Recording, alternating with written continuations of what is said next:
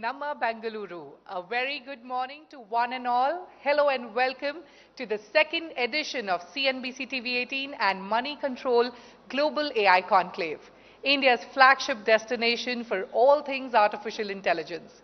Now, before we kickstart this exciting edition, we would like to take a moment to thank our partners, co-powered by Intel AI, associate partners Adobe and Reliance Industries Limited, and event technology partner Town Hall.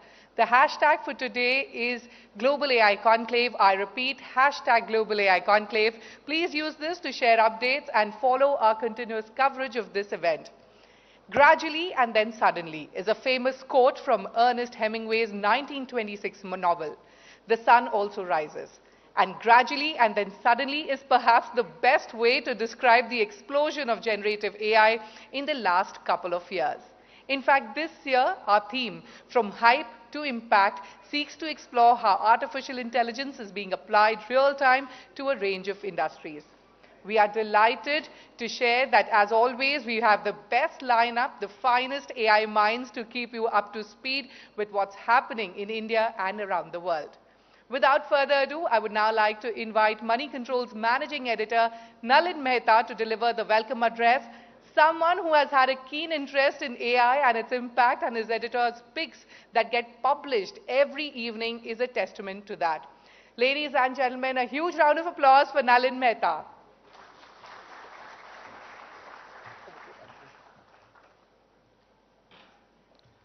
Thanks very much, Shruti. Good morning, and thank you very much for coming in on a lovely Bangalore morning for the second edition of the CNBC-TV18 and Moneycontrol Global AI Conclave. Having just landed in Bangalore from the gas chamber of New Delhi, if there's one thing I would love everybody here to solve is to use artificial intelligence to solve for air quality. And I'm hoping that because this is something that human intelligence hasn't been able to solve for many years now. So I hope we will see ambitious founders emerge here who have the conviction and the audacity to take on this Herculean task of solving pollution with AI. That's a Delhiwala speaking here. When we at Network 18 launched the Global AI Conclave, the first edition focused on disruption, security, and sovereignty. Now, a lot of water has flown down the Kaveri since then. That was just 12 months ago. India today has the 5th highest number of AI patents filed worldwide. It's ahead of countries like the UK and Germany.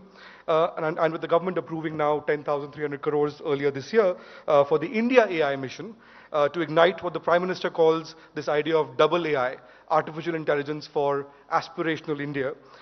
With the theme for our Global AI Conclave today is focused on how AI can move beyond the hype to actual real-world impact.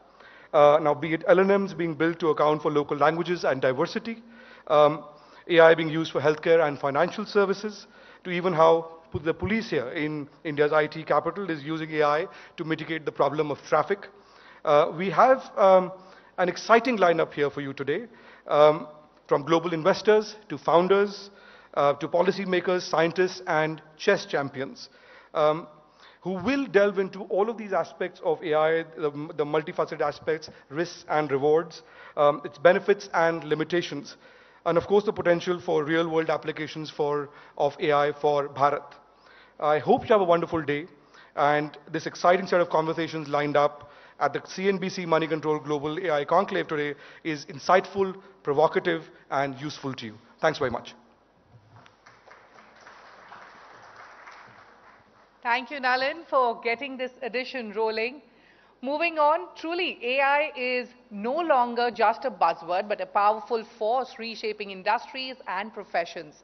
And to tell us about how artificial intelligence can make India more amazing than it already is, and on this note, we welcome on stage Santosh Vishwanathan, Managing Director and Vice President, India Region Intel. Ladies and gentlemen, a huge round of applause for Santosh. Thank you. Thank you, and it is such a pleasure to be here. And what I really like about the Global AI Conclave is the tagline. It says, from hype to impact. And I think that's a very important part of our conversation today. But before we jump into, translating what does hype mean and what does impact translate into, I thought we should start about the word AI, and I love what Prime Minister said, that AI is also about, there's two words to AI. I'm probably adding the third word, which AI is also an amazing India moment. And for those who have heard me speak before, I think I've used this a lot. It's because I truly feel that this is a moment where there is so many pieces that are coming together in this country that it can really leapfrog us across any other thing that we see in the rest of the world. Now, some of the ingredients that makes this a very amazing India moment is, and I'm sure you've heard this before, is the first thing is that the most important element for AI is data. And the best part of data is that we have an abundance of it.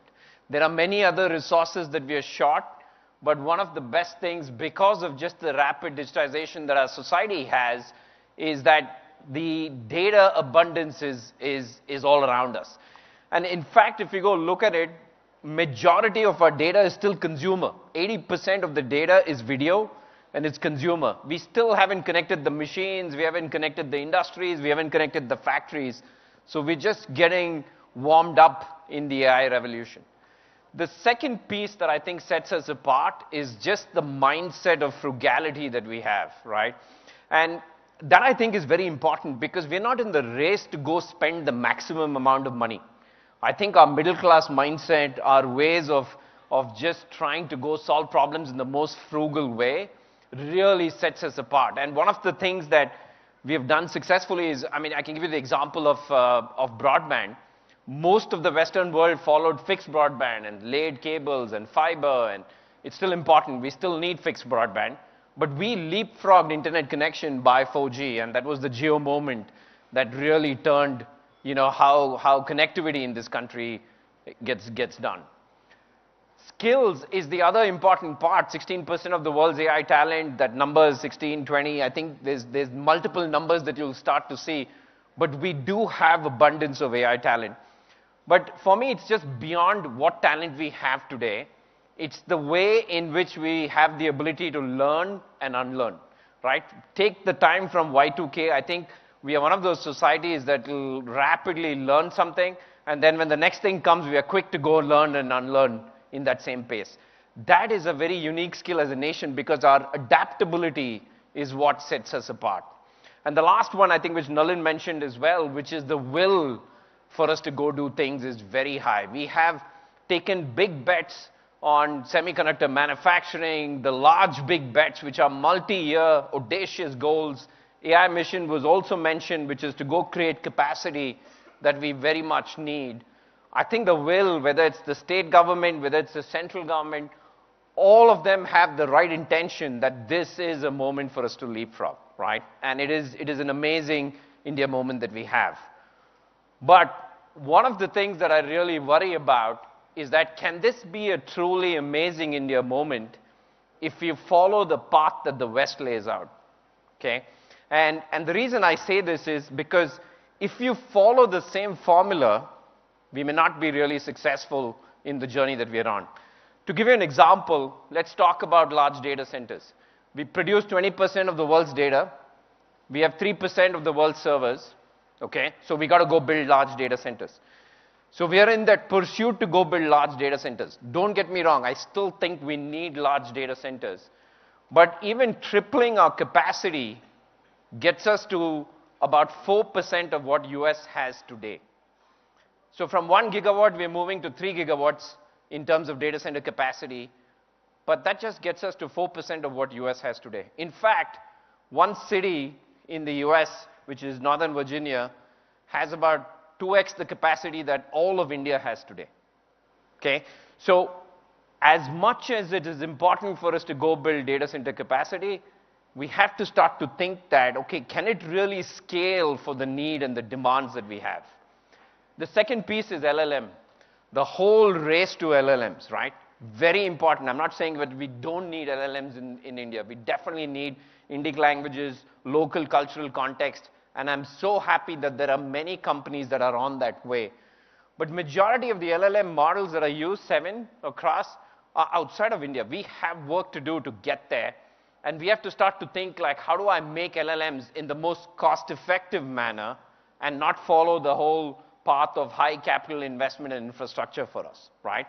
Just to give you an example, like if you look at many of the leading models, they spend about $100 million plus to go train a frontier model. That's the minimum amount of expenses that is required. And the cost is not just, financial cost. The cost is also, the environmental cost, right? 1 megawatt data center, if you go look at it, I think requires about 69,000 liters of water. And if you take 200 megawatts that probably Bangalore has, that can basically go and give water to about 150,000 homes in Bangalore, right? And we all know that we are 18% of the world's population with 4% of the world's water. So we are limited. So the more you go start build power-hungry, capital-intensive, fixed infrastructure, the lesser we have resources to go support that model, okay? And the cost, whether it's environmental or the cost in terms of financial, is extremely high. In fact, if you go and build a GPU accelerator-centric 1 gigawatt data center today, it costs you more than $10 billion today. $10 billion of capital investment that it requires to go build that, right? You can build probably a semiconductor plant in a cost lower than that, okay? So it is something that we have to start to think that by just following the ways that the West goes and lays out and following the ways that the models are built everywhere else, we may not be in the path that we can afford, or that may not be the best path for us to be successful. Now, so what do? How do we go tackle this problem? How do we go solve this problem? And I think the best way is for us to reimagine, what AI can be. And it requires all of us to think a little differently. How do we get AI everywhere, right? How do we not think that this AI is just one big processing, one big model, one big, whatever, Jarvis that comes out and solves the big problem for us, right? How do we reimagine that it's going to be everywhere? It needs to be like the way in which many of our scalable technologies have done, that will go use the data where it's generated. So I think that's the first step. Second one, I think we've got to start to think that we need a heterogeneous architecture to go harness AI. It's not just CPU, it's not just GPU, it's not just accelerators. It has to be a combination of infrastructure, a combination of models that will really help us go be successful, right? And I use this word frugal here, which is like, frugal way of going and doing AI. Really important for us, right? And we as a country, we have done this so many times before. And the best example that I came across was, the way ISRO did that. If you go look at Chandrayaan-3, that was done at the 1/4 the cost of what NASA did, right? And in fact, it was lower than the cost of the movie Gravity that they spent $100 million. We did it at $74 million. We actually sent a rover to the moon, right? So it's fascinating that we can go and do the same things, the same objective, in fact, in a better way, at a much lower cost. If you go look at 01.ai, and it's not just us doing, right? Other countries, like China is a good example I can give you. 01.ai, which was, I think it's probably the top 3 best LLMs used in the world. And Kai-Fu Lee, I think for most of you know that, is one of the founders of that company. And they built a large language model at a few $1 million compared to, the hundreds of millions of dollars that the other models are built on. Now, you can go and debate whether, hey, you know what, is the model great? Is it better or not? I think that debate is out there. But the fact that constraints on China forced them to go innovate, right? They did not have access to GPUs. They did not have access to all the high-end computing platforms. Therefore, they're going and innovating in the most frugal way that they can do. We have that choice.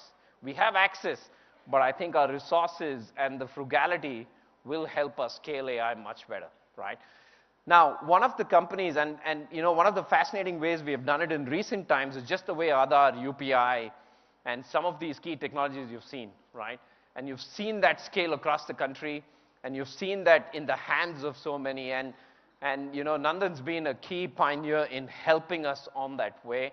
And I'm really excited that, I have someone from Infosys here because they've been They've had that mindset to go build frugality. They've had that mindset of scale. And I'm excited that I have Bali here with us. He is the EVP and the head of automation and AI. And I would love to have a conversation with Bali on this topic. So Bali, please come up on stage.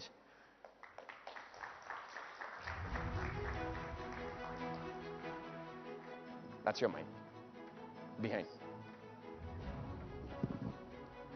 So Bali, thank you. Pleasure for you to be here, and I'm glad that you're here with us. And you know, as we were speaking about scale, and I know that Infosys is catering to the enterprise audience, and that's the key piece. What is your vision of AI, and how are you starting to see that pan across the enterprise? Yeah. So just like you talked about AI everywhere, the way that we look at it in enterprise is that AI can be applicable for every role. And now with agentic AI, every business process that you can actually apply AI. But enterprises have multiple challenges, right? They have challenges on really identifying the right use cases. They have challenges, you talked about the data problem. The enterprises have data, but it is not curated data. They don't know how to be able to use it, right? How do you make sure that you're getting the right data, the current data, the right lineage, like security controls, right? They have challenges around that. They have challenges around responsible AI and how they're making sure that the AI they're using is trustworthy, safe, without hallucination, and all of those aspects on responsible AI. But there is also the important factor that most enterprises are realizing now is on the ROI and the cost of actually serving AI use cases, right? And what we have seen is, right, for many of the enterprise use cases, you actually don't need the very large language models. You need smaller models purposefully built for a specific need. And these are, right, small language models, anywhere from 2 to 7 billion parameter models that you can use, train it for your enterprise requirements and use it for a specific task. In fact, Infosys itself, I think a month back, we released 2 small language models, one in the financial space, in the banking space, and one in the IT operations space. And we have built even a 1 billion parameter model that can run out of the laptops for developers to use for things like code completion, etc. Right? All of these things allow you to scale, bring down the cost, and leverage it for, as I said, every role, every business process that enterprise actually does. Yeah, I mean, this is fascinating that you're saying about how smaller models are being the active source, and it leverages off or rides off the larger models. Now, I think one of the other big conversations that everybody has is the use case, right? That's like, everybody is like, show me a use case, then I will go decide how to deploy AI. How do you see the use case landscape in the enterprise space? Yeah, the use case is actually growing, right? And there are multiple new use cases we are, discovering every day, so to speak, right? We used to have in the ML space, we used to talk about forecasting, predictive maintenance, and then it came to computer vision, right? Voice translation, right? Now with generative AI, what you can do is to actually get the entire knowledge of the enterprise in the hands of each and every individual, right? So your front-end salesperson can actually have all the content that is actually required to be able to respond to a customer. Your operation person can actually get that, right? Financial analysts can easily come up with putting together content analysis, right? So there are use cases around that. There's also content that you can generate. So we see a lot of use cases in the marketing space, right? To be able to generate sales collateral, marketing content, video content, right? Then the contact center is another big area, right? That we see a lot of use cases, right from automatic responses to helping the agents respond, language neutralization. The customer can speak in one language, the agent can know a different language, and they can still actually converse with the power of AI, providing nudges to the agents, call summarization. So many different use cases in generative AI. And with agentic AI, now you can actually look at business process and how to autonomously run business process. Of course, with a human in the loop, but you can bring a lot of efficiency to that, right? But there are also a lot of use cases in the edge, right? Whether it is autonomous cars, smart cameras for surveillance, right? And then, in industrial space, right? Smart manufacturing, right? Predictive maintenance, right? In smart agriculture, right? Medical devices, and now wearable devices that use for medical. A lot of edge use cases also that we are increasingly seeing in different industries. Yeah, I mean, it is fascinating that you see such a breadth. Thank you so much for being here, Bali. Appreciate the partnership, and thank you for being here. And as you go and look at what Bali said, I think the most important aspect for us is to have technology that really connects everything. Scalable AI only happens if you really have key technology ingredients across. And one of the things I truly believe is like the Xeon, which is our workhorse, that's available in the country, can really be one of those fuels and drivers of AI in India. Now, we definitely need the GPUs, we definitely need the accelerators, and I'm not saying we don't need that, right? But if you just think of scale, we got to scale with what's most abundantly available, and I think we can go make that work. Because as Bali said, 15 to 20 billion parameter models can easily run off that. Most of the models are getting smaller, are getting more accurate. Most of them are becoming kind of like GPU free, less parallel, less energy, less memory. And you have to understand that there's 500,000 units that gets into the Xeon world or the CPU world that's there all around us that we can go innovate on versus the accelerators or GPUs or any of those heavy infrastructure that's in probably tens of thousands that exist, right? So we got to find a way to go make this the workhorse, and I think that's going to be a key element that will help us scale, just like we've done for the other technologies. The second disruption that's happening is when you go look at the edge. I think the window of creativity, your computer is starting to become AI now, right? With an NPU, with processing available there, local data, privacy that can be kept contained. There is a room for founders and startup innovators to go innovate that platform. There is a reinvention happening of that edge device that I think can really go fuel the next level of innovation that we can start to imagine. So there's opportunities for us to innovate even on the client space where we can start to think of how do we go and harness the power of AI with user-generated data.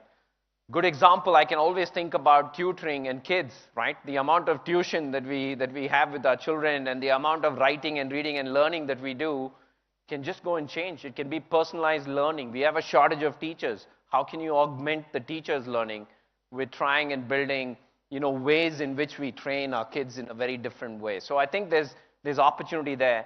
And the last one, which I think is an exciting one, is like I look at cell phone towers and I start to see that there's 950,000 cell phone towers in India. Each of them have a compute platform, they have a storage platform, they have fiber connectivity. Why can't they combine and start to behave like a data center? Why can't that be a sovereign cloud model that we can go build in India, right? Now, there are challenges. What about security? What about redundancy? What about orchestration layers? There is enough challenges to go solve it, but I think if we come collectively, there would be a path, there would be a way for us to go harness that. Now, all of this, when you start to build scale and when you start to have technology across all of these different platforms, just like what we did with our digitization efforts of UPI and Aadhaar and all of that available at scale, that's when magic happens, right? Everybody starts to innovate. Everybody starts to build application. It's not in the hands of the few, it's in the hands of the many. And one of the key aspects is, like last week I was at the Global AI Festival that we had organized, and there were 44 key winners from thousands of applications that was there. And it was fascinating to see the young minds go and solve problems, right? And I thought it would be best, I know this is an enterprise and a startup audience, but I just wanted probably everyone here to get a sense that what happens when you go build for scale, how innovation scales. And we have two, bright minds here. Rahul's from PES College in Bangalore that is here with us. And I thought I'll welcome them on stage and really talk about what they tried to go and solve. So Rahul, two Rahuls here, nice to see you. And please. Thank you, thanks for being here. And I was really excited seeing your project. Now, can you give the audience a flavor of what is WildSense and what was the project all about? Right. So I've been a part of Intel Digital Readiness Program since my schooling days back in 2019. I've received various mentorship opportunities and learning experiences. It has empowered students like us to identify and tackle globes one of the most pressing challenges, right? And so one of the problems that we identified was when we saw a video of a tiger getting hit by a car in a sanctuary in Maharashtra. In the video, you could see it in a pathetic state, and it later went on to even lose its life. On further research, we actually found out that over 4 lakh such incidents happen in India every single year. Us both being wildlife enthusiasts, we just couldn't let it slide. And so we decided to do something about it, and that's how WildSense was born. WildSense is an AI-powered tool to help prevent these roadkills. So we use a multitude of array of sensors, cameras to try and detect these animals when they are crossing the road, and we alert drivers nearby. So using WildSense, we aim to prevent the loss of thousands of endangered animal lives. No, it's amazing what you've done, because and you know, as a pet parent, I still feel it. Like when you drive through roads and you see whether it's dogs or whether it's any animals that's run over, it is the most painful feeling. You look at it and you think, how can you solve it? And I'm so glad you've taken the first step to go and solve. Now, how is it possible for you to go and solve this, right? Because this looks like a big problem. AI to go recognize an animal, then give an alert to a driver who's coming on the highway down the line. How easy or how difficult was this to go and solve this? Yeah, so in today's digital world, it's like anyone with a laptop can make huge impact, because that's how accessible AI has become right now. And AI has become so accessible for everyone that you can solve global problems just with a laptop and with open source tools right now. So while developing WildSense, we just used our laptop and open source tools. And it's crazy how we didn't even spend a single rupee to build our project. So that's how accessible AI has become. So we used an open source model called YOLO V8, and we used Intel's OpenVINO toolkit, which allowed us to run WildSense on any edge device out there. Yeah. So using this, you know, students can, using the accessibility right now, students across the globe can solve problems for AI, and it's become that easy right now. Yeah, wonderful. Thank you so much. It's fascinating. I love the passion. Please go on and solve a lot more problems for us. Take care. Thanks so much. Appreciate it. Thank you. Yeah, I mean, it is really important that we take innovation, we take technology and put it in the hands of many. Open source models, multiple architectures, all of that enable this. But there's one other aspect that I think is really important for us. And I kind of love this word that I always keep using. I use this with my team internally. I call this, it's known as grit. Most of you have heard it. And, you know, there are 3 key elements in grit, in my opinion. I think passion and perseverance are the 2 pillars of grit. And you know, we need that for any big goal, right? Whether it's semiconductor manufacturing, whether it's the big goals that we have laid out as a country, you got to have the passion, you got to persevere through the ups and downs.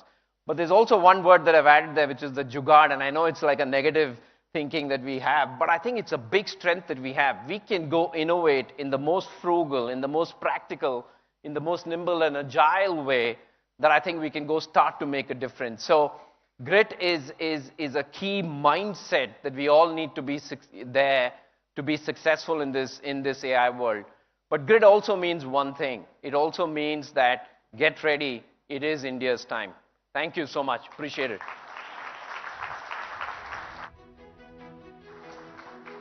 Thank you, Santosh. It is truly India's time, and thank you for that interesting take in such an engaging and insightful session. Moving on, for the next session, I would like to first invite Chandra R. Srikanth, the Deputy Executive Editor, Moneycontrol, on stage. Ladies and gentlemen, a huge round of applause for Chandra. Our next speaker wears many hats: a politician, a former union minister, a technologist, an entrepreneur, and an investor. Someone who perhaps needs an AI assistant the most. He's also an ardent believer in putting India first always. Please welcome on stage Bengaluru's very own Rajiv Chandrasekhar, former Union Minister of State for Electronics and Information Technology, Skill Development and Entrepreneurship, and Jal Shakti. With that, Chandra, it's over to you. Thank you for that. Bangalore, we need more energy because there are people from Silicon Valley and UAE, and they would be underwhelmed if you don't clap louder. I hope you all had your Hatti Kapi filter coffee and so on. But sir, thank you so much. Santosh, I don't know if you notice, or perhaps you did. But so you actually worked at Intel for 3 years between 1988 and 1991. 87 to 1991, yes, 4 years. Many, many years, of course, and that was the time of the 486 and the Pentium. So a little dated, and it also reveals how old I am. I tell people that. It was certainly much before any conversation of AI had ever started. So yes, I've been there, but before Santosh and many other people before, like him. I believe you also have a photo frame of the Intel Pentium chip Yes, that you I do. still have in your Of course, of course. I have both the 486, the layouts for both the 486 and the Pentium that were gifted to the design team by the then head of the MPG, the microprocessor products group. So it's proudly hung up on my wall to remind me where I came from. Great. So it's been, a few months since you transitioned from the ministry, and you've been busy with other things. Tell us about that. Are you an active VC today? What occupies a lot of your time? No, first of all, I have to tell you that this global AI enclave was part of my unfinished agenda as minister, and I just ran out of time. We had launched the India AI policy, and we were going to do a global AI conclave that was going to lay out the vision of the government of India on AI. And I couldn't do it, so thank you for doing it. So you're, in some sense, completing an unfinished part of my own agenda. No, look, after I've exited government, thanks to the voters of Tirunelveli, I am still very much active in politics. I spend a lot of time in Kerala. That is certainly my political karma bhumi, if you want to call it that. I am not an active venture capitalist. I don't want to go back there just yet, unless somebody tells me in Delhi that that's where I should go. I am very much in politics and public life, and I hope to continue to do what I did before I was a minister, which is to shape the policies of the government of India, to continue to catalyze and expand the innovation ecosystem in India. And those are things that I'm deeply passionate about, and I hope to continue to contribute to that. Right. In fact, the whole India AI mission was launched when you were at the helm. How far have we come so far? It started off with an ambitious outlay of over 10,000 crore.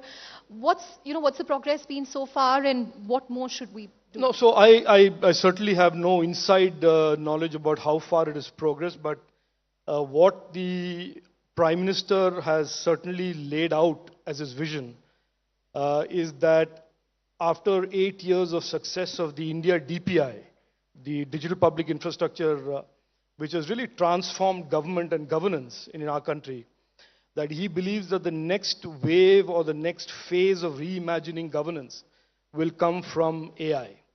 And so he has very clearly in his vision, which is what catalyzed the India AI policy, a future where governments would harness the transformative power of the DPI as we know it, but with AI embedded in it. So a much smarter, a much more reimagined form of governance is what I believe is the end game for our Prime Minister. Where we are specifically, I think that question should be addressed to the Minister right now. I don't have any inside view, but I think his mission is very clear, and that continues to be the mission.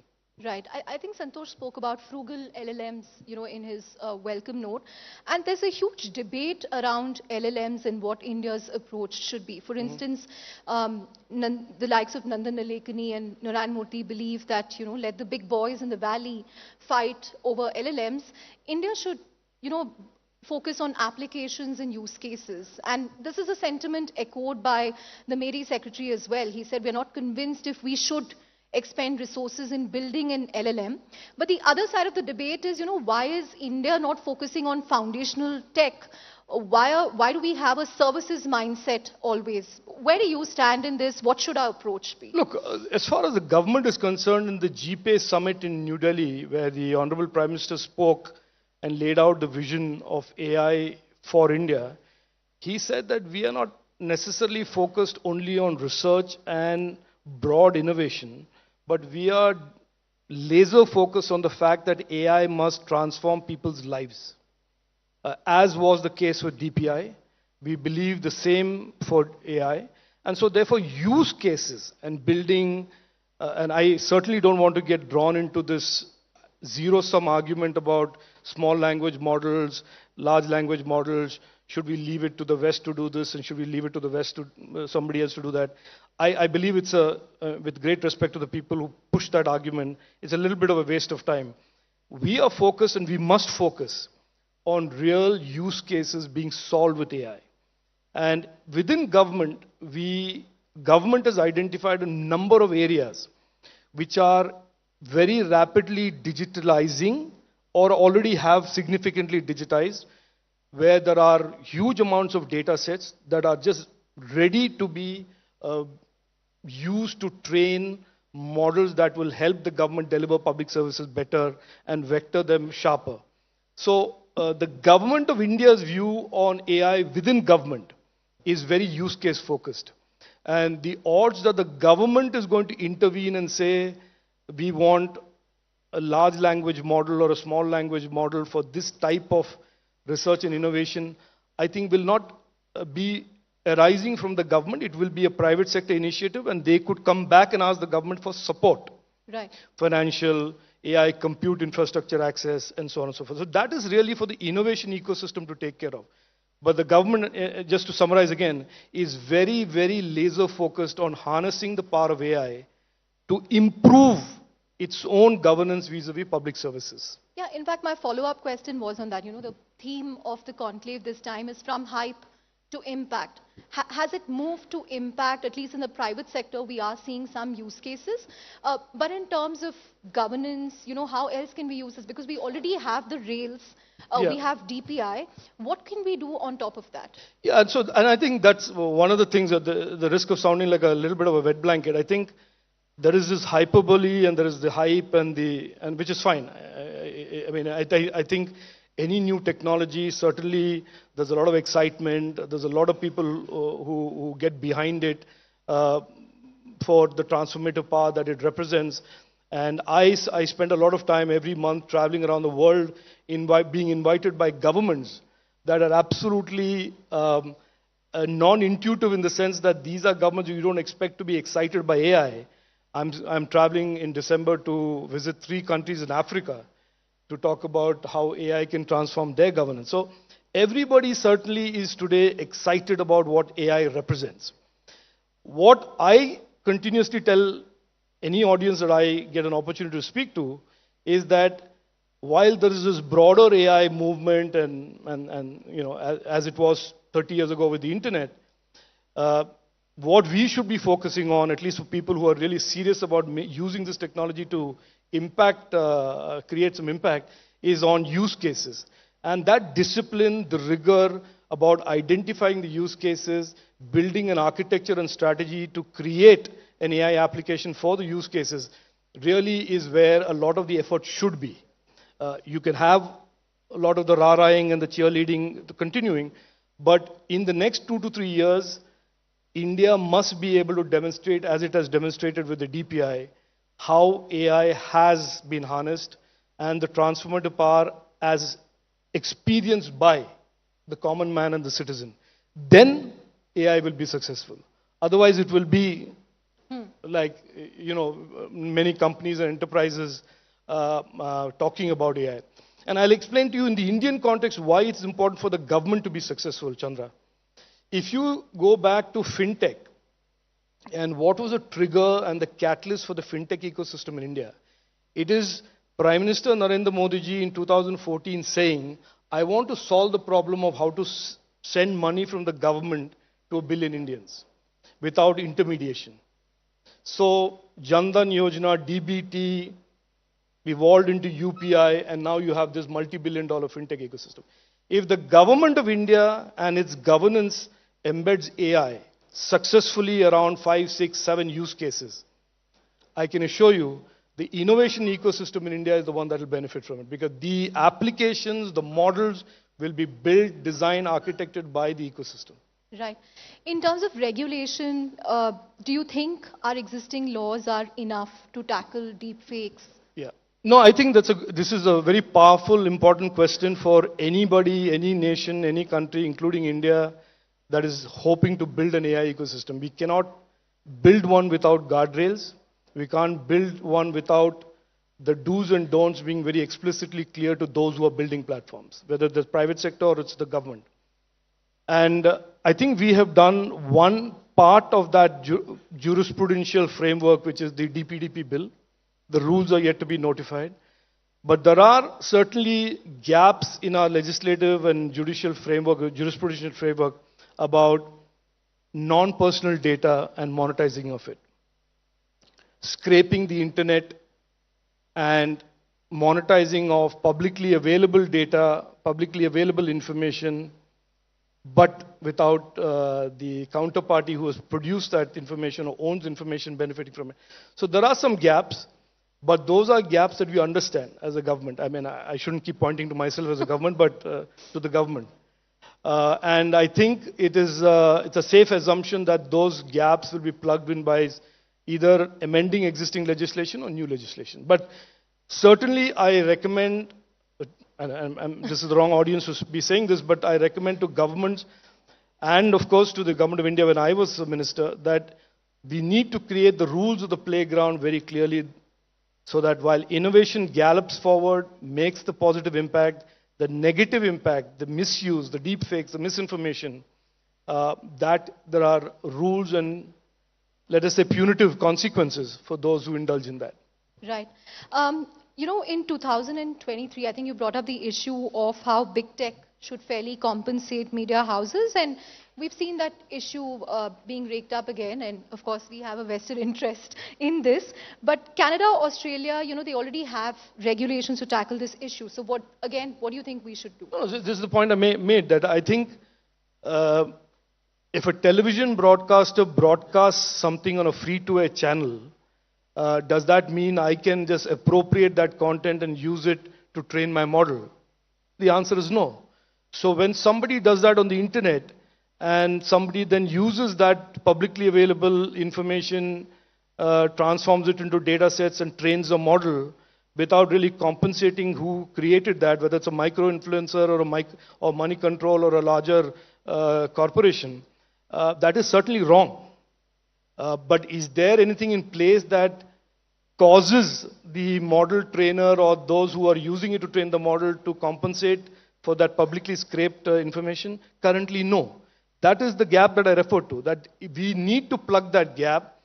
Otherwise, what you have is what we saw in the social media phenomenon.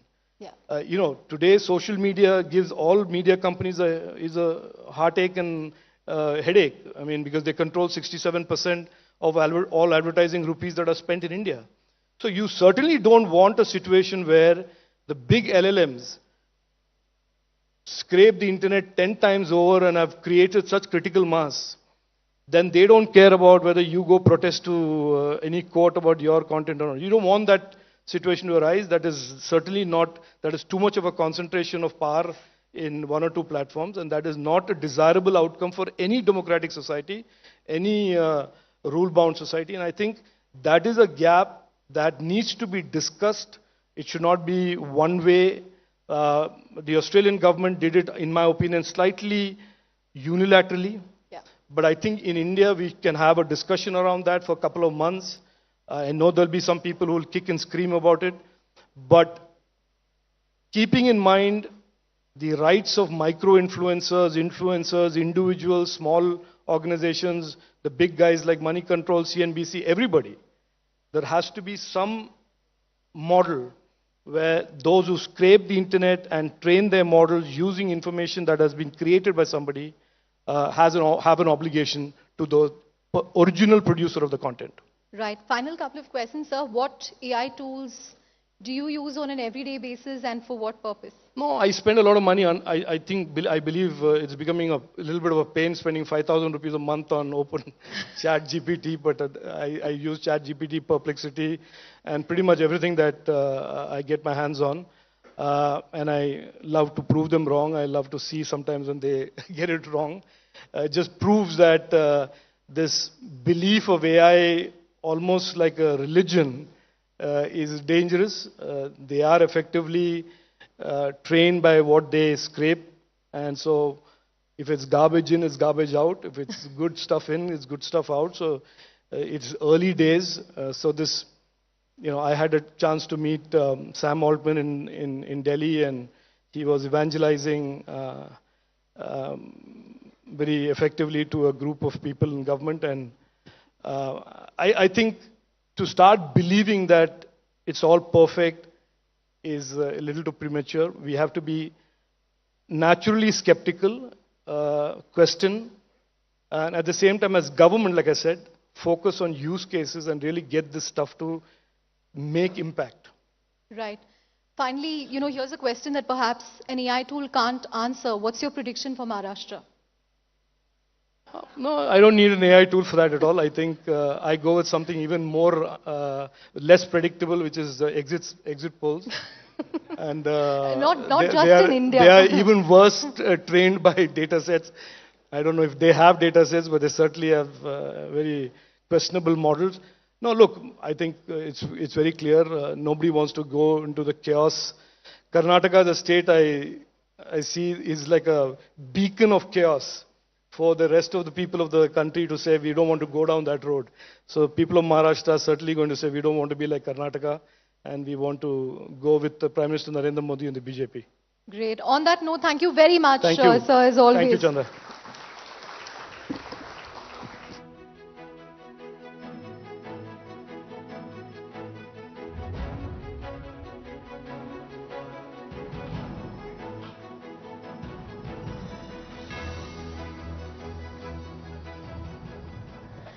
Great.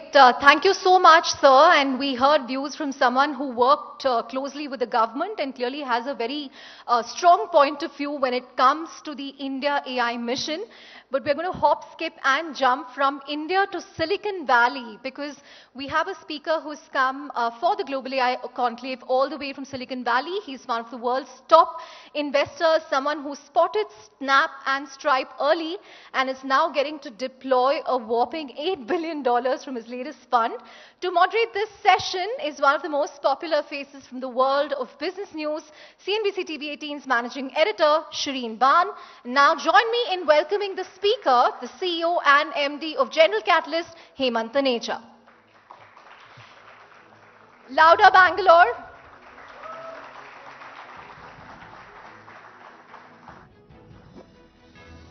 Thank you very much, Chandra. I've always maintained this. I think Bangalore or Bengaluru is the best place to do an event because I've never seen a much more engaged audience or more participative audience. So once again, thank you to each one of you for being here this morning. I know it's an early start, but we truly appreciate all of you taking time out on a working day to be with us here at the CNBC-TV18 Moneycontrol Global Conclave.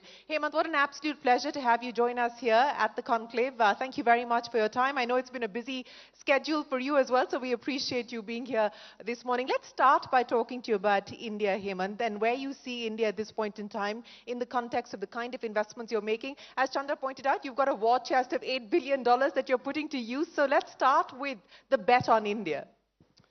Yeah, look, we're extremely bullish on the opportunity here. One of the main reasons is around this whole thesis we have called global resilience. And if you think about what the world's gone through over the last few years with pandemic, wars, energy crises, all the polarization, every country is thinking about how to make their core industries resilient. And to us, those industries are defense, healthcare, financial services, energy, industrials. These are the same industries we focus on in the US with that same lens as well. And, with the growth market here and the decoupling that's happening between the West and China, India's got an amazing opportunity to be a leader in that. And so the timing is fantastic in that regard. And the other thing I would say is, last few years, some of the IPOs that have happened, I think that's aspirational for the entrepreneurial community here to go do more of that. And so entrepreneurs feel ready, the geopolitics of it is ready, and the country itself is in a high growth phase. So from our standpoint, it's quite interesting. You talked about IPOs, and let's talk about the big one, which has just happened, and that's Swiggy. And I'll start by talking to you about quick commerce, because that's a bet that you're doubling down on here in India. You've invested in Zepto, which is, of course, now moved to Bengaluru as well. What's the bet on quick commerce? Why is it that quick commerce as a business model has worked here in India? It's being now touted as the big Make in India for the world story, perhaps, at least to start with, Make in India for India story. In fact, are Ardit Palicha calling it the next big UPI-like moment for India. Why do you believe quick commerce is uniquely working in India and your bet on it? Well, look, first of all, it's a great consumer experience. So when I talk to folks everywhere I travel in India and wherever the service is available, I generally hear very delighted customers. And I think the reason it's interesting for us is not only because quick commerce itself is a good experience, but the infrastructure that's getting built as a result of it, to your point about UPI, is quite profound. And that team, I'm a student of founders that build category-defining companies. I just think Audit and team are incredible, and their aspirations are to think much more beyond quick commerce in terms of what they're trying to build, and we're excited to be part of it. Let's talk about AI now. And most people that we've been speaking to, companies that are in the midst of driving their own AI capabilities and capacities, as well as people who are on the outside looking at where things stand. And the consensus view is that we're at the infancy of an AI supercycle. How do you see things playing out from here? Yeah, I think it depends on how you look at it. You would actually say a lot of this started in 2007 when you had iPhone, Facebook Connect, and Amazon Web Services all getting put together, and you went down this digitization of society. That's sort of when it started. And that led to a lot of aggregation of data in the cloud. You started activating AI capabilities that have been around for decades. And you went to, it was big data, then it was machine learning, and then with enough data and compute, you were able to activate the transformers. So one way you could say it's actually a continuum. Yeah. On the other side, you would say the activation of the language models is an interesting discontinuous moment, and it has some pretty profound implications. And we kind of look at every industry, every business function, and how is it fundamentally going to transform with applied AI, sort of leveraging these tools. And some of the progress we're making in the US with our companies, it's stunning how fast. Give me examples. So we do a lot of work in healthcare. It's about 20% of what we do. Over the last year, we have deployed the Scribe tools, and it's in the middle of being deployed in the largest health system in the country, HCA, through a company that I started several years ago called Commure. And we also have a company called Hippocratic AI that's building an agentic nurse. And nurses in the US used to cost $90 an hour, and Hippocratic actually gives you a fully automated, empathetic agentic nurse at $9 an hour. Transforms how health systems actually think about care models for their team. These are all being deployed enterprise-wide.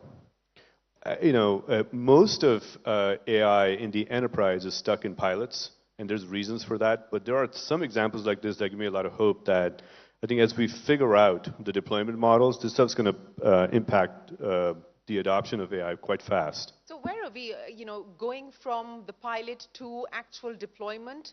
Are we closer to that breakout point, the breakout moment? It depends. So here's the way I think about the problem. At the base level, you have foundational models. There's a lot of capital going in. You've got 6 or 7 folks, and we can debate if India should have its own or not, but there's a lot of capital sort of creating that. Then you have small models being built on top that are industry specific. So Hippocratic was an example of a healthcare model. We're actually doing it in media because that industry wants a clean model. You got biology, sort of every industry. Then you have to think about, do you have the data infrastructure that can deploy these models into the enterprise? And then you say, well, if all that is true, you're essentially introducing an AI workforce, a set of agents sitting next to a set of humans, metaphorically. And if that's what's happening, what is the workflow going to look like in a company? What does a culture look like? Those are complex topics. Yeah. So everybody's doing POCs, but there's a reason why this stuff hasn't been deeply penetrated, except where a few of us are going and sort of taking a system-wide view. But over the next few years, this is where I think progress is going to get made. You preempted my question, so let me ask you that. The comment that you just made, should India work on having its own LLM? What kind should we actually focus on? Yeah, so I had this really interesting conversation with one of the business leaders here in India, and he said, rupee was 35 rupees to a dollar in 1990, and today it's mid-80s. Yeah. And that's for the simple reason that we don't have our own energy here. And I think if you take the long view and you said you're not going to have your own intelligence infrastructure or compute infrastructure, that problem is going to keep perpetuating.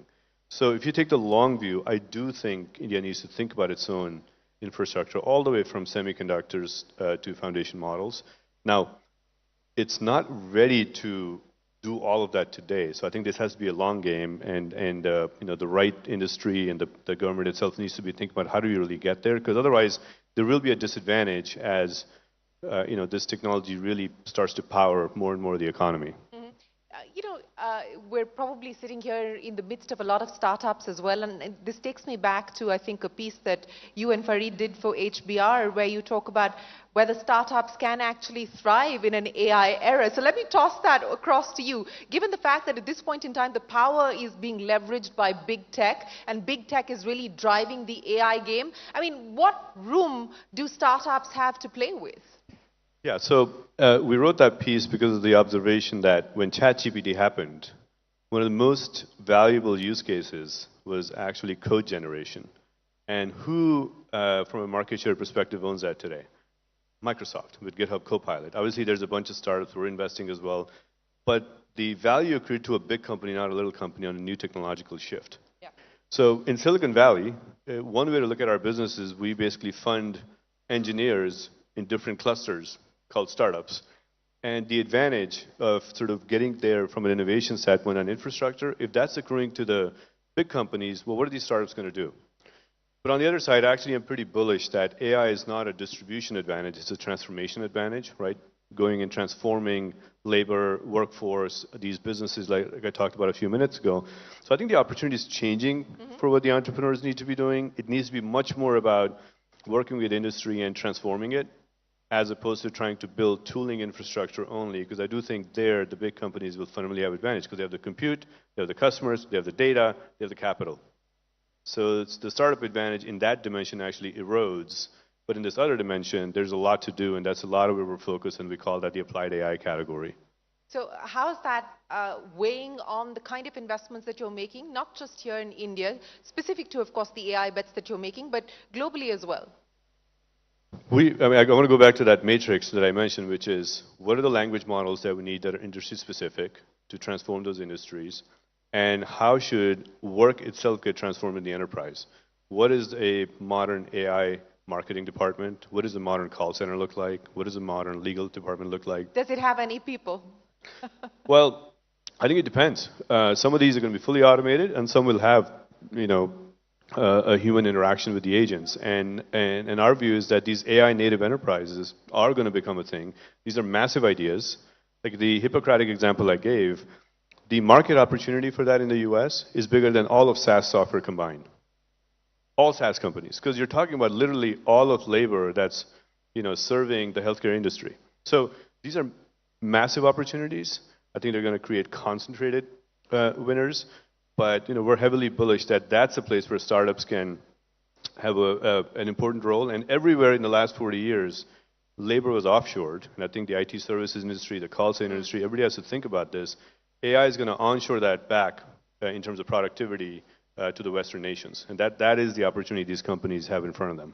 Well, that's the opportunity, but that also presents, by way of challenges to the existing business models that play out. You brought up the onshore-offshore example as just one of them. But Hemant, let's talk about what happens to jobs now in the context of, you know, AI agents and so on and so forth. And at this point in time, industry is saying, look, we're not going to do away with jobs. Jobs are going to be replaced. They're going to be repositioned. They're going to be reimagined. But for somebody who's coming out of an engineering college today as a coder, you know, what should they prepare themselves for? What should we brace ourselves for in terms of what the job market is going to look like over the next 5 to 10 years? So this is a very complicated question, because it's always clear in the short term, it's somewhat clear in the medium term, and then human imagination can't really figure that in the long term. Let's start with the short term, because in the long term, we don't know where we're going to be. Yeah, exactly. So short term, there's a shortage of engineers that know how to do this. I actually think a 10x AI engineer will look different from a 10x traditional software engineer in the way you sort of use these technologies to build products. So there's a whole new category of workers that needs to emerge. In the medium term, a lot of our core industries, if you think about physicians, nurses, teachers, there's a huge shortage of talent to serve them. If you think about taking care of our elderly folks, we don't have a workforce for that. In the US, we think a lot about how do you create that. Mental health, you know, we don't have a workforce that really focuses on that. So I think jobs are going to evolve. And you'll say where it's about productivity, you use AI. Where it's about empathy and human interaction, you're going to end up creating more sort of human jobs. So there's a transformation of workforce that's going to happen in the next 15, 20, 25 years. And long term, who knows? We'll see where else our human ingenuity takes us that these machines maybe can't. Okay, that's short term. Medium to long term, what should be the bets that policymakers, that governments, that academic institutions make to sort of reimagine what this potential future could look like? I think you have to assume that a lot of the middle class that got created because of offshoring labor is going to go away. Just economics and market forces are such that that's going to get impacted. So the question is, how do you upskill, as a nation to make them be technologically more advanced? I think the current course and speed, otherwise you just have better ways to do these things and much cheaper ways to do things because, compute costs go to zero over time. So I think there is a real important focus there. We have a company that is serving automating call centers. We're actually buying call centers and then AI enabling them, and that leads to a lot of job loss in those markets. Think about countries like Philippines and others. And we are concerned about that. We actually want to work with those governments saying, well, what are you going to do with these people? Because if we don't do it, somebody else will. Market forces are such that these jobs are going to be onshored with AI productivity. So then what are we actually going to do to upskill these folks to create more local opportunity? And I do think the government and business needs to work together in thinking through that. Yeah, and I think as you brightly pointed out, this is going to be a complex issue that we need to work through. You talked about the nursing example as one of the use cases as far as AI is concerned. And I know that your ambition at General Catalyst is to try and attempt to solve large, ambitious problems with the use of technology and specifically AI. But in the context of drug discovery, breakthroughs for cancer, and so on and so forth. I mean, those are really the large world-scale problems that we're talking about. Where are we in being able to leverage the power of AI to actually get something going on the ground? Yeah, so look, we describe ourselves as a global investment and transformation company rather than a venture capital firm. And the whole idea is work with the most ambitious founders, create enduring companies, catalyze ecosystems, and transform industries. And that's sort of the way we think about our work. And, there's industries where AI can be heavily used immediately. So in the services part of it, it's actually pretty applicable already. When you take something like drug discovery, AI can help you maybe identify potential targets, but then you do have to put it in the FDA machine to actually make that work. So some of the way things get done isn't ready for AI to have its full benefit either. So I do think those things are actually going to be slower than people think in how they manifest themselves into a fundamentally different supply chain. And then there's some, like as I said, like different use cases and services where the models are good enough, the economics are strong, the experiences for the end users are going to be great, and you can actually do that stuff today. I want to address the issue that we were just talking to Rajiv Chandrasekhar about as well, and which is innovation has traditionally always outpaced regulation, and we're seeing this play out even in the context of AI. And whether it's the US or here in India, what should you regulate? How should you regulate? Who should regulate? Who puts in the guardrails? I think all of those are open questions at this point in time. How do you look at the regulatory challenge? How do you also look at the fact that as we enter this AI era, there needs to also be a harmonization as far as regulation is concerned? So I always think about it at global level, country level, and then sort of as a company level. At the global level, I think with AI, we just want to make sure we're not developing these technologies in a way that they can be harmful, and all the imagination of the sci-fi companies sort of, you guys can all think about that.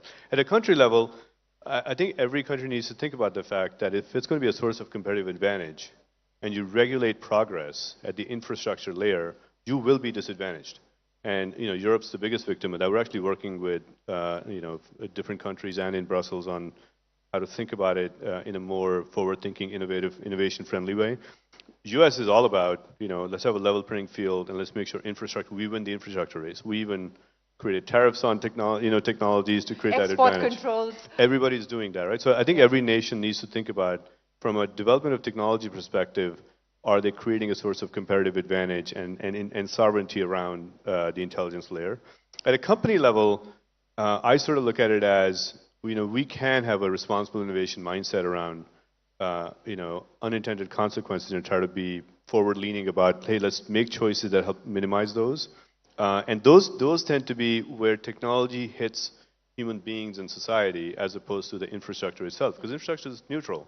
but how we're applying it in healthcare or education. Like, can we make sure we're not leaving people behind? So healthcare should be proactive, affordable, accessible. Are we really building the AI systems in a way that that's what the world's going to look like or not? So I think sort of thinking through these societal systems in the way we build companies and having a responsible AI protocol around that, that's something we also do advocate for.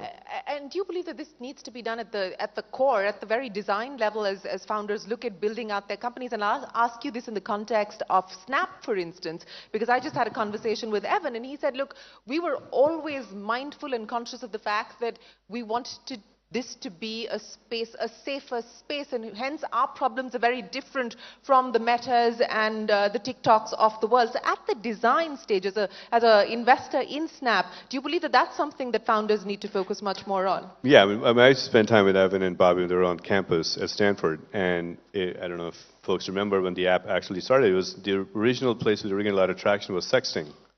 And so we spent a lot of time with them saying, are they creating that, or is technology kind of just going in that direction, and then they have a path to navigate the community into the right directions? And they were very well-intentioned. So I think the mindset and the mechanisms of the company matter.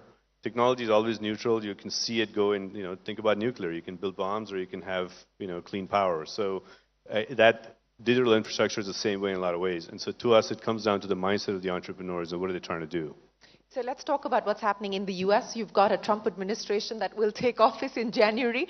You've also got Elon Musk playing a very crucial role in what government does or doesn't do. What do you make of this Vivek Ramaswamy, Elon Musk combination to unleash the innovation spirit and innovation quotient in America?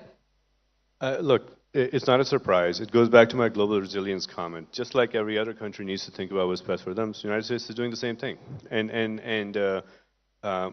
My personal view is there's some good and some bad in that. I think if you want to build American companies that are uniquely advantaged in the American market, this behavior will serve well. But American companies have actually typically been global companies. And so if we lose followership in the world, we're going to lose that opportunity as well. So I do think sort of being careful about long-term goals of how we build these companies, and prioritize them just as much as how do we make sure the market opportunity in the U.S. is protected for U.S. companies, which is where a lot of that sort of focus is today. I do think that's going to be important, and I'm hopeful that rational behavior will prevail there from a business leadership perspective. So the behavior currently is not rational? No, I'm not saying it's not irrational. I'm just saying that in the end, I think the CEOs and the founders are going to make the right choices to build companies that truly can be market leaders globally. We're getting a perspective from you on what's happening in the Valley, and it's been a fairly polarized state of play, to put it mildly. The kind of friction that we're seeing play itself out today, what could the implications be on the way that technology shapes from here on, how technology goes global? Because many of the people that we're talking about are the cast of characters who are probably going to have influence and say in the way that the US determines its policy. Yeah, look, this is really the first time politics has really infiltrated the Valley. We've generally stayed away from that. And as a firm, we had made a sort of resolution. We passed a resolution at our board level that we will not take any positions and stay nonpartisan and focus on working with any administration that comes in and be good partners to them from a business standpoint. And I really do believe that is the right way to engage. But some folks are very heated about what they think is a loss of opportunity and what, frankly, this election represents. You do have to respect the democracy and say there's enough people in the country that are being left behind that it needs to be addressed. So I'm not judging it, but I do believe that administrations come and go. As business leaders, we should be thinking about on a much more longer-term horizon than not. And Valley, to me, hasn't been so mature in this area because it's not something we really dealt with before. So I do think it's a new muscle in the Valley. How are you dealing with it, or how are you going to learn to deal with it since it hasn't been something which has been part of the behavior set so far? Listen, we engaged a lot with the last administration. I actually did the Responsible AI protocol with Gina Raimondo, Secretary of Commerce, and we're going to engage with the new administration. Our team in DC is actively working with them and making sure we can provide our business perspective in how these industries really ought to be transformed, because that really is what this is about. It's about a transformation of the country's economic systems, and we want to have a voice in it, and we want to bring the entrepreneurs that we work with that can make a difference there. You know, you're talking about entrepreneurs, and I want to ask you this in the context of what you're seeing happen here in India. Of course, the IPO market is one of the big changes that we've seen. Exit options are real now. But what do you see as the big difference between founders and the way that they're thinking about running their businesses today, building their businesses today, versus maybe 10 years ago? Well, I think the business has changed fundamentally because before it was the role of technology company was to be an efficiency enabler in different industries and for consumers. Now the ambition and the opportunity for entrepreneurs is far greater, right? We actually have gone from selling software to doctors to building healthcare institutions, selling insurance solutions to actually building insurance companies. So I think that ambition is greater, and the duration it takes to build those companies is greater. So the very best entrepreneurs are just taking on bigger and bigger problems, and that's actually one of the places where we're trying to actively innovate. I don't think the traditional venture capital product that we had as an offering for founders is enough for those founders to build companies that are going to take 20, 30, 40 years and can play a role in these transformations. So we're also innovating to say, what else do they need? And can we actually create the financial apparatus as well as an ecosystem apparatus for them to be successful at that? You know, you talked about the change in mindset as well as ambition and aspiration of Indian founders, the aspiration to build companies here in India and to take them global. We've seen that play out successfully as far as the SaaS story is concerned. Where do you see that next big wave, so to speak? Look, I think when you look at how India is going to transform its own core sectors, every one of those, and you're seeing this in the financial services sector already, is an opportunity to leapfrog the world. And if you can make it work here, you're making it work at scale, you're making it work with a significant cost effectiveness by definition. Well, that gives you the opportunity to be globally competitive. And so I think the work that gets done in thinking about the healthcare infrastructure here, the work in advanced manufacturing, the supply chain that's getting created, every one of these industries that I referenced earlier, you theoretically should be able to create companies that become massive in India, but then have the opportunity to keep compounding because they should have a global opportunity. So how much of that war chest is actually going to be deployed and put to use here in India? Said approximately about 10-ish%. I mean, I think that's a number that generally feels right in the context of how much capital is generally getting deployed here. But I do think over time, you know, if we're right about the opportunity here, that number is also going to grow, you know, as we think about the next few years. You know, I was watching the podcast that you did where you talk about some of the lessons learned over the past 20 years of being an investor, and you said humility is one of the big ones that you had to not just sort of learn, but also nurture as an attribute that you value. Why is that?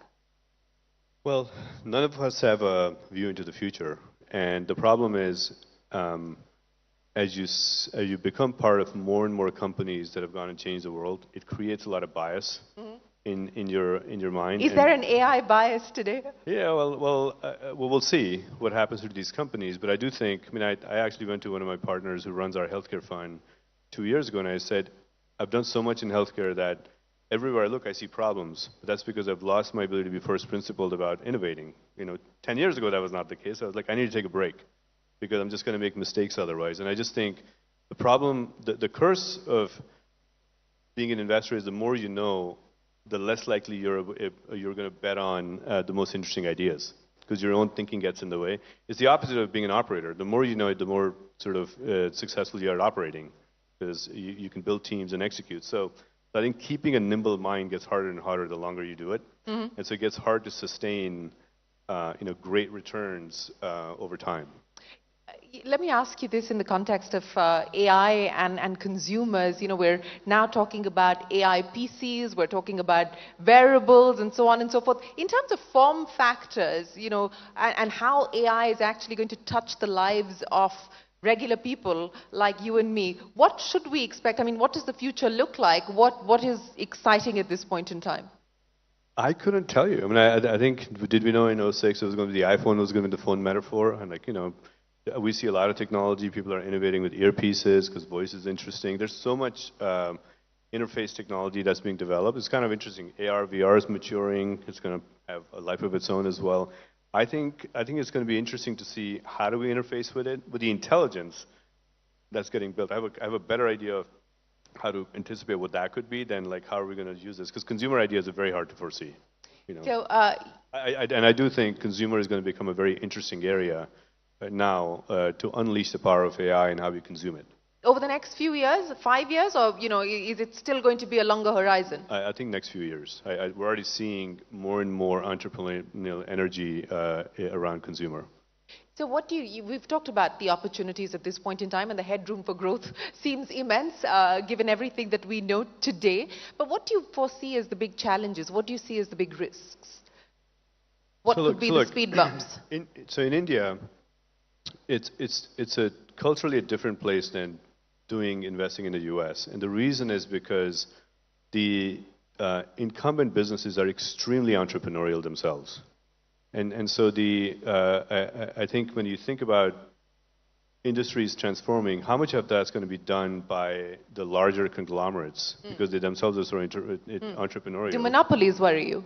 I won't use that word, but like versus new startups. And so our view has been collaborating around the emerging entrepreneurs and the existing entrepreneurs and innovating sort of together. It's sort of it's a theory that I have that might be able to build new companies that can endure and be interesting. I think traditional venture capital by itself, is that going to lead to, what percentage of transformation of the country is going to be done by that? Probably less than what some of the bigger companies are going to do themselves because they are very ambitious. Since we're talking about risk, let me ask you about a potential risk specific to India, and I'm sure it plays out different ways in different jurisdictions, but ownership. Indian ownership versus foreign ownership, and a large part of the venture funding has come in on account of foreign capital at this point in time. So a large number of the Indian startups are technically foreign owned. Perhaps a change in the regulatory environment in India, is that a concern potentially as a foreign investor? That concerns me less. The dynamics of the regulatory environment concerns me more. I think what you want is stability to say, here's the framework. And obviously, India is on this growth path, so it itself is figuring out what those frameworks should be. So there's like a lot of innovation in policy itself. And that induces risk in, well, what policies are you building the companies towards, like what happened in fintech here. So for me, part of the collaboration, I think, that can happen between the entrepreneurial and the business community and the government is around just stabilizing what those frameworks are, because then you know what your guardrails are in which you have to operate.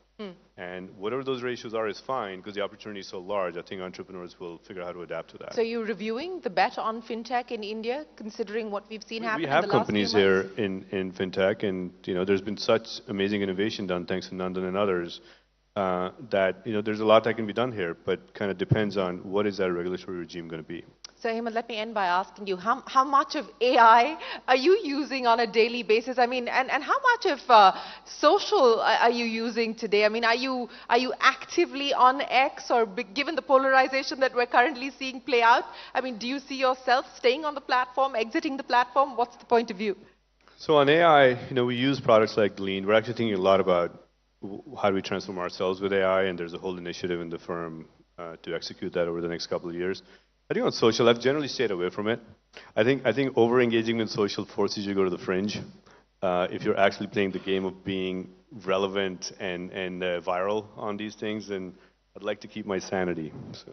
Likely to keep your sanity, so stay off social, that's the message. So what does that mean in terms of investing in those companies in the future? I think that we absolutely look at investing in those companies. We did Snap, we did Discord. We'll look at what the next set of companies are, but we always think about, again, the mindset of the founders. What are they trying to cultivate? And we've learned a lot from this last generation of social and what worked well, what didn't. And I do think new innovation will happen there. Let me end by asking you a quick question on valuations and where you see valuations at this point in time. We've seen a lot of the froth coming off. Do you believe that we're done with the correction, or is there still more room? Well, markets in the U.S. are extremely buoyant right now.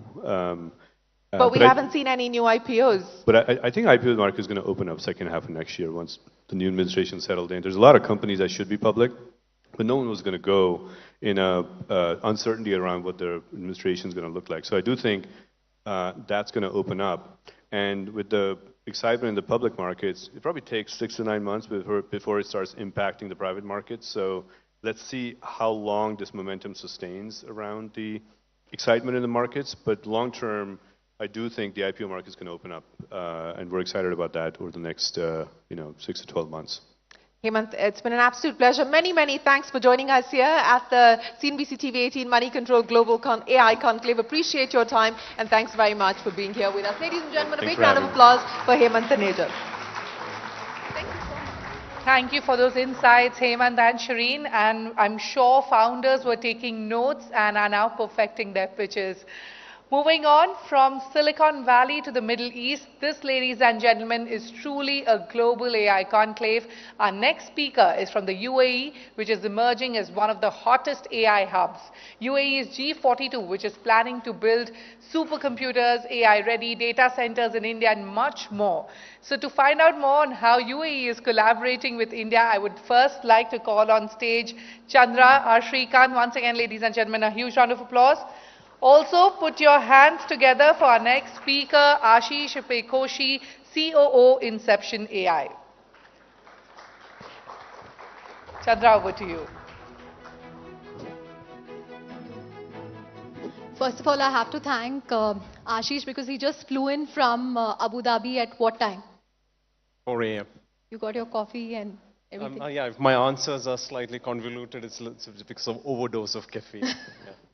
Great. So Ashish said that, he would like questions from the audience. So I'm just going to take 5-10 minutes of his time, and then let's make it interactive, because he said otherwise I might just doze off on stage, and we don't want him to do that.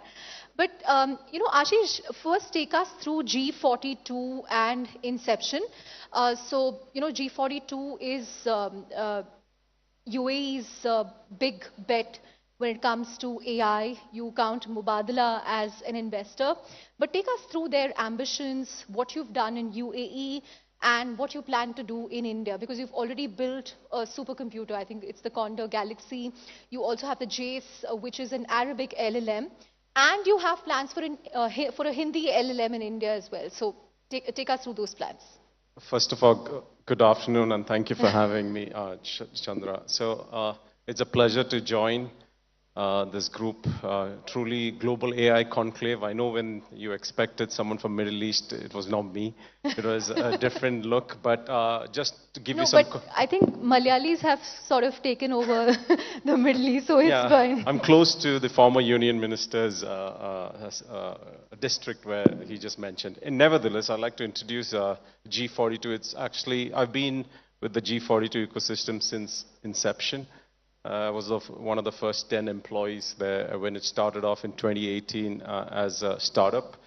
The G42 it's not rocket science, it just stands for the word Group 42. We had a debate on how to name the organization, but since we were building a supercomputer and we were a bunch of geeks, there's a book called The Hitchhiker's Guide to the Galaxy where a supercomputer was built and a question was asked on what is the answer to the universe, life, and everything. And after millions of years, an answer came 42. And since we're sort of in that same space, we thought to just make it more simpler, we'll just call ourselves Group 42. So back to your question. So yes, G42 is a technology holding company now. It wasn't a couple of years back. So we started off with building data centers. And I think, as the previous speaker mentioned, I think it's essential you have a long-term view. And we were fortunate to be in the UAE with a large vision. We started off with data centers. On top of that, we built infra and GPUs. I was previously, prior to 60 days back, the CEO of G42 Healthcare and the Group Chief Operating Officer of an enterprise called M42, which is the healthcare wing. We grew that organization from 1 employee to 20,000 employees, all leveraging AI. So similar to that, we have a number of enterprises on verticals, M42 on the healthcare. We've got Presight on fintech, smart cities, Space 42 and geospatial. So collectively, we are known as sort of an intelligence grid, where we sort of equate AI to electricity, where we combine these two all together and provide power. So how G42 works to support the ambitions there. We've done similar to the previous speakers. So we focused on use cases. What are those use cases that we can make maximum impact? And I do want to touch upon, again, healthcare, because the previous host also mentioned drug discovery and healthcare. In the UAE, we've done a program called the Genome Program, where we have sequenced all the citizens there. And now using AI and tech, at a click of a button, you can identify people who are at risk, be it on breast cancer, colorectal cancer. And this is all not possible if you don't have a data center, you don't have computing, you don't have AI models built on that. So that's the space that G42 operates. And to your question specifically, yes, we worked on and built the first Arabic large language model. Is called JACE. Our nomenclature is named after the largest mountains worldwide. JACE is the largest mountain in the UAE. We also Galaxy and mountains, getting inspiration from.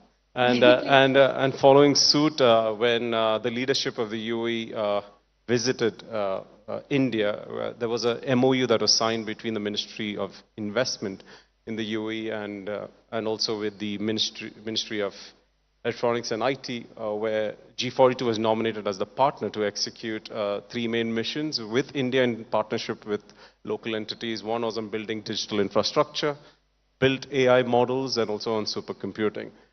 We announced another mountain peak called Nanda, which was the Hindi large language bilingual model. It's now open source and it's available on Hugging Face. So that's in a nutshell what G42 does.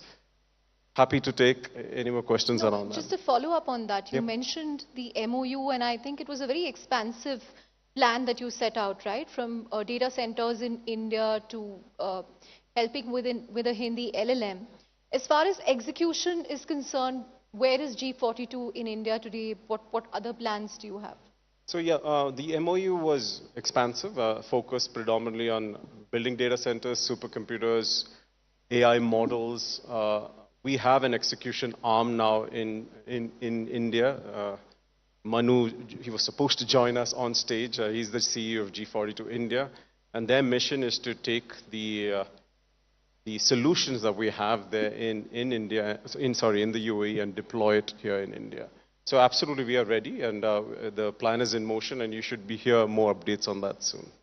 Right. What do you make of where India is currently as far as AI is concerned? We have some very prominent AI investors here from Axel, Peak, Lightspeed, Premji Invest. But in terms of the groundswell that you see here, where do you see the action happening? Is it foundational layer? You have companies like Sarvam and Kritrim, or are you seeing more happening at the use case level? I think it's on both cases. Now, India offers something that I might be biased considering my background. The quality of engineering talent, the entrepreneurial spirit, or the sort of digital canvas and the ability to scale software, that's what India has. And I think India will, I'm pretty confident, to sort of ride the AI wave. And what G42 wants to do is, what we have done since 2018 is a playbook of deployment all the way on data centers to infra to GPUs to commercial AI solutions from different verticals of healthcare all the way to fintech. How do we partner with companies in India and find the right use cases that can create maximum impact? And that's the mission what G42 is focused on.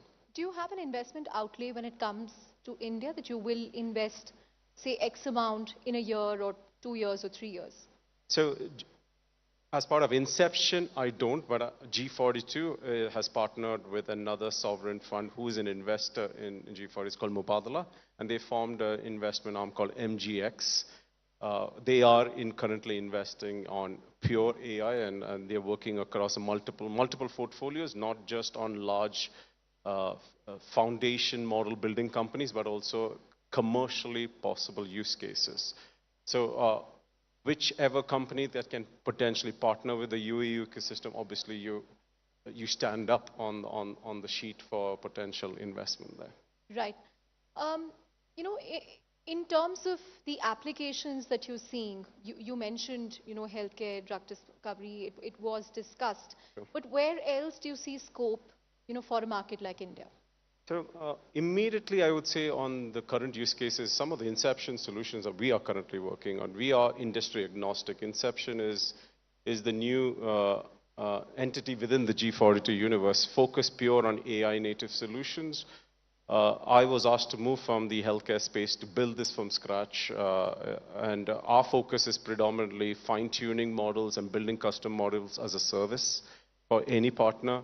We have an AI platform, and I think the initial speaker, along with the, I think it was at Intel, where they talked about an agentic AI platform. We have an AI platform that can be deployed right now on multiple corporate use cases. So I would sort of change the question on what's short-term, mid-term, and long-term. Short-term, I think everyone is using AI for productivity improvement, cost optimization, efficiency improvement. We have current solutions deployed at multiple corporates in the UAE. It could be on just a procurement navigator of just ensuring you can find cost optimization across the procurement cycle.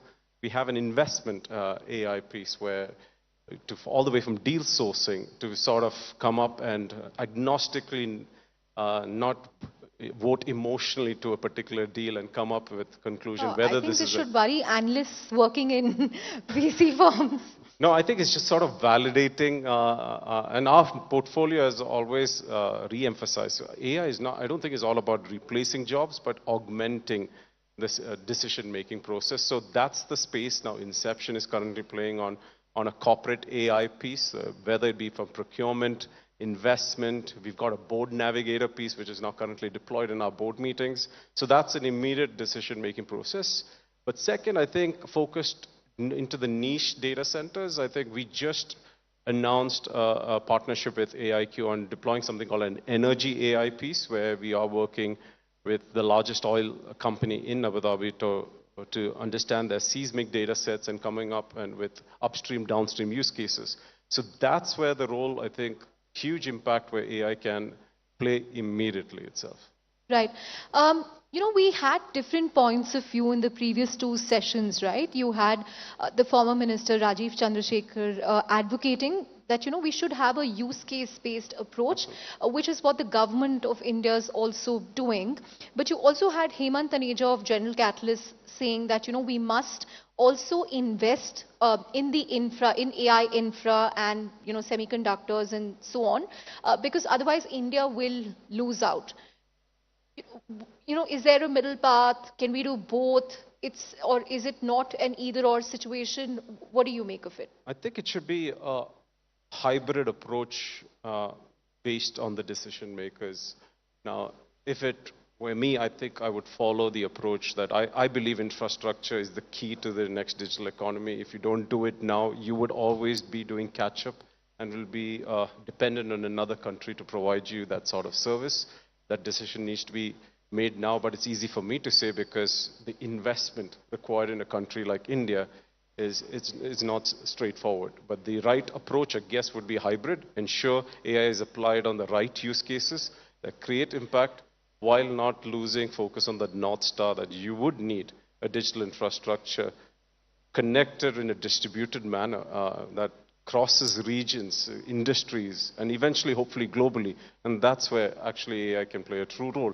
If it's connected globally, and especially with the size of India, I mean, the cost of inference and training would come down immediately, and you would have immediate commercial use cases there.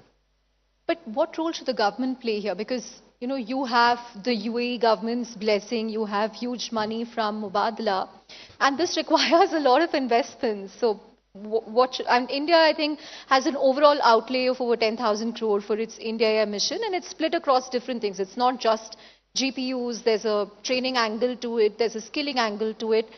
What role should the government play? I think the government should play an enabling role. The UAE, I can talk about on behalf of the UAE government, back in 2017, or was it 2018, I'm not sure, they announced the world's first minister of AI, when at that time AI was a buzzword. And we had a ministry of AI, but to set regulations on how to deploy AI across, and they had identified which were the sectors, and healthcare was nominated as the first sector where to apply.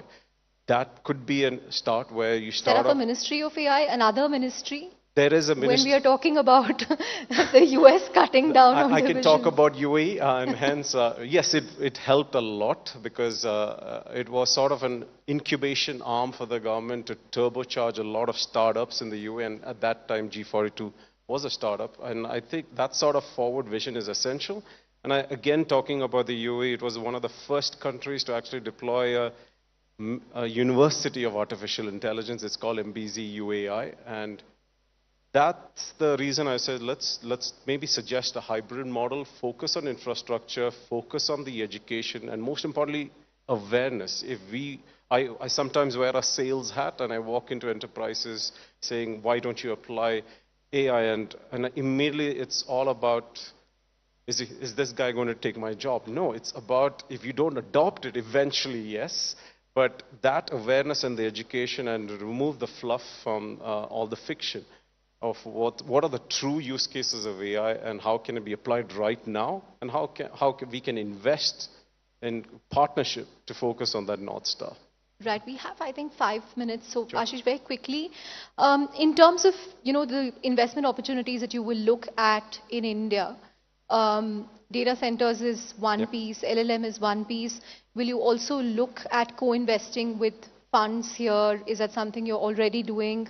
What kind of pipeline do you see, deal pipeline for So G42? from G42 ecosystem, I do believe we are uniquely positioned because we are one of the few companies in the world that has data centers, it has infra, GPU, Microsoft has invested in us. We have Full stack. Yeah, we have the full stack. So it's easy for us to choose each portfolio and work on. If it's a healthcare enterprise, we have an actual hospital which is deployed right now there. If it is within fintech and smart city, we have a geospatial, and there's a company called Space42. So it's the entire ecosystem where we are currently looking for partners. And our success as a startup in 2018 within 6 years to where we are is because we identified strong partners and who we took along during this journey. And that's our mission in India. How do we find that partner who can not only turbocharge our growth, but also eventually it's mutually beneficial here? Right. Apart from founders, investors, technologists, we also have students in the room. What would your advice be to a 21-year-old today, 20-year-old today, who's grappling with all these changes on a daily basis, weekly basis? That's a tough question. Now, I would say be adaptable. I think that's essential in this time and universe. Don't be an expert in one field, but be adaptable to pivot, because technology is changing by the second. Every day we see something new coming out. The ability to adapt. When I was a student, I can say I was not. I was just, as they saw, the previous speaker had mentioned, jugaad. There was a lot of jugaads. There was a lot of mugging happening. But I think the essential part is just adapt. And in this time and world where you can actually, literally plagiarize stuff and push it across, do focus on what you want to be and ensure that you can adapt to learning different languages and ensuring that is applied to actual use cases that creates impact. Great. On that note, thank you very much, Ashish. Great talking to you. Thank you all. Thank you very much. And a huge round of applause. Thank you so much again for flying in all the way this morning for our event. Thank you so much. Thank you, Ashish, for that engaging conversation. We'll definitely look forward to your India AI plans. And thank you, Chandra. Time now for our next session. Silicon Valley is investing in artificial intelligence, and so is the UAE. But where are venture capitalists in India putting their money in? Let's find out from India's top VCs. Setting the stage for discussion is Tushar Goenka from Moneycontrol. And ladies and gentlemen, please put your hands together for our panelists. Joining him on the stage are Shailesh Lakhani, Managing Director, Peak 15 Partners. Ladies and gentlemen, a huge round of applause. Hemant Mohapatra, Partner, Lightspeed India. Prayank Swaroop, the Partner at Axel. Manjot Pava, Head of Early Stage Technology Investments, Premji Invest. Tushar, over to you.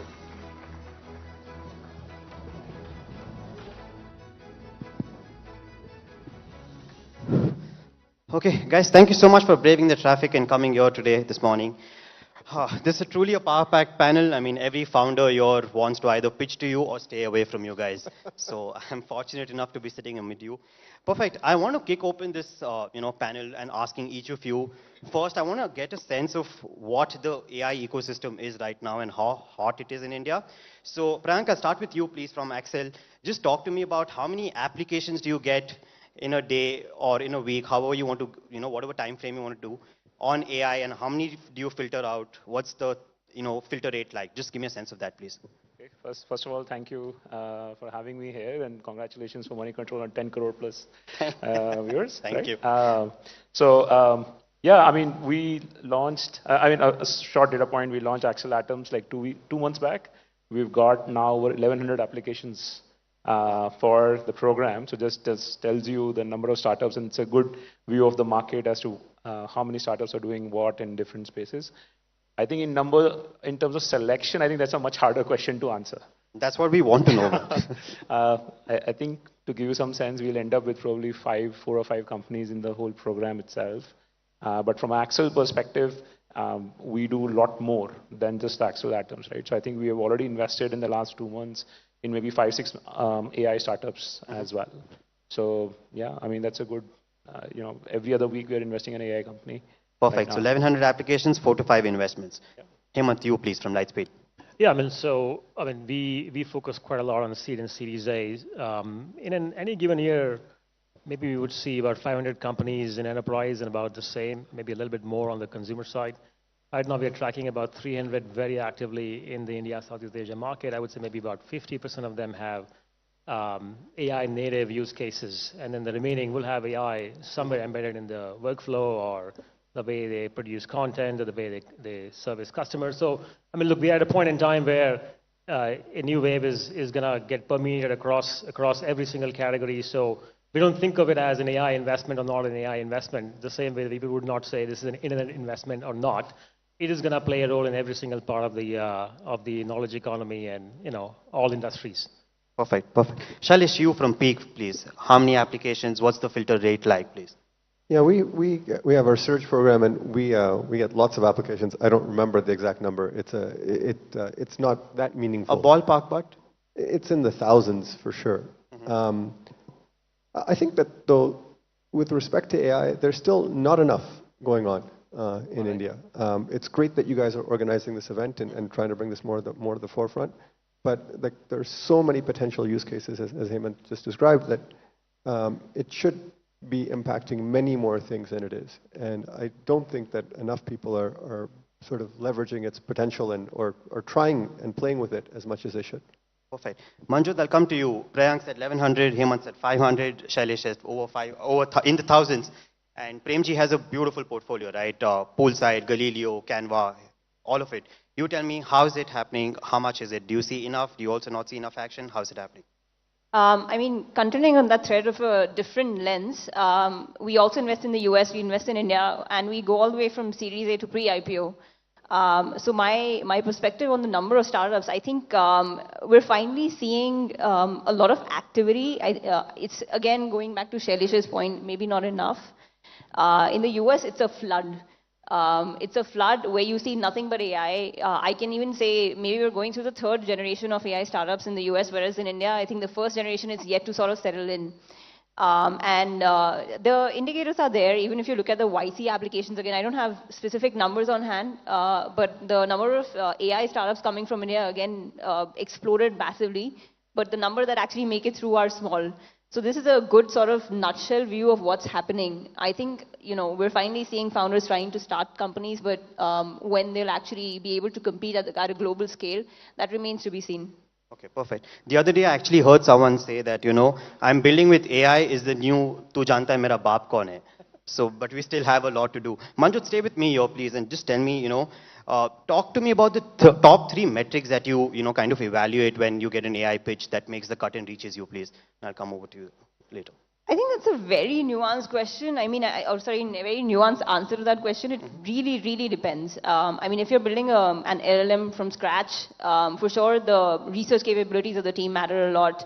What kind of companies and projects they've done, those kind of things matter a lot. If you're building an application, let's say building a vertical application in healthcare, your experience selling to that target segment matters a lot, your understanding of the problem statement. So it really varies. If you're building consumer, your consumer knows matters a lot. It's less about the technology specifically, but more about the application. So I don't think there's one answer to the metrics or threshold. Perfect. Shailesh, would you have any specific metrics?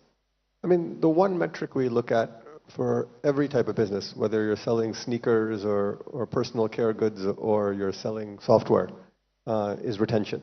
All right. Is how much do customers who've used your product come back and like it? I think that is something that is super important, that you can, if that is good, usually the lifetime value of a customer is enough, and you can spend money to acquire customers, but the customer should fundamentally like the product. Perfect. Retention is a more overarching theme across businesses. So nothing specific for AI? Again, AI is an enabling technology. It will help businesses to do new things that they probably couldn't do before. And it will still have the same characteristics of any sort of business. It will need to get customers. It will need for those customers to like what they do. The customers need to come back. So don't look at it very differently. Okay, perfect. Priyank, I'll come to you, please. Would you have any metrics, specific metrics that you track? I don't think there's a metric, but there's a framework for me, or some standing out. Like one is definitely innovation, right? So a lot of companies today, if they have to compete in the AI world, they need to have a differentiated tech. It could be algorithms, it could be, I mean, just to give you an example, like we are looking at companies which are working on graph transformers, merging two different technology patterns together, intersection of robotics and AI. So these are interdisciplinary systems. So the team needs to have interdisciplinary systems. I don't think pure software by itself is going to change industry. So you need to have different sciences come together. So that's what excites me a lot. And I think second is data. Right? So, I mean, what kind of proprietary data the company has access to, be it through customers, be it through some models they are using. I think those are the things which I try to look for. What is the edge? What's the moat for the company? And typically these two tend to be the moats, like the team and the data. Perfect. And Hemant, you? I mean, look, I'll push back on the question. I think this goes back to Manjot's earlier point. Like in the US, we are seeing people building third-generation companies, and here we are sitting at first generation. I think we need to zoom out and think about the big picture a lot more often across the venture industry and the founder that are building into this wave. It's almost like somebody has discovered oil and people are building engines, and we're asking how many spokes does your wheel have? Like, who cares? What is important is you're building a car, right? So when we think about these new opportunities, we do really care about what is it that you are building today that was just impossible to build a year ago. So we are seeing companies that are reducing 10-step processes to 0-step processes. 10 hours to 10 seconds, not 1 hour, but 10 seconds. That's the bar right now. So I would really encourage founders to not focus on 1 or 2 metrics that have been given, because every VC who's been making investments here knows that you give me a number for revenue, and you tell the founders that, hey, 1 million and come back, they will build a 1 million business and come back to you, but you still may not make an investment because, well, it's a single customer company. Who cares about 1 million?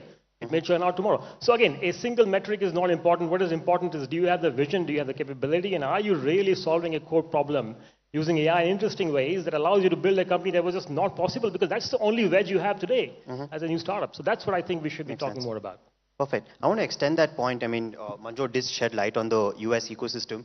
In India, there's always this debate about LLMs versus applications, right? We had Hemant Taneja from General Catalyst earlier. He said in the long term, India should have their own its own LLMs, right? From semiconductors to applications. What's your view, please, Hemant? So we do see global markets. We are investors in Servam in India. We invest in Mistral in Europe. We investors in Anthropic, XAI, Stability in the US. I mean, look, right now the world is being dominated by two laws. One is a law of teraflops per watt, and the other one is a law which is called the scaling laws. In India, if you sort of unpack these two laws, there is a bunch of work that is happening in the data center ecosystem, in the chip ecosystem, that I think is interesting. And there's a relationship between these two laws. the scaling laws are about algorithm improvements, data, and compute. All right. India has the talent to build new ASICs for AI. 25% of Intel sits out of India, 25% of AMD sits out of India. So I think India does have the talent to build the next ASIC. But it is not going to be easy. It is going to be capital intensive. It will require not just design talent, but marketing, business, positioning talent, manufacturing, and packaging talent. So I think it's a tough ask, but we have the talent to do it. And we are in the talent business, so we are looking for companies there. Data, I would say, it's much more interesting for us. Who do you think has the largest audio data in the world? It's T-Series. The next Suno of the world should be coming out of India. Who do you think has the largest call center data in the world for customer complaints, both textual and audio? It's India. Who do you think has the largest video corpus in the world? That's Bollywood. We should be building foundation models for these sort of use cases. So we have a data advantage. Who do you think has the largest biological data in the world, population scale? It is India. So we should be building these models and coming out of this part of the world. But that's back to Shailesh's question. We are not seeing enough of this happening.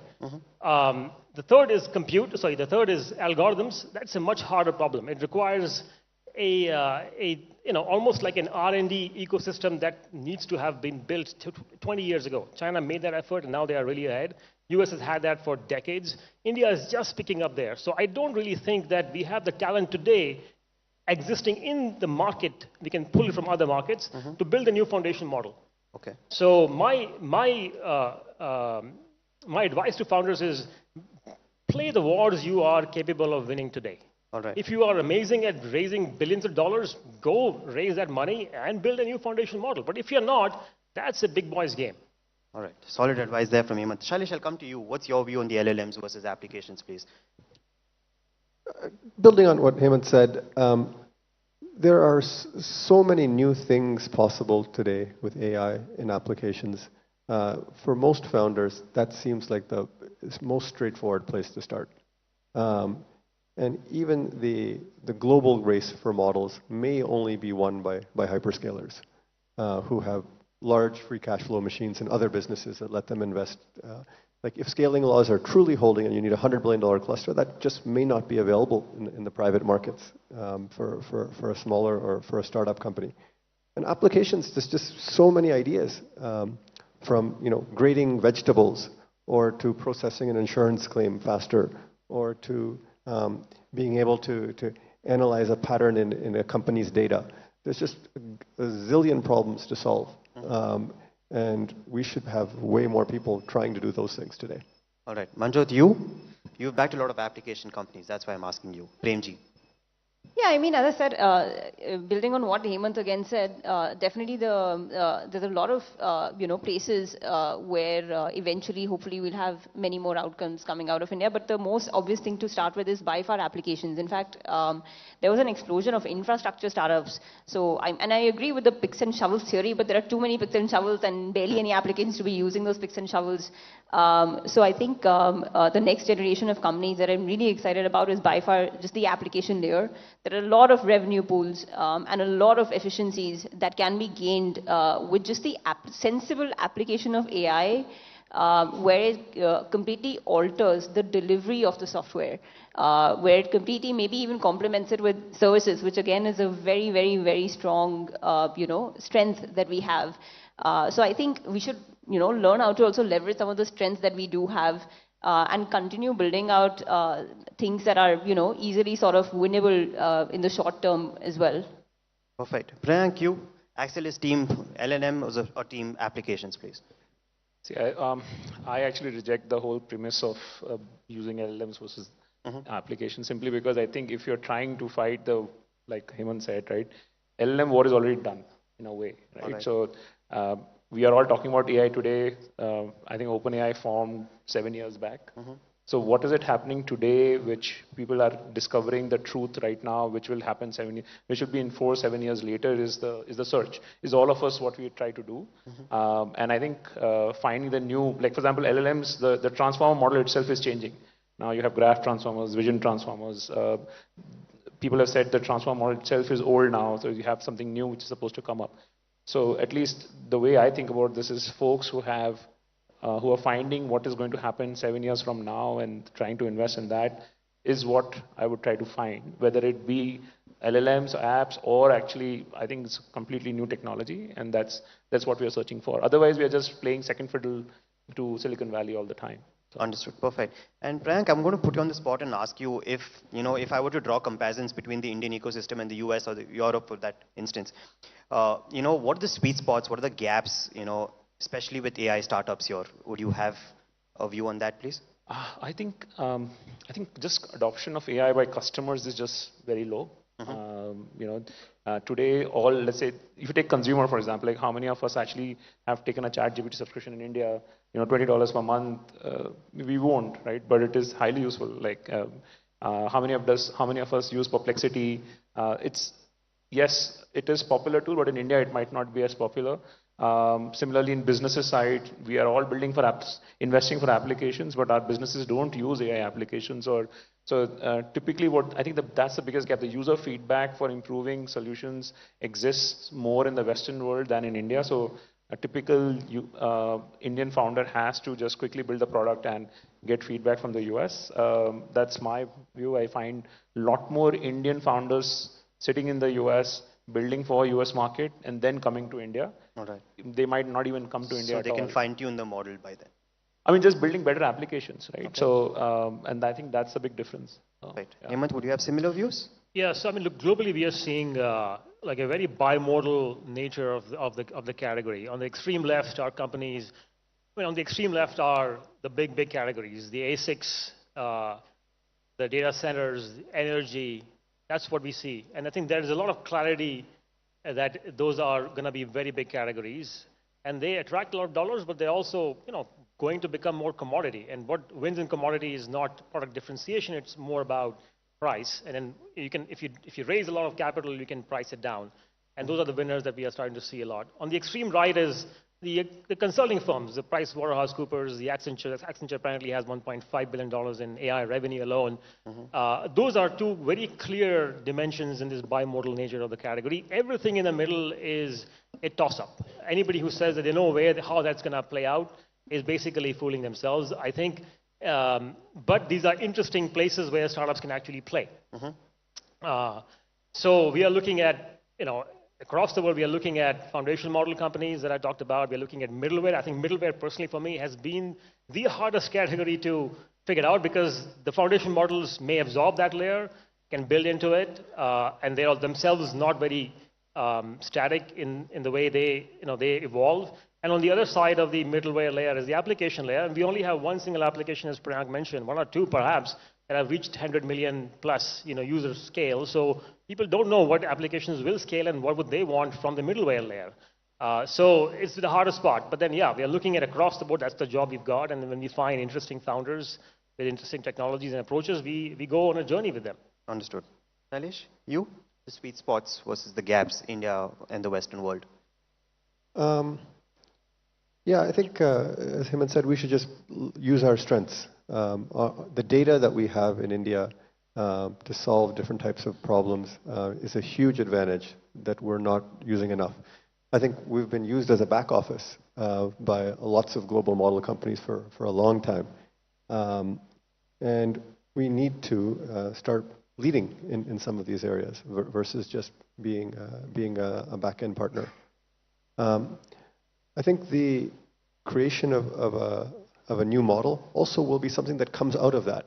Once we start on applications, I think, look, the first generation of application companies will just do something a little bit better and faster with AI. But that will be quickly caught up in a couple of years.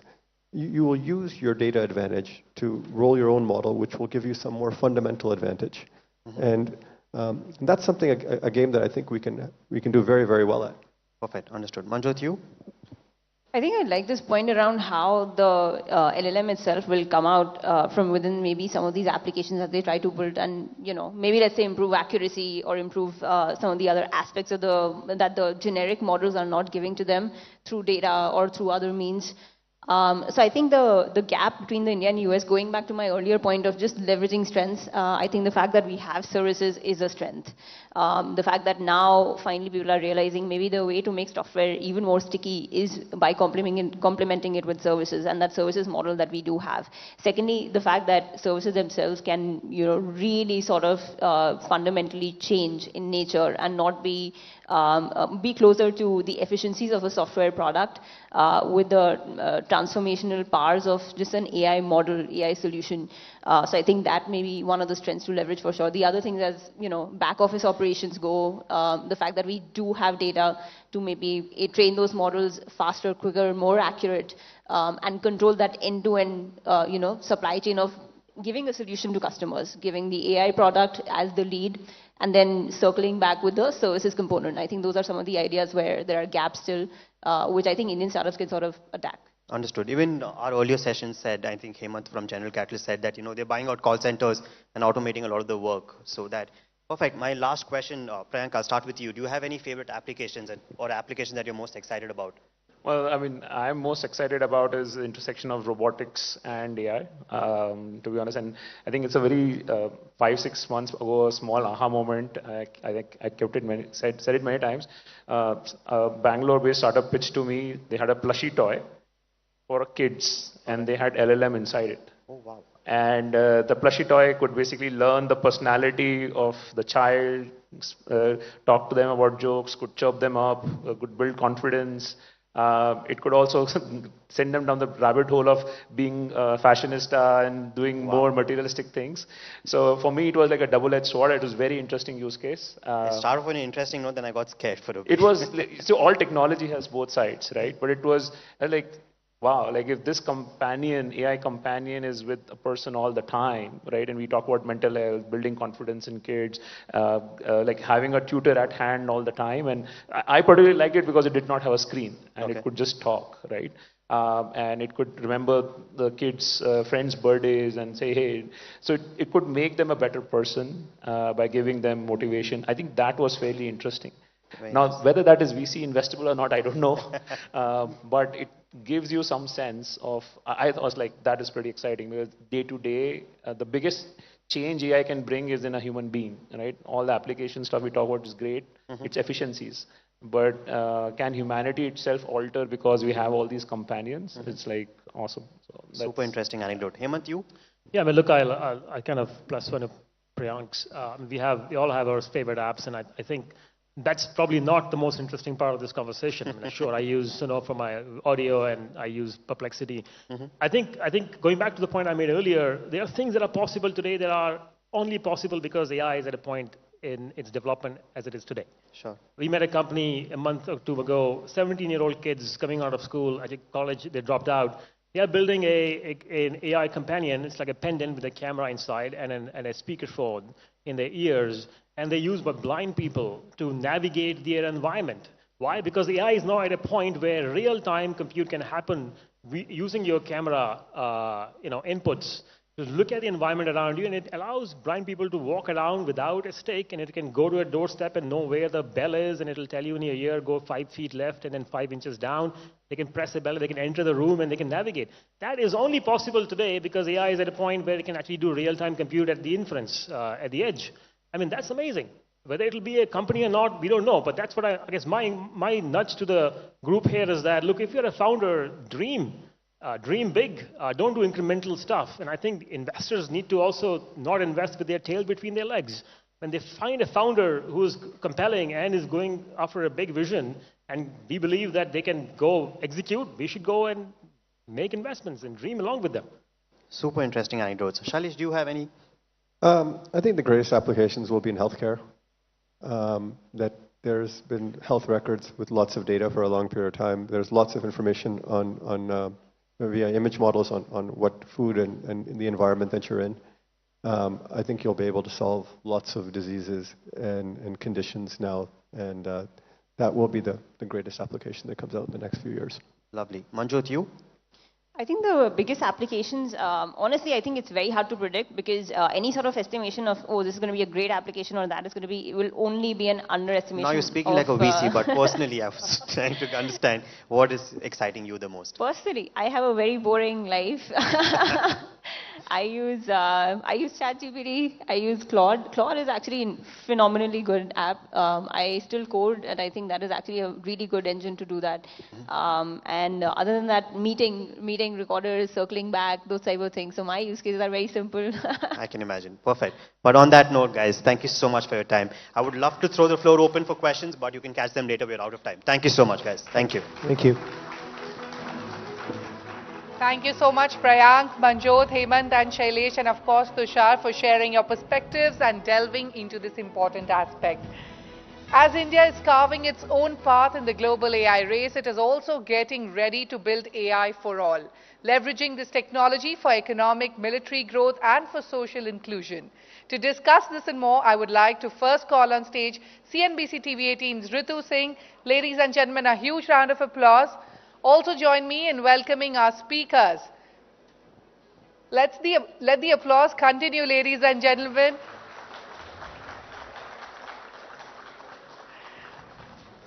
Let's welcome our speaker, Samir Furkan, Director and Head Customer and Partner Engineering, Intel India. We've got Subram Natarajan, Director Customer Engineering, Google Cloud, and Anup Balakrishnan, Head AI Product Management, Big Basket. With that, Ritu, it's over to you. Thank you, Shruti.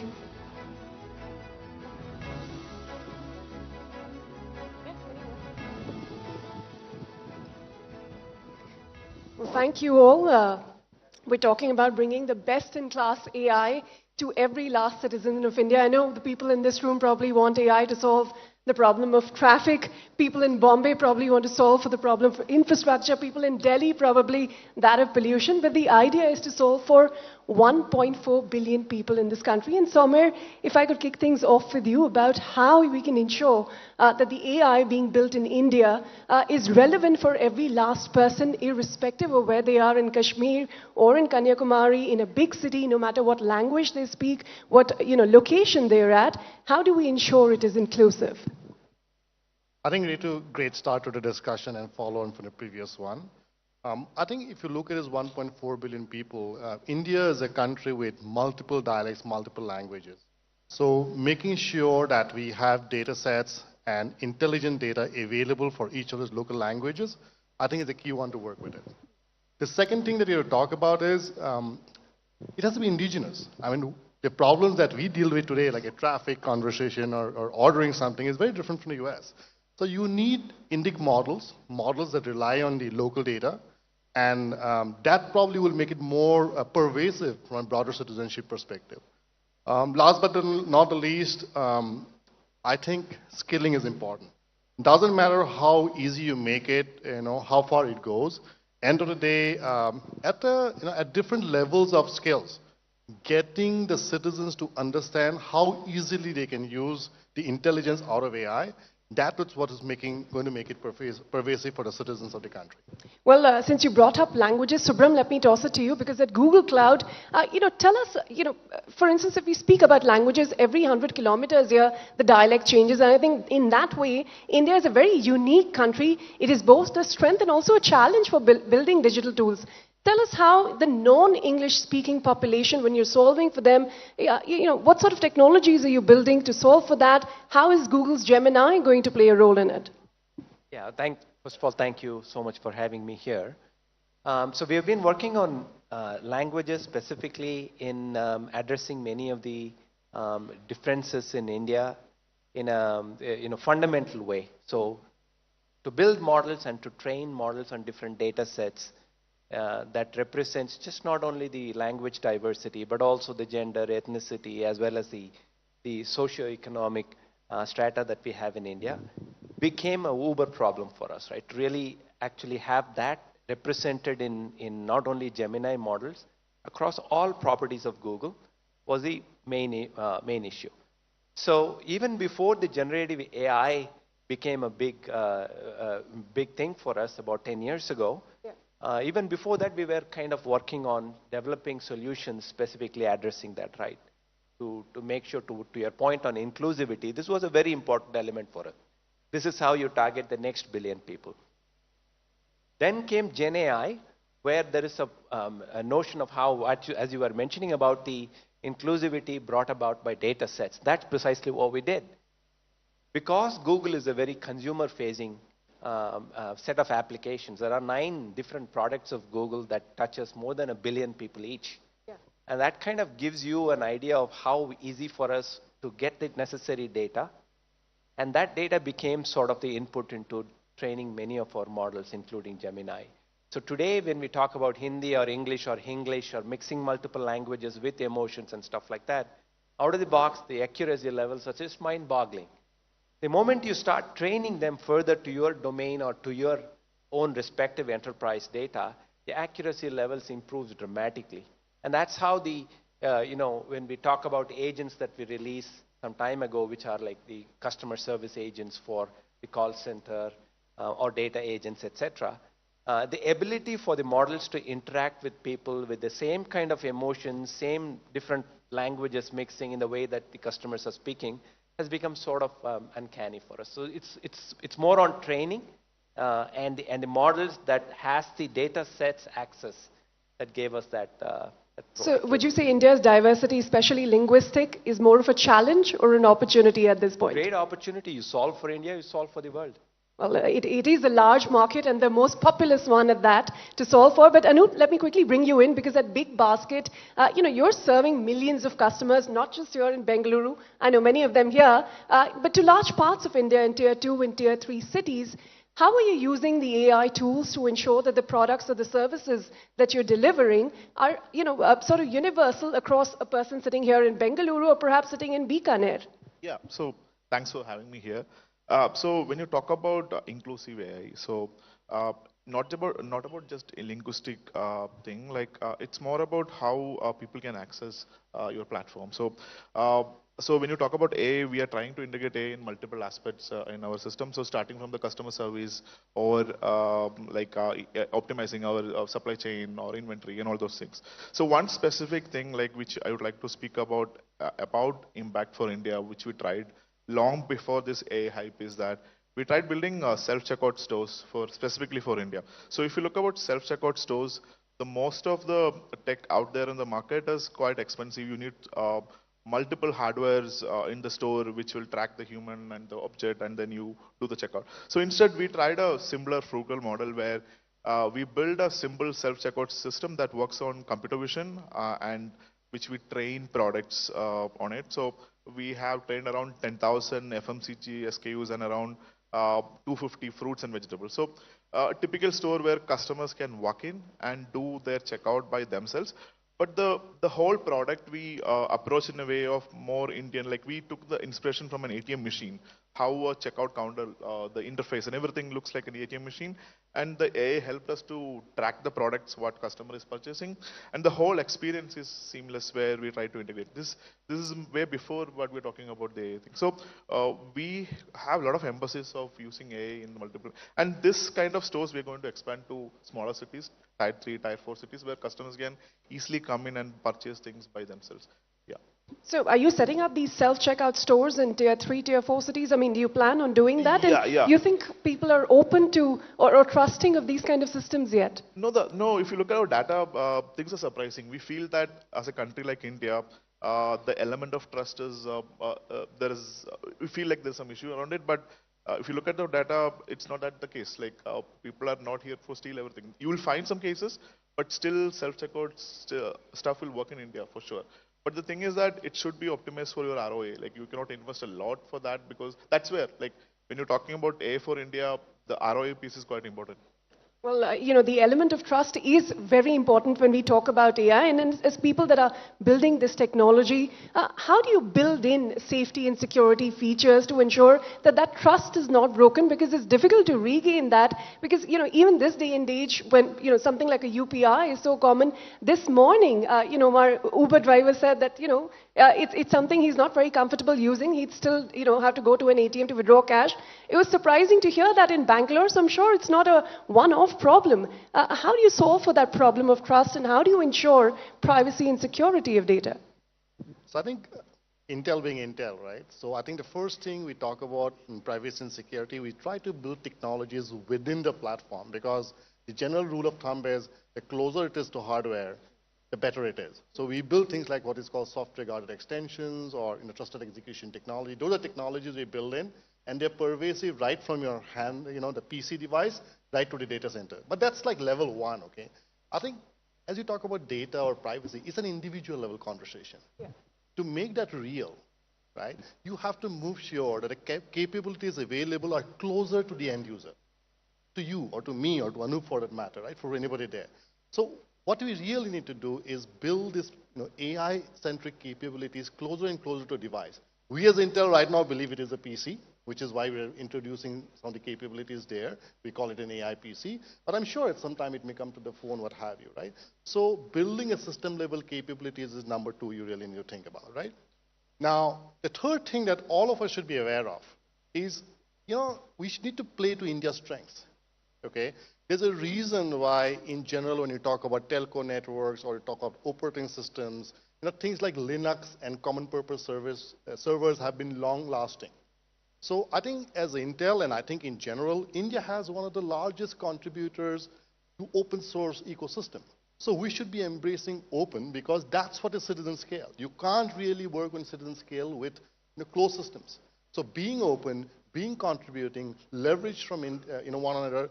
As I said, Linux is a great example of how a secure OS is, right? Number three. Last but not least, and you talk citizen scale. People say it's 1% in an error or 2% error. 1% is huge, right? What is our strength? Our strength are the people. We really need to bring up a human, in the loop when you do this flow. So it is very good learning for us, because we work also in the use cases. When you're working with some of the media houses, I will not take the names because I don't want to make it public as yet, but you talk to media houses when you went with that. And our previous panel talked about the amount of data sets that they have, right? Getting a human into the flow is not hard, and it still uses AI. But you can get up to 59 whatever 59 SLAs or 69 SLAs. Building that strength, I think, is an important piece. So capabilities, systems closer to the user, open source, and human in the loop. That, I think, is what's required for India to make sure we can really do citizen scale at a cost that's affordable. So, Brim, you wanted to add on? Yeah, I wanted to kind of add on. These are great points. There is a level of, controls that we want to bring in on top of the hardware itself at the platform layer. Yeah. So if you think about privacy and security, they have been growing or evolving sort of symbiotically as well as the LLMs themselves, GenAI. Particularly because, when we talk about platforms, we talk about data encryption, access control, threat management, all of that very, very well. But the moment you go to generative AI, how do you make sure that the data that is used in these models are fairly safe? Right? That is where the DLP comes in, redaction of personal data, and creating what we call as a data clean rooms, which allows people to use their data sets in a GenAI context in a manner that PII data is completely avoided. And that is on one side in terms of the controls. And then on top of it, you got to have models that are explaining themselves how they made the decisions. This is where the explainability comes in, right? And transparency of what this is all about. Today, when you talk about well-behaved models, they come with a specification. We call it as model card. You might have heard about it, right? The model tells what this is supposed to be, what data it was trained on, what are the guardrails, and what is the limitations of it, etc. Allowing, if you are a developer or a consumer of that application, of that model, allows you to kind of selectively choose based on your security thresholds. So both security and privacy need to be taken, together, along with the platform the platform level controls that we have in place. You need to have the hardware as well. Well, security is one obviously very important aspect of it, but the other equally important is sustainability. Even something as simple as using perhaps ChatGPT to make an itinerary for vacation you may or may not even take. All these data centers that house these AI servers, they use gallons of water, they use rare minerals, there's a lot of electronic waste they produce. So, how do you approach that aspect of sustainability from the get-go, from the start of business, building your models? Well, there is a fair bit. This is a great point because with the level of changes that is happening at the hardware level, hardware layer, you could definitely see you break the power envelope at all levels easily, right? Level of compute demand is such. Since 2008, we have been carbon neutral. So, in other words, we have been consuming as much electricity as we generate. And there are aspirations to get carbon zero within the next 10 years and so on.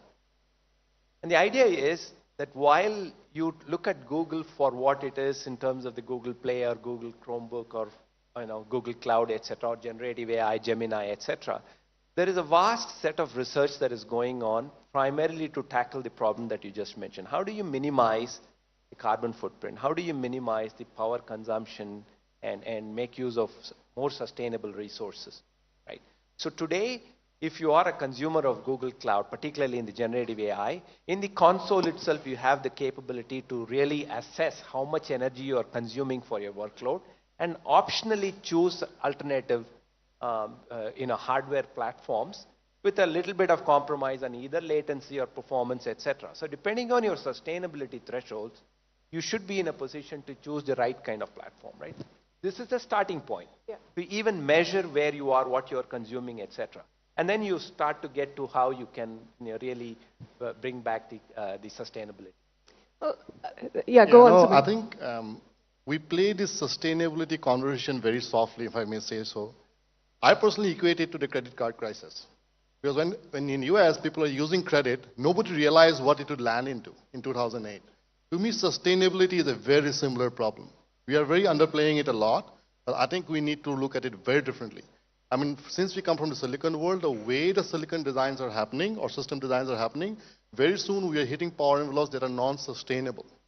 So I think fundamentally, I mean, we can talk about Frugal AI or what have you. Fundamentally, data center design, liquid cooling technology or whatever technologies we need to do to cool. But more importantly, users need to be aware of this conversation that in a country like India, where population is still exploding and usage is going to explode, it needs a fundamental rethink from a government policy perspective. What does sustainability mean? Because we are underplaying it a lot right now. Well, I hope you at Big Basket, Anup, are not underplaying it, because the food sector, a third of the global greenhouse gases. Just tell us how you're using some of the AI tools available to you to ensure, whether that is product expiry, the movement of goods, etc. How are you ensuring sustainable practices into your everyday business? Yeah, I think as an organization, we do multiple initiatives towards sustainability, like the way we generate, way you generate the solar power or the electric vehicle fleets for deliveries. But one aspect which has a lot of AI impact into it is the way we have our predictive system for our demand. We have a system, AI system, which predicts the demand in certain areas, like on around a dark store, and it can auto indent orders to the warehouses. So after moving to this model, the food wastage drastically reduced. Like there are issues when especially FMCG and perishable goods get spoiled if it's over ordered. So these kind of techniques have actually saved a lot of food wastage in our system. So it's working really well. Well, Samir, I'll jump from sustainability to the other big issue when we talk about AI, and that is ethical AI. Often it faces this criticism of biases and, the sort of decision making. How do you go about, for the people in this room that are perhaps building on some of these models, how do you ensure that the data is trained for India, it is fair, and it is reflective of our diversity? So I think a couple of parts to it, Ritu. I think the first part is, if you want to do accuracy, you really need to be able to have the fastest path to get to the most accurate data in this ocean of data we have, right? The answer to that question, we believe, the roadmap to that is getting it closer and closer to the user and have that human loop, as I talked about, because that's the best way of kind of ensuring that conversation, number one. The second thing is, the previous panel touched upon it, right? When you want to train models and you want to, get fairly accurate, you really want the models to have specialized data so that you're really working with a data set that you know. I think the Google team also talked about it, because as they call about a model card, because if you do that, you can't guarantee it, but you get closer and closer to a situation of saying, yes, it's fairly accurate to the extent that citizen scale is possible. So getting it closer to the user, getting the human loop, and talking about pre-trained, pre-validated data as a starting point are probably some of the things that would help us get closer to what we are talking about here. Well, Subram, if you'd want to add to that, and also as we scale for a population as large as that we have in India, how do you solve for the problem of not just it being effective and inclusive, but also affordable at scale? Yeah, so I'll answer. I mean, I wanted to kind of add on to what was mentioned earlier. There is an element of how you remove or reduce bias by improving the accuracy, even after you really get to a point where the inferences are done. This is all grounding principles, right? So you can either ground the data on internet or you can ground it based on your enterprise data. The ability for the model to really constrain itself to the data set that it is really working on allows you to define the level of accuracy. So today, when you are using Gemini, for example, it cites where it got the data from. So there is no reason for you to really wonder, hey, is it hallucinating or is there a bias, etc. As long as the data sources are fairly accurate in nature, you can ground it based on your enterprise data. That is the reason why we are seeing, if I were to really look back at our journey of generative AI in, phase 2, for the past 3 years that is, this year particularly the enterprise adoption of generative AI solutions in the form of solutions has been just dramatic. It's day and night. And this is one of the main reasons. People are able to place much more trust.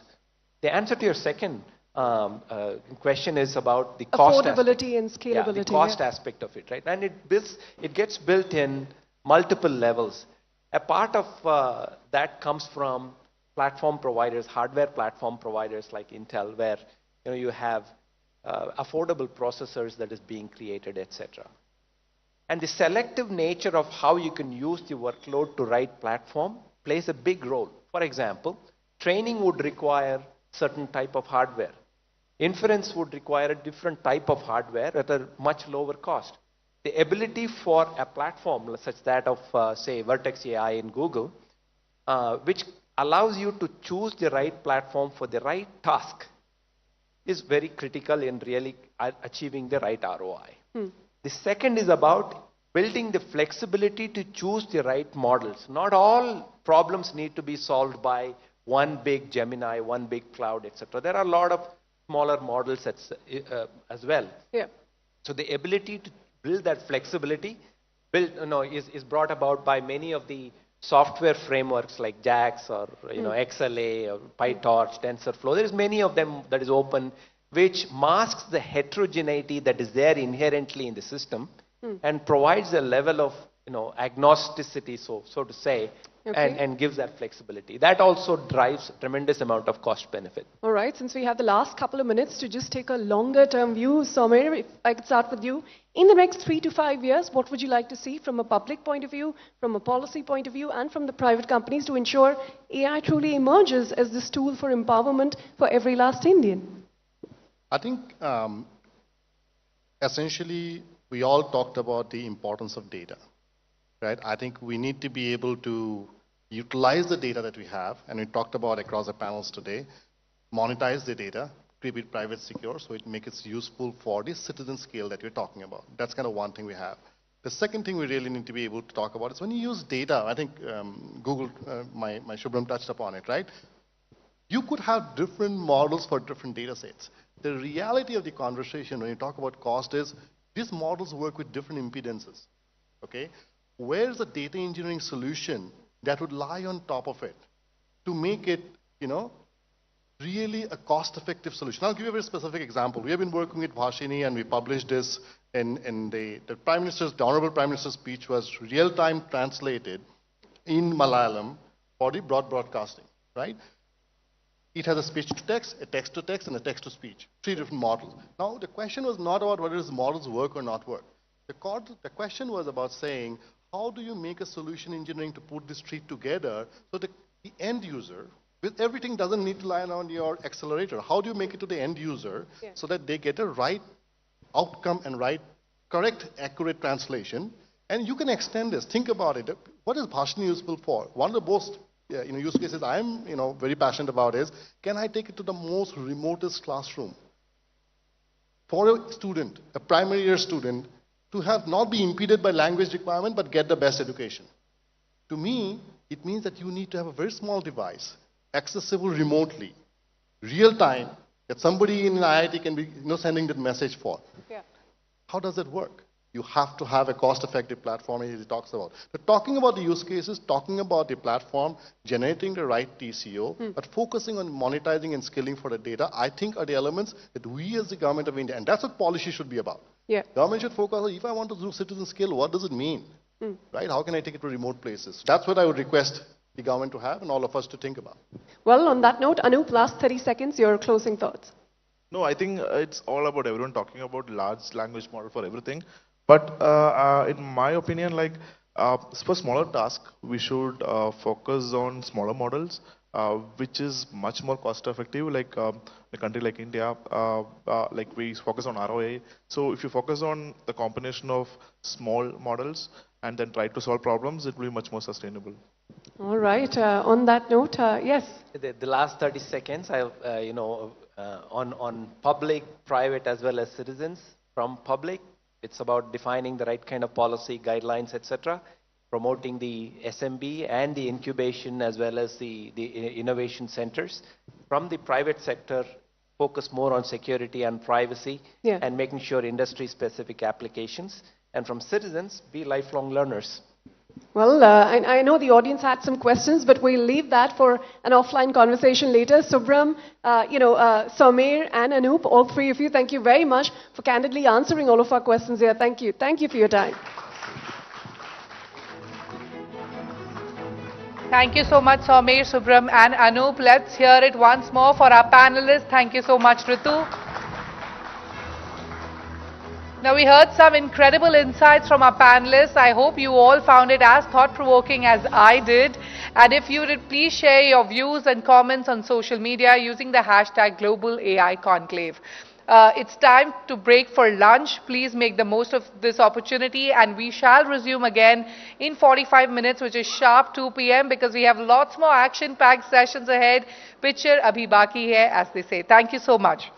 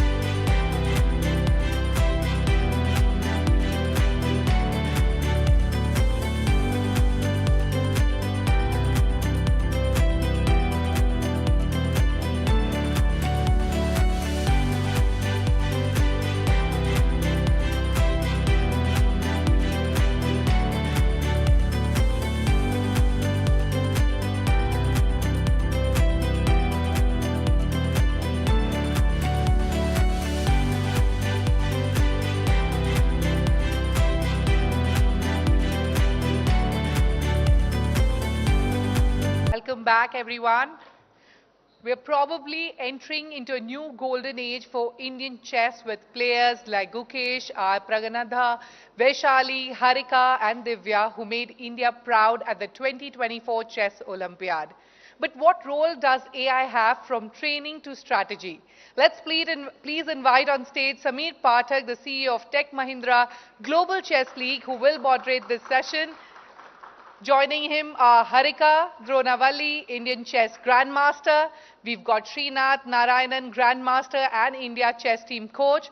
We also have Prachura PP, founder of Prachura Group and former international chess player. Ladies and gentlemen, a huge round of applause for our panelists.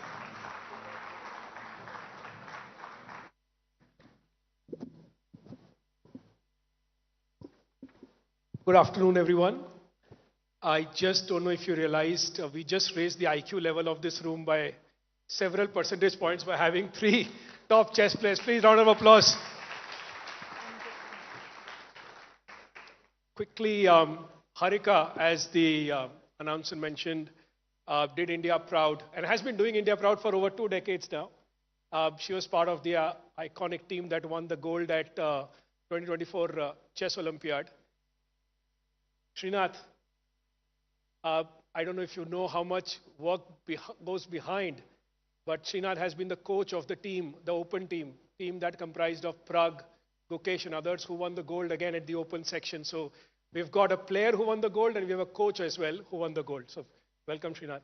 And he's been a coach of note with Arjun Erigassi's coach, who's now India's #1. And also Nihal Sareen, the guy who's next in line after the Fab Four that we have on the top. Finally, Prachura, an old friend now. He is one of the rare people who have made transition from being a chess player to being a businessman who does work with chess. He owns one of, he's played several and won several tournaments, and he told me once, and I'm sorry I'm revealing a personal conversation, but he did tell me that he paid his entire college fees in US by winning chess tournaments. So and from there now to owning a team which has Nakamura, Hikaru Nakamura as a player who plays for him. It's been a long, long journey. So, all right. Probably chess is a game that is closest to getting influenced by AI. I've been tracking the technological developments, but all 3 of you represent a very different side of chess: a player, a coach, a businessman who's linked to chess. Any volunteers to talk about the engines of chess? Chess that has, engines has been part of this chess for a very long time now. A decade and a half is a long time in world of sports. Any volunteers to pick up and educate the audience on what engine is and what it does? Sure, yeah. Go ahead, Srinath. I mean, when we talk about the influence of AI in chess, and chess is a game of perfect information. So there are set rules, 64 squares, 32 pieces, and the field is ripe for a computer or an algorithm to, make a large difference. There are not a lot of uncertainties involved, not a lot of variables, weather conditions, pitch conditions. These things don't exist in chess. So talking about the influence of chess, AI in chess, and Mr. Sameer mentioned chess engines.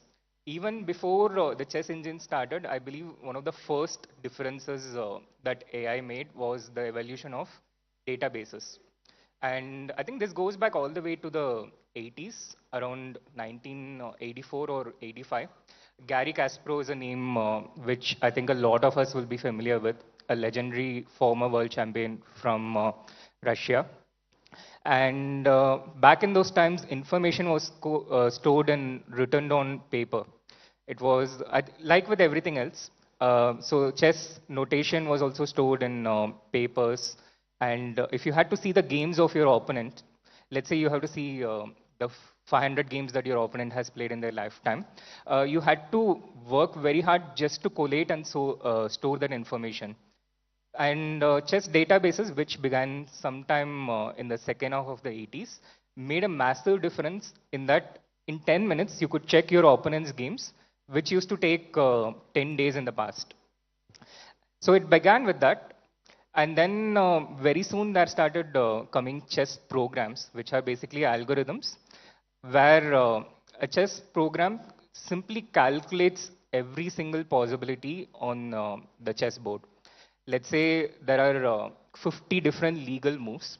How a human mind thinks is that we choose quality over quantity. About 2 to 3 moves make sense for us. We go to that move, we consider it, then we consider the 2, 3 moves of our opponents. And this is how the human mind works. We filter it out with quality based on our understanding of chess, and we make the next move. But chess engines, they had a completely different approach. Because of the calculation speed, because of the algorithm, which is impossible for a human to attain, they could calculate every single possibility, every single legal move in that particular move, and also the every single legal possibility that the opponent has. And like this, they could go very deep in calculation. And initially, we tried to fiddle around a lot with how the computers thought about chess. We were teaching computers chess. We were teaching different ways of evaluation. And then at some point, someone just ran the engine, let the engines let loose. And the results were transformatively different. The engines were able to, at some point, calculate so much better, especially with the improvement in technology, improvement in speed, and everything. The engines were able to calculate so much better than humans at astonishing speeds that it was able to generate moves of different output. So this is basically chess engines. Imagine a Google Maps versus a taxi driver. And at one point, it was important for a taxi driver to know all the different routes within the city, and they were able to do it better than any technology. But after Google Maps came in, the maps almost always calculates better than a human. It's able to see how much traffic is there at which route. It knows all the different routes that a human will take years to understand, and it can simply calculate better. So like how Google Maps calculates the traffic and the routes better, similarly chess engines calculate the moves and all the possibilities at an astonishing speed that humans simply cannot imagine. Wow. Thanks, Srinath. I think that's a great explanation of how chess always had, at least for the last few decades now. I'll fast forward this, Harika, a little bit forward. Imagine chess players being trained on these engines, and the engines anyway are becoming smarter and smarter, and more games are being fed in. Do you see, let me play a contrarian point of view. Do you see two elite drone chess players playing each other because they are now trained by just engines? Do you see that happening and chess becoming more dull, or there is still going to be a scope of novelty as we speak, or we'll see these drones as Srinath is training them to be? So I think already this generation, they are like heavily trained with engines and the moves. They generate a lot of opening moves. Earlier, maybe the novelties which were happening at like 9th move or 10th move are now happening at like 30, 35 moves and like, already. And like before the game, we also have to remember like many moves in thousands of moves. So definitely already the World Championship which is going to come up, you will see there is a lot of this generated like computer generated moves that we have to remember. But then even after that, once you are out of your preparation, there are a lot of human emotions that come in, and that's what matters the most in chess. So though it helps or it makes our task difficult, the AI, but still I think finally the game, when it comes on the board, it also depends on the human emotions, and that's the beauty of chess. So I believe that it's making our life harder and better, but it can't take away the game at any point of time, because finally the human values and human emotions make the difference in the sport and in the game. Glad to hear that. Glad to hear that. Now, Prachura, let me just change a little bit of tact. Chess, as per the last FIDE study, had more than 600 million players is what they quoted, who either know chess, have played chess, and so on. That's a huge number. Now, somebody else who's now invested in chess, somebody who watches fans. Now, how do you see chess being expanded beyond that horizon, or what do you see the impact of AI on chess to bring in more fans or make fans more engaged? How do you see that happening? For the common audience, people like most of us here and not these two champions. What does chess help us do, and how does chess help us engage? First of all, thanks for that introduction and letting my secret out to the world. Anyway, addressing his question, I think AI is making things more simpler in a way where, let's say, for example, you're a fan or you are someone who wants to follow chess or follow chess players. You have WhatsApp bot these days, which talks about which tournament is happening, where you can follow a certain player. You have talking bots which can actually give you analysis of a certain game. I mean, I'm someone who's also a fan, right? So when I see elite players playing, I want to know why a particular move is played or not played. These AI bots are now telling me why a certain move is played and why it's not played. And this is we're just scratching the surface. Let's say this AI bot can talk in any language. So we're talking about this bot can interact with anyone in the world. So at any given time, 24/7, we have this, AI interacting with fans at any place, language, whatever you say, and it has it all. So AI is like changing the game here. I mean, even the way that we are looking to engage fans and get more people on board, it reduces manpower for us, cost saving as well when you talk about business. But yeah, it's just changing the entire landscape. Interesting you mentioned that, because the more you demystify chess at the higher level, like a Harika versus a Koneru game, the more you demystify it and bring it down, I think a lot of sports have been able to do that. And I think chess, the more you demystify it for people and get say a 10-year-old to understand that game who's starting out in chess, I think they'll appreciate that more. And I think AI makes it easier, and some of the experiments that you spoke it's of. basically more important for the common man to like understand what's happening in the game. That is the most important way to sort of grow chess and get more fans involved in chess, because the general notion is chess is a very difficult sport or / game to understand, right? So when we simplify that for people, that's when like you get more fans I think on AI board. is the magic And bullet there is I wanted to add another point. There's apparently like a board now where if you don't like to play digitally and you want to play like a physical game of chess and you don't have an opponent, you can just make a move, and that is an AI generated response which makes the move on its own. So you can like ghost anyone. Like it can be like Srinath, me and Srinath playing when he's sitting in Chennai and I'm sitting in Bangalore on a physical board. So just imagine the brand play that we can generate with that and the implications of that. You were saying something. Yeah. I have that board, by the way. It's very spooky. It looks like you're playing against, you're actually right, you're playing against a ghost. I don't know if you've seen this board.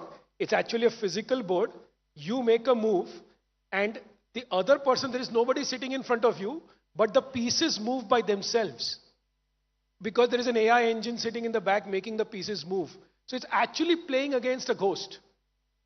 It's quite freaky, but it's quite fun at the same time. So I think it's from the brand Square Off. But I'm sorry, you wanted to No, comment. I just wanted to add, I think he's right. It made life easier for the fans, for the people who follow the game, and made it difficult for the players. Because now everyone, after seeing the game, they come with the evaluation and they say, why you didn't make the move? It's so easy. How come you didn't win this position? So yeah, I think, yes, it has and made life easier for many and most difficult for the players. I'm glad chess is moving in that direction where you have armchair critics now. Cricket has suffered from it. I know that with today what happened in the Australian-India BGT series, there are a lot of armchair critics here. But more of those will only help. But I do have a question for both of you, an important one. Now, you spoke about the importance of emotions and you spoke about preparation. What is the right combination? You've trained world number 2 now, Arjun Eragasi. You've worked with, and you are yourself a champion. You've worked with Olympiad gold medalists.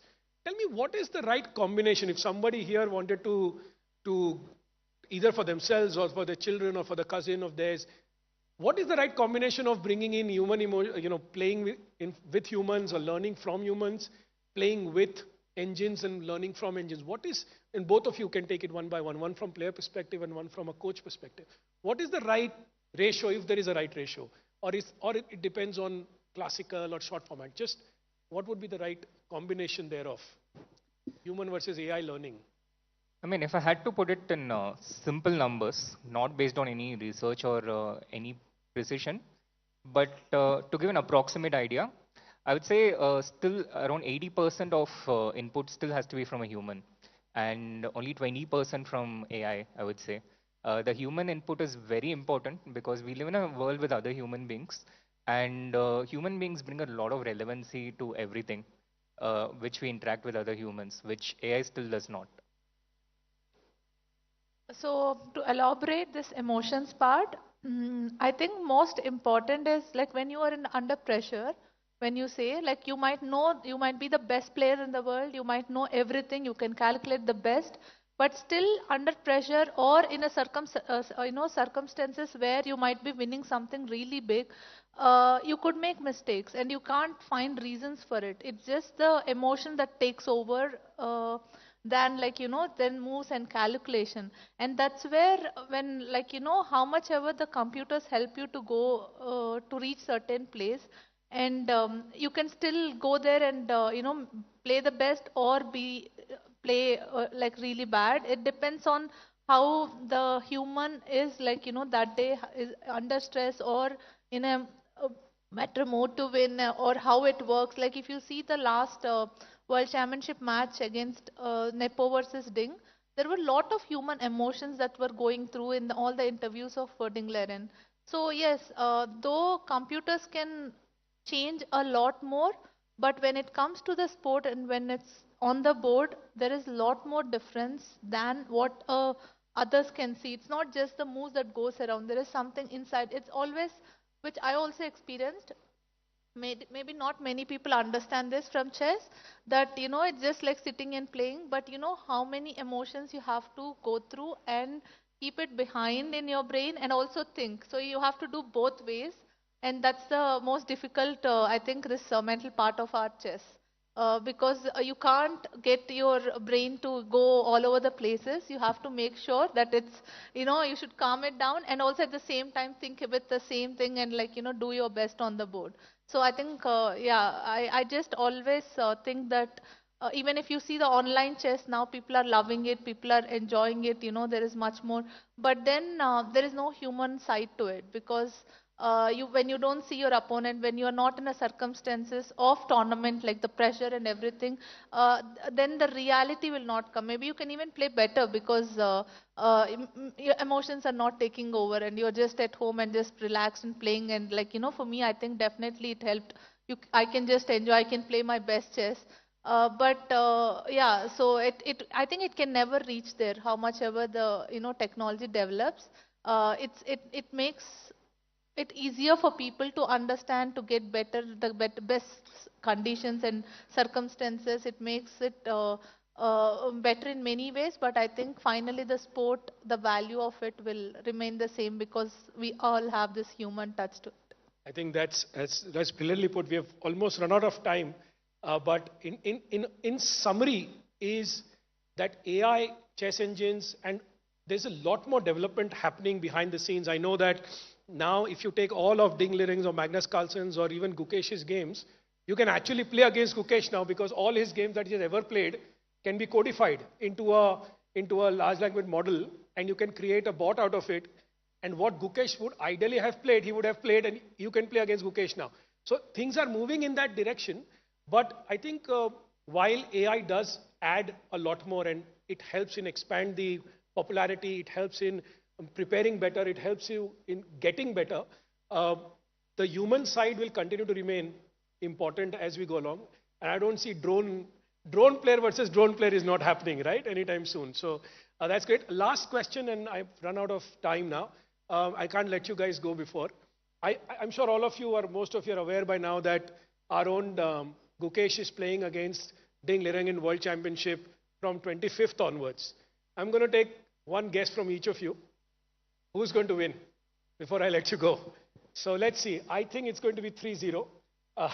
what they're going to respond, but let's quickly give them an opportunity and hear from the people who actually track and meet these players and play with them often. So who do you think, Gukesh versus Ding? No, I mean, of course, I want Gukesh to win. He's a good friend of mine as well. But I don't want to jinx him, so I'm going to say Ding, and I'm going to jinx Ding. All right. Sir? I think Gukesh is a clear favorite. Clear favorite? Definitely, I think Gukesh, I think we all have to root for him, and being the youngest challenger from India, it also changes the people perception, and the kids will get inspired from him. I think this is going to be a moment like how after Olympiad things changed. I'm sure after this World Championship things will change in much bigger way for chess. So definitely it should be, and it will be Gukesh. India seeing another world champion in chess is what we are all looking forward to. Raise your hand if you want Gukesh to win. There you go. I shouldn't have even asked, but thank you very much. Thank you very much, all the three panelists, for adding your views here on a very interesting and future-forward subject of AI and chess. And wish you all the best for your future careers as well. Thank you very much. Thanks. Thank you very much. Thank you, everyone. Huge round of applause. It's very rare to get 3 chess champions on stage. And we hope we'll get Gukesh soon after he wins. Now, moving on, it's time to hear directly from someone who oversees India's ambitions when it comes to AI. I would like to request Shireen, CNBC-TV18's managing editor, to moderate the next session. And please invite on stage S. Krishnan, the Secretary for the Ministry of Electronics and IT, who's flown in all the way from New Delhi. Thank you very much, sir. So we are calling this Inside the India AI Mission. Thank you, Shireen. Thank you very much, Chandra. Mr. Krishnan, welcome to Bangalore. I'm not going to bore you with any more traffic and AI jokes because we've done those to death. But I'm glad that you managed to just about get here in time. You know, we were having this fascinating conversation on what AI could potentially do as far as the chess world is concerned and sport in general. Let me start by asking you about how AI can transform government and government decision making and where things currently stand. We've gone from an era of the Nadaiwala file now to an AI era. What does it mean as far as the government's own working is concerned? You know, quite honestly, there's one area clearly where it can help. A lot of what government does is based on precedent and finding the right precedent. And I think that's certainly something that AI can do for us, and probably with greater accuracy than human memory. So is it something that you are considering at this point in time as part of the larger aspect and ambition and aspiration of the AI mission?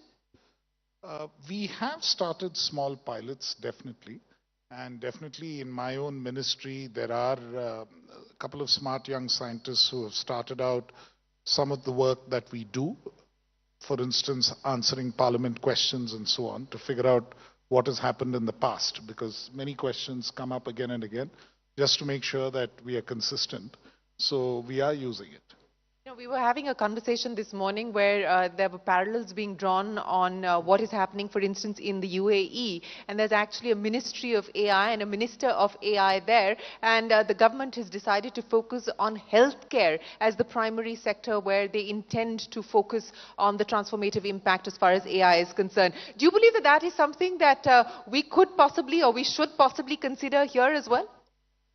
About a Ministry of AI, not my brief, it's above my pay grade, so I'm not going there. But on focus areas and areas that would make a significant difference, healthcare is certainly amongst the 3 or 4 critical areas that we would look at. Healthcare, education, agriculture, climate change related work, and how we can support manufacturing. These would be the 4 or 5 areas which we think are critical where AI can be used and ought to be used in India, and we need to be developing that. And in terms of government's own functioning, the complexity of India, and in terms of enabling more people to actually access government services, using voice-based services which can operate in multiple languages. We have Bhashini right now, we have other efforts going on. I think you have a session later today. I see Professor Ganesh in the audience. So that would be another area which is critical and important in order to make AI work for the people of India. Well, speaking of making AI work for the people of India, I want you to give us a status check, and I'm sure everyone here in the audience, as well as those watching us on TV and online, are curious to know where do things currently stand now as far as the AI mission is concerned. We do have a capital plan and a capital allocation of a little over 10,000 crores, and I know that you've told me previously that capital is not an issue. If more money needs to be put on the table, the government will put more money on the table. But where do we stand now in terms of operationalizing the mission? What has been achieved? As you're aware, there are 7 major pillars, and work is going on apace on all of them. The largest pillar is the compute pillar, which is 4,500 plus crores. And on the compute pillar, end of this month is when we open the bids. 28th of November is when we open the bids for the first round of AI compute. We've had very, very good response. We've had a number of rounds of pre-bid consultations and meetings with all the stakeholders, and we are very hopeful that it should lead to very good outcomes. And that is fundamentally based on the principle that there would be bids as to at what rate different kinds of services relating to AI would be offered, and we hope that by buying in bulk and by assuring a market, we would be able to get reasonable prices. If for certain specific needs like research or innovation or something, we need to subsidize this or government needs to pay for that, that is something we can certainly do. So that is the big chunk which work is already on, and we should be able to push and go forward. The other element is the skilling element, where there's been considerable response. We have almost about 350 projects at the BTech and MTech level, which we have picked up, and we are examining right now for funding, and more are coming in as we speak. Likewise, there have been about 14 institutions which have come up with proposals for funding PhD scholars in the AI space. So the skilling piece there is really falling into place. And what's the capital allocation as far as the skilling piece is concerned? Skilling piece is about, overall for the 5 years, it's about 1,900. Okay. So it's a fairly big chunk. And the third area where there's a lot of interest is on AI applications. We finished one call for proposals. There have been, again, overwhelming response on the number of people who have responded. We are opening up the second call in December, and we expect that more would come up. And in the meantime, these calls and these responses are being evaluated by a committee of experts. Likewise, for safe and trusted AI, there's been a lot of action on that front, and we've found a number of people, almost 1,000 responses for various kinds of applications which would enable us to make AI more safe and trusted. So practically on every pillar, there's considerable progress. The 2 pillars which we are yet to fully operationalize, one is the AI application, the AI, the new multimodal model which we want to create. Okay. We are thinking through that aspect. And the last one, of course, is on how we support innovators and startups. But that, again, we will start in the coming months. Okay, so a couple of things that you spoke to us about. Let me pick up on something that you said there, that you hope that the government will be able to extract reasonable pricing. Do you believe that given the demand that you hope to be able to generate, that you will be able to exercise pricing power there and drive down prices? I don't think we are seriously looking to drive down prices to cause losses to anybody. I think this is more about offering a level playing field. A government program to subsidize this can operate in a number of ways. If we get into actually trying to establish it ourselves, there is one issue. There are efficiency issues, the speed with which you can do it. If you want to subsidize the private sector to do it, we could have done it. We could have done a viability gap fund and allowed somebody to do it. The only issue there was that people had already started establishing, and some people had already established GPU capacity. Then they would be excluded. And really the capacity which we can actually bring into use the earliest will be excluded from the scheme, which is why we prefer to go with this option to begin with, saying let us give a wide option, whether you've already established it or you intend to establish it in the near future. Here's some visibility on the kind of demand that we can offer you, and here's some way in which you can bid for this. So I think that is why we picked this as our first foray. It still doesn't mean that we can't do a viability gap fund if needed. Basis if needed. And equally, a sovereign option is always there under the National Supercomputing Mission. We are already converting the later stages of that program into AI-based compute in addition to just high-performance compute. So we have both those options built in. And there is on the anvil an NSM2 will have to come in because we have to go to exascale computing. So that is down the line. So we can always use those levers to actually increase or expand the scope of AI compute in the country. You know, that's interesting, and let me ask you this. We've got the AI mission, we've got the semiconductor mission, we've got the compute mission, all three underway parallelly. How much of integration is actually going on in the manner in which these three are being architectured as well as being executed? Because I would imagine that there's a fair degree of overlap as well. There is certainly some overlap. I wouldn't say that there is considerable overlap. I think the semiconductor mission is really looking at two parts. One part is commercial ready technology which can be implemented. So that is a fairly uncomplicated thing. It is people who have technology who will come and establish commercial scale production facilities with a government subsidy. It's a fairly straightforward ask. There's another part to the supercomputing mission which relates to the design-linked incentive, where we are actually subsidizing startups and other companies also now. We will also add domestic companies to that list for their designing new chips and chip designs and so on. We provide a subsidy. Now, that portion in some senses has some overlap with what happens with AI. Some of those chips could be AI-based chips. Some of it could be differently architectured. So there is some potential there. But we don't have a similar vertical in the AI mission. Now, likewise, in the AI mission, the fundamental push is on making sure that the compute is made available for people to use, to develop applications, to even develop a large multimodal model, all of that. So it is not so much oriented towards the hardware side of things.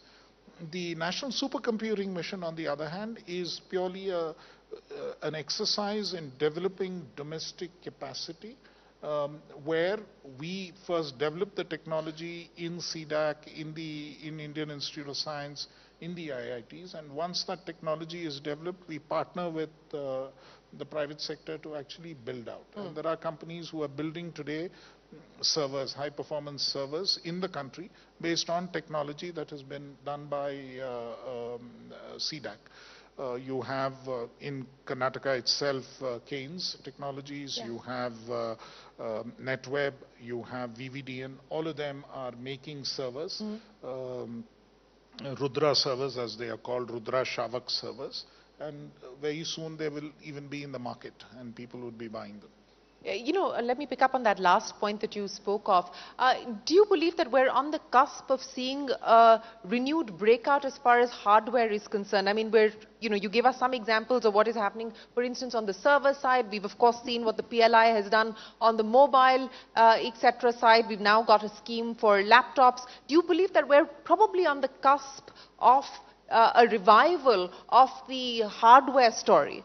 Absolutely. I think this has been part of the objective of the national policy on electronics ever since 2012, and it's got a new impetus now to make sure that with very meaningful and muscular schemes which will help us bring in electronics manufacture within the country, we are all aware of the success of the mobiles PLI, which has actually meant that from a country which imported 75% of its mobile phone requirement in 2014-15, today we export, and 99.2% of what we need in the country, we make in the country. That's one part of the story. Equally, we believe that value chain has to be deepened, which is why we are working currently, which the minister has already mentioned, on the component scheme, which is being discussed right now and should be out shortly, and that will deepen the value chain further. Is the component scheme likely to be announced ahead of the budget or alongside the budget? It depends on, how much time various things take, so I wouldn't hazard a guess there, but we will try and get it out as quickly as possible. So that will deepen the value chain on the electronic side, and the PLI for IT hardware, which has already been announced and has taken off with a fair amount of participation by a number of companies, both multinational companies and domestic companies, 27 of them in all. And there is a requirement of progressively indigenizing the value chain, and the domestic value add has to increase. We don't have a domestic value add condition in the mobile phones PLI, but we do have it in the IT hardware PLI, and the companies have assured us that they will be able to achieve it, and we will move forward on that basis.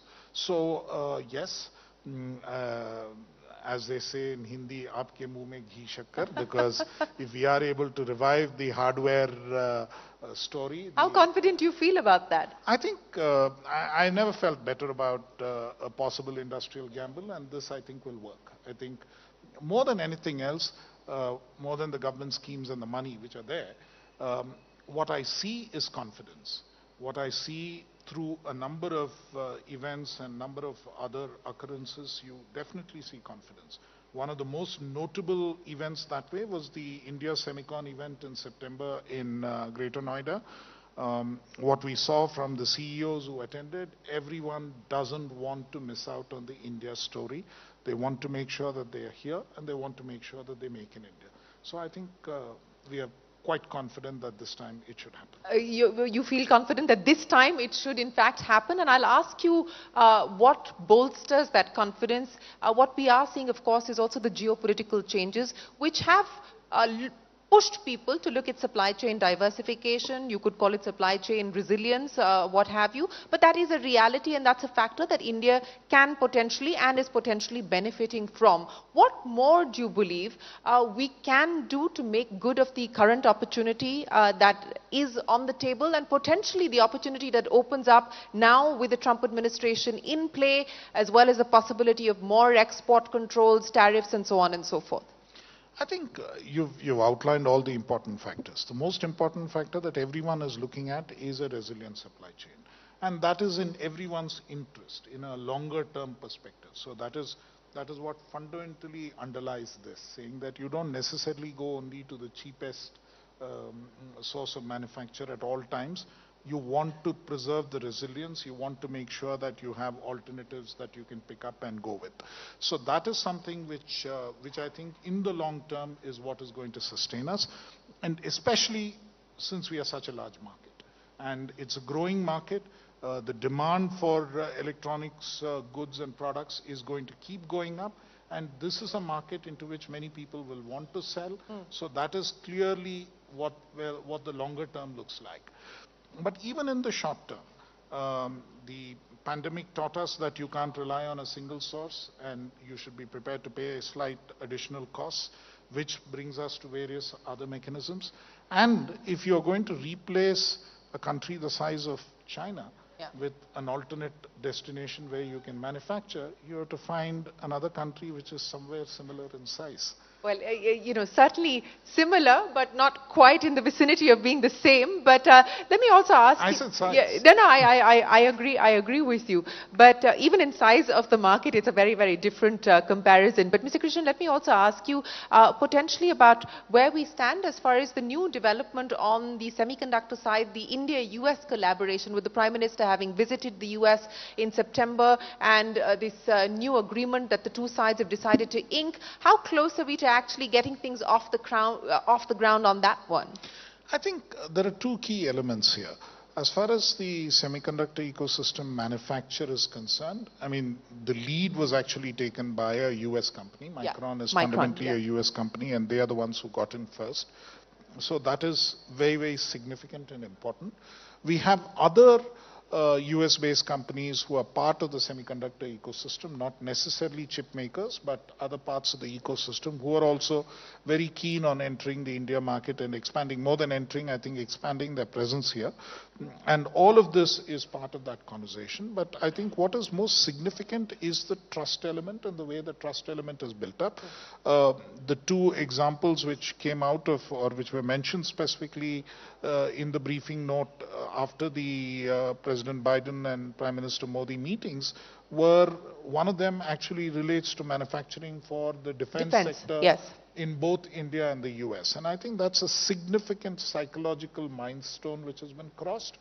And that would make a significant difference in the way that we look at each other in this particular sector. And I see many, many opportunities opening up there. Well, let me ask you about the larger regulatory environment. And we've gone through an era of countries across the world looking at data sovereignty. In India, we brought in the data localization norms in order for us to be able to protect data. And now we're talking about AI regulations. And the world over, this is something that people are grappling with. What do you foresee, what do you envisage as an AI regulatory regime that would be relevant to India, that would be relevant to India's needs in the future as well? You know, quite honestly, I think we have to think through this thing very carefully. You know, some of the problems or some of the issues that people talk about in the context of AI, especially deepfakes and so on, is not so much a regulatory issue as much as a technology issue and a timeliness issue. At best, it may need some tweaks to make sure that the response is faster, as opposed to a requirement to change the law fundamentally itself. So you're saying the law has enough teeth to deal with deep fakes and misinformation and hate speech and disinformation and all of that, and make the platforms more accountable? Making the platforms more accountable and getting them online in terms of, well, in the sense that they're realizing and acting faster. I mean, I think that is what is seriously required. The law has provisions which can enable that to be done. At best, we may need some minor tweaks. So I'm not very concerned that we don't have a law which will address that aspect. The aspect which many people worry about, and you know, some of the California law which also got finally vetoed and things, is one extreme existential end. I don't think we have gone there yet. And I don't think we should be legislating at that scale right now, because I think we are still at an innovation stage, and we need to recognize that we need to promote innovation. The other experience that we have found, a positive experience in working with large social media intermediaries and others, is that there's a fair amount of voluntary compliance to a number of aspects. If you look at data which shows, you know, how many takedowns have been there, and, you know, a couple of years ago, everyone was after the government saying that you're forcing this and there's freedom of speech and things. Now nobody talks about those issues anymore. People realize that there are risks and dangers to the community. And if you look at the number of takedowns, what government actually requires to be taken down is an absolute minuscule fraction. I think it is less than 0.1% of the total number. The reports by the social media intermediaries themselves will show that they take down a much larger number based on their own community guidelines and their own issues. So I think we see that kind of cooperation. And the second thing is that invariably it's an interactive process where we point out something where they've not taken it down themselves. They come back to us and there is a discussion, and almost in every case the compliance is practically instantaneous. I mean, it's a discussed process. It is it's not some very adversarial process in that sense. So I think looking at the track record of that kind of voluntary compliance and the willingness to recognize the risks, I would believe that, and the minister has already mentioned this, that we will look for a voluntary compliance track to begin with, and thereafter see whether there is a regulation which is required or legislation which is required. Because for government to legislate, it is the sovereign power of the government. We can legislate when we need to. But you don't want to stifle innovation is what you're saying. But, in the context of AI specifically, and I think, you talked about precedents, and precedents is what the government looks at, and we could have an interesting precedent playing out with the courts taking up the matter of ANI versus OpenAI, where essentially, the broadcaster or news agency is saying that you're using my content to train your models on. Is this something, an area that the government, by way of regulation, will get into? That's a slightly different issue. I think that is a copyright issue. Yes, it is a copyright issue. I mean, and as members of the media, I think all of you should think about, where your copyright absolutely works. And so, the copyright aspect is a separate aspect. It is two private rights which stand against each other. Now, do we extinguish one private right, or do we extinguish the other? I think that is something which has to be decided judicially. And I think even in the United States, that's an issue which is being dealt with judicially. So I think we should be clear that we can always regulate, we can always legislate. But this is an area where there's existing legislation. We have IPR legislation in this country. We have copyright legislation in this country. There are empowered courts who need to decide on those issues. So let the courts decide as far as on this issue of copyright violation. Let me get into the... And there is law already. Yeah, there is law. Yeah, there is law. Let me get into the discussion and debate on whether India should invest its capital as well as its bandwidth on creating large language models and what we need to do in order to build out the AI infrastructure, or should we really focus on the application side, because that is our strength and that is where we ought to focus our energies on today. And it's a divided house. There are both points of view being expressed at this point in time. Where do you stand? I stand on the wall, I stand literally on the fence on this. But no, I mean, on a more serious note, you have to recognize that there's a very carefully thought out pillar in the India AI mission, which deals with large multimodal models, not necessarily large language models. And because we believe that there's a lot of, oral stuff, there's a lot of visual stuff, there are pictures, there are videos, there are recordings, and all of that which need to be taken into in order to generate a model which will really work for India and which will capture the diversity. So that is something which we have not ruled out at all. The money is set apart for that. We have to look at a good proposal which will sort of do what needs to be done. Good proposal from the private sector? Not necessarily, from academia also. I mean, there are proposals which academia is already working on. They are already working on some of this already, and as it needs to be scaled up, if it needs But funding, nothing's come for approval as of now? Not to us. But that is something which has been funded partly by DST, and we can always sort of increase the funding if need be and take it forward. So I think that option is not closed off at all. Okay. That option is very much open. But the point there is that there is some available material which we can use and support existing applications. And that's another separate pillar of the India AI mission. So when I say that, there are 7 pillars, and some pillars are firing faster, some pillars are taking their time, I think we are prepared for both. So what would tip you over the fence on this one? Evidence of proposals that come to you, or not just evidence of proposals that come to us? We can always think. I mean, you have to realize that across the world, in many of the AI models which have been developing, which are developing right now, there are many people, many Indians, many people who have gone from here who are helping to develop many of those models. Now, what turns them to come back, or what turns somebody of that same, brilliance or understanding and skill sets wanting to do it here, we are happy to support. So, I mean, it's an open offer. So that's something which we are prepared to support at any time that a good proposal comes together for something which we can work on.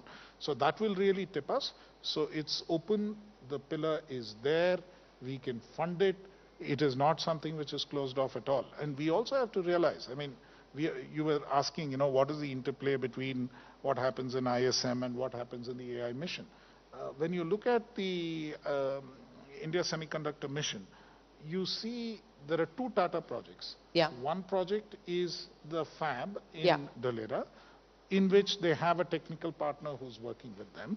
The other one is the ATMP in Assam, where they're doing it themselves.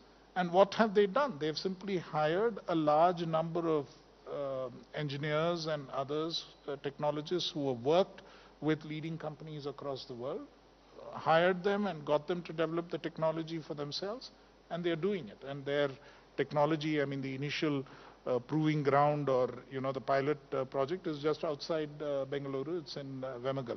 So there's no reason why it can't be done.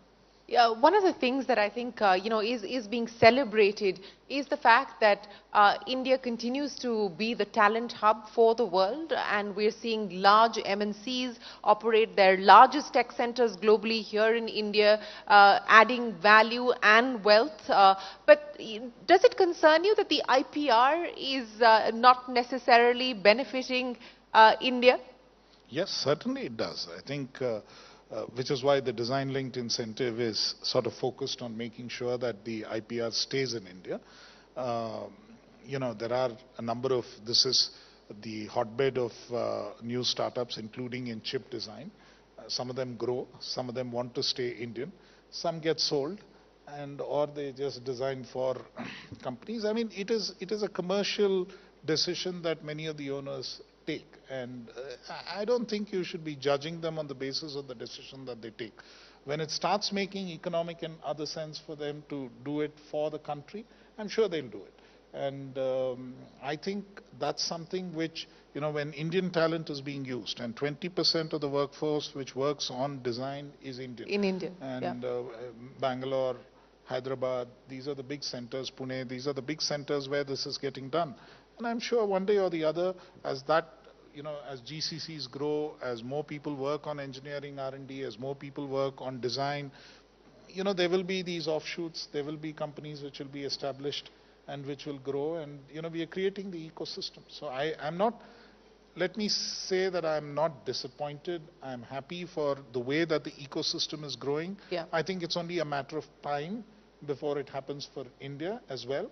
And we will have something which will support people who will develop the design in India and keep the IPR in Mr. Krishnan, I want to link back to the hardware story that we were talking about, and you said that you feel very confident that this could in fact be the breakout moment or revival, so to speak. But I want to link this to what we're seeing happen within the region as well. And the China opportunity is not just coming to India, it's coming to places like Vietnam and other countries in the region as well. Is there an assessment today of where things currently stand as far as costs are concerned, as far as ease of doing business is concerned, to ensure that a lot of that FDI that may be finding its way into other regions, moves to India? Look, I mean, of course, there are higher costs, especially when a new industry comes in. There are likely to be higher friction costs and other costs which are there. And, infrastructure may not be what it needs to be to begin with. So all of those added costs will be there, but I think they do get overcome in course of time. I think these two states between Karnataka and Tamil Nadu have proved what it takes to bring in electronic manufacturing into the state and how you can actually do it. The proof is really in actually seeing it happen. Foxconn is building a huge center again outside of Bangalore in Tumkur. They already have one huge center in Sri Perumbudur in Tamil Nadu. So this is proof for you that it can actually be done. I think it's no longer a question of can we do it. Yeah. We have done it. Now how do you scale it up, and how do you spread the story wider in the rest of the country? And how do you prepare for it? Have you been able to spread the story wider on the back of some of the examples that you just cited? And do you have clarity or visibility on further incremental or new FDI coming in? There is a lot of interest, and I'm confident that more of it will come in. It's a little more complicated. The electronic sector is a little more complicated than, say, the automobile sector, where the number of manufacturers is significantly larger. Today, if you look at something like the mobile phone brands, there are probably only 5 or 6 big brands. Likewise, in any particular element of consumer electronics or anything else, the leading brands and those who dominate most of the market are limited in number. So it is a bit of a challenge, but I think the good thing is that many of the brands and many of their facilities are already in India. And it's a question of scaling up. If you take the mobile story, it's no longer about manufacturing for the country. It's about exports. It's about, how much can you make here and export. So that is the way we are looking at it, because otherwise, the two biggest brands are both here and manufacturing. And one is exporting, the other will also hopefully start exporting. And even the Chinese brands which are here will hopefully start exporting. Is the Apple story really the story that is marketing the Make in India movement at this point in time? I think it's a very important example. I mean, if you show that it can be done, that makes a big difference. And I think what the Apple story really shows you is that it can be done. There's a very similar story in a related field. If you look at, athletic footwear, the Nike story, for instance, in terms of what is happening with non-leather footwear being made in India and the number of companies which are again coming up in this region. So I think these stories are illustrations that it can be done. And it just takes a little bit more work to sort of put it all together. How much of technology is a part of your life today? I mean, do you have an AI assistant that's helping you go between your meetings and prepare your notes for you and so on and so forth? I'm a slightly older world person, but I have people in my ministry and who help me who are real people who tell me I asked AI and they told me this and this is the way it is. But I think sometimes, even if you have to think about technology and even if you have to think about these issues, I mean, I'm not a technologist myself, I'm a policy person. But when I think about policy, it's, I think, important to understand the real world impact of this and what it can do for a variety of things. So sometimes it's easier to think with this. So, yes, I would imagine so. So let me end by asking you, what to your mind is the role and the purpose of technology in the Indian context for our future as you see it evolve? I think it is the most significant element. That is what is going to really take us into the next level of discontinuous growth. Technology in the way that it has evolved, and particularly the application of AI and various elements of it, will probably be the next industrial revolution. And the opportunity that the West had and Europe had with the first industrial revolution is the kind of opportunity that presents itself now. And if we ride that wave and use technology appropriately, then probably India by 2047 will be a rich country and not just an old country. A rich and an old country with young people. But Mr. Krishnan, always a pleasure. Many, many thanks for joining us here to give us a status check of where things currently stand with the India AI mission and much more. Ladies and gentlemen, a big round of applause for the MeitY Secretary. Thank you so much for your time, sir. Thank you, sir. Thank you, Mr. Krishnan and Shireen, for that wonderful session. Mr. Krishnan, in fact, at our event today, we have 3 people working on Indic LLM, Sarvam, we have Mitesh Khapra as well as Ganesh. So all the best AI brains in India here. But thank you very much for making the trek from Delhi to Bengaluru, sir.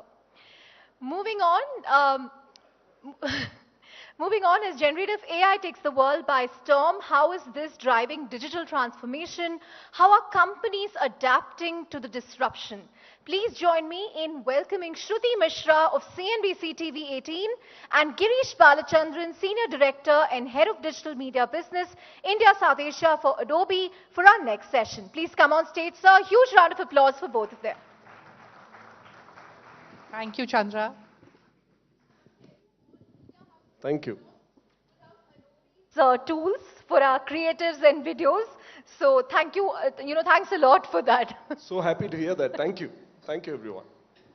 Thank you, ladies and gentlemen, for joining us today at the Global AI Conclave.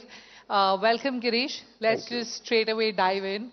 Thank you. You know, as we move further into the era of generative AI-driven solutions, how do you envision the future of digital technology transforming, evolving? What major trends do you feel, will shape the way businesses leverage technology in the coming years? Okay. Before we start, Shruti, I'd just like to say that it's a tough act to follow. Secretary Krishnan and Shireen won. That was an amazing conversation. But anyway, so let's dive in and see what we can do with this. So look, generative AI in general and generative AI in particular is a reality now, right? And your tagline says it best, from hype to impact. And this is reflected in the conversations that we have with our customers and partners globally. The conversations have moved from potential to performance, from playground to production, if you will, right? And the pace and volume of AI-led innovations are just skyrocketing. Due to radical breakthroughs in chip technology, we heard Yes. that in some of those conversations. In cloud computing, interfaces have changed, and the way in which we interact with applications and search engines have changed forever, right? So all of this is actually playing a big role. Now, if you look at it from a generative AI standpoint, what it also does in the Indian context is that there is this huge, the rapidly rising middle class in India is driving a huge surge in consumption, right? Which is actually reflecting in an unprecedented demand, increase in demand for digital content, where again, there's a huge play for generative AI. Now, the full value or the true potential of generative AI or AI will be realized only when it starts getting deeply embedded within the business workflows, right? Enhancing processes like content creation, marketing, customer service, or data analysis, thereby enhancing what we call creativity and productivity, right? So businesses that integrate AI into their core applications actually can automate these manually intensive, repetitive tasks, drive quicker insights. And how do you see that happening? How soon? So we see that happening now. We see that happening now. Like I said, it's no more a conversation about potential benefits. It's all about conversation about performance. It's about conversation on production. So we see that happening right now as we speak across industries, across various company sizes, across India. All right.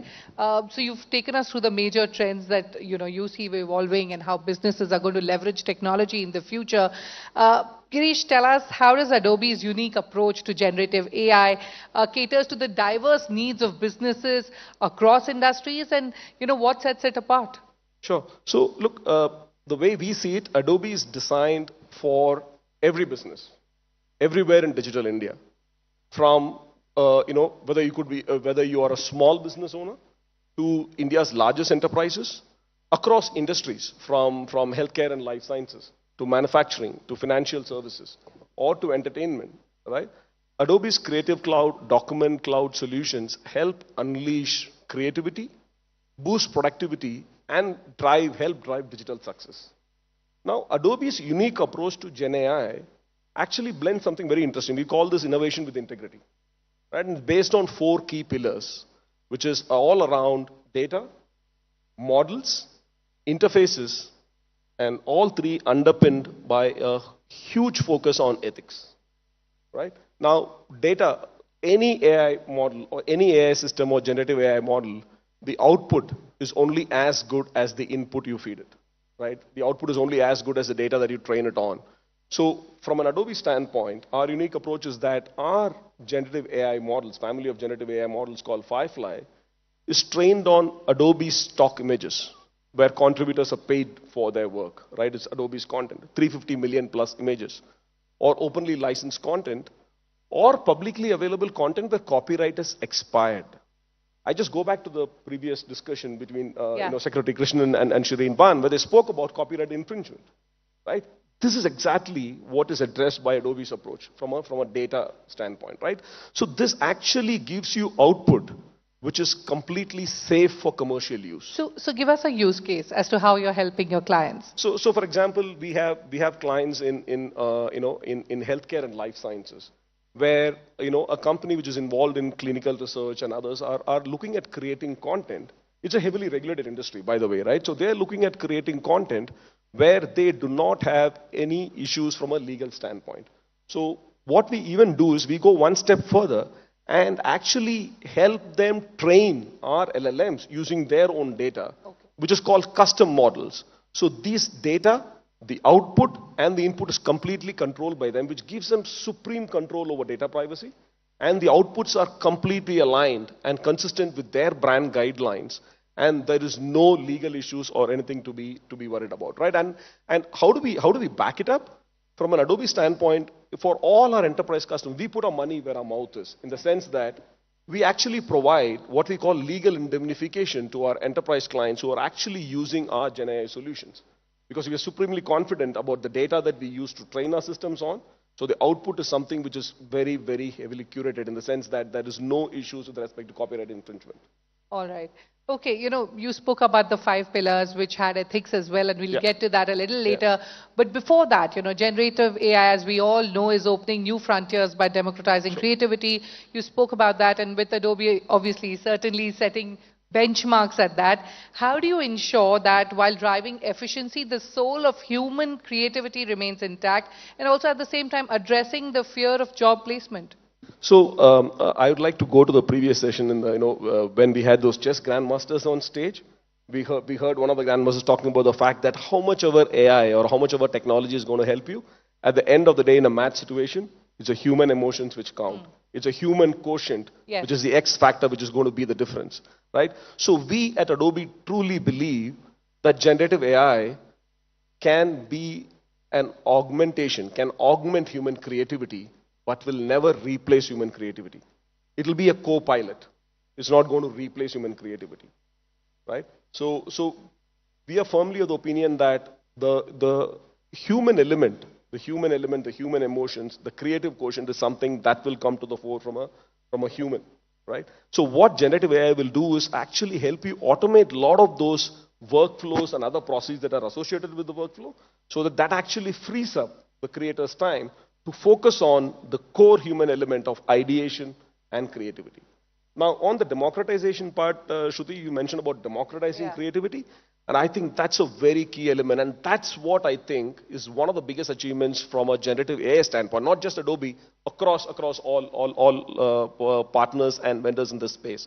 If you look at creativity in general, Adobe's view is that there has always been something what we call a creative ceiling, right? Because designers and creative professionals have always been told as how should a designer be, how should a designer work, how should a designer think, which in some sense would be constraining their creative elements, right? They're supposed to work in a certain way, they're supposed to work with certain tools, and at the same time, what we see is that there has always been something what's called a creative floor, which should typically prevent a non-creative professional from participating in this creative process. For example, I would like to classify myself as a knowledge worker. I'm not a creative person per se, I'm a knowledge worker. How would I participate in the creative process? Today, I create content. Almost every one of us in this room, whether you're a marketer or you're a knowledge worker, Absolutely. or each one of us. And that is the outcome of all this generative AI technology, where it has actually democratized creativity.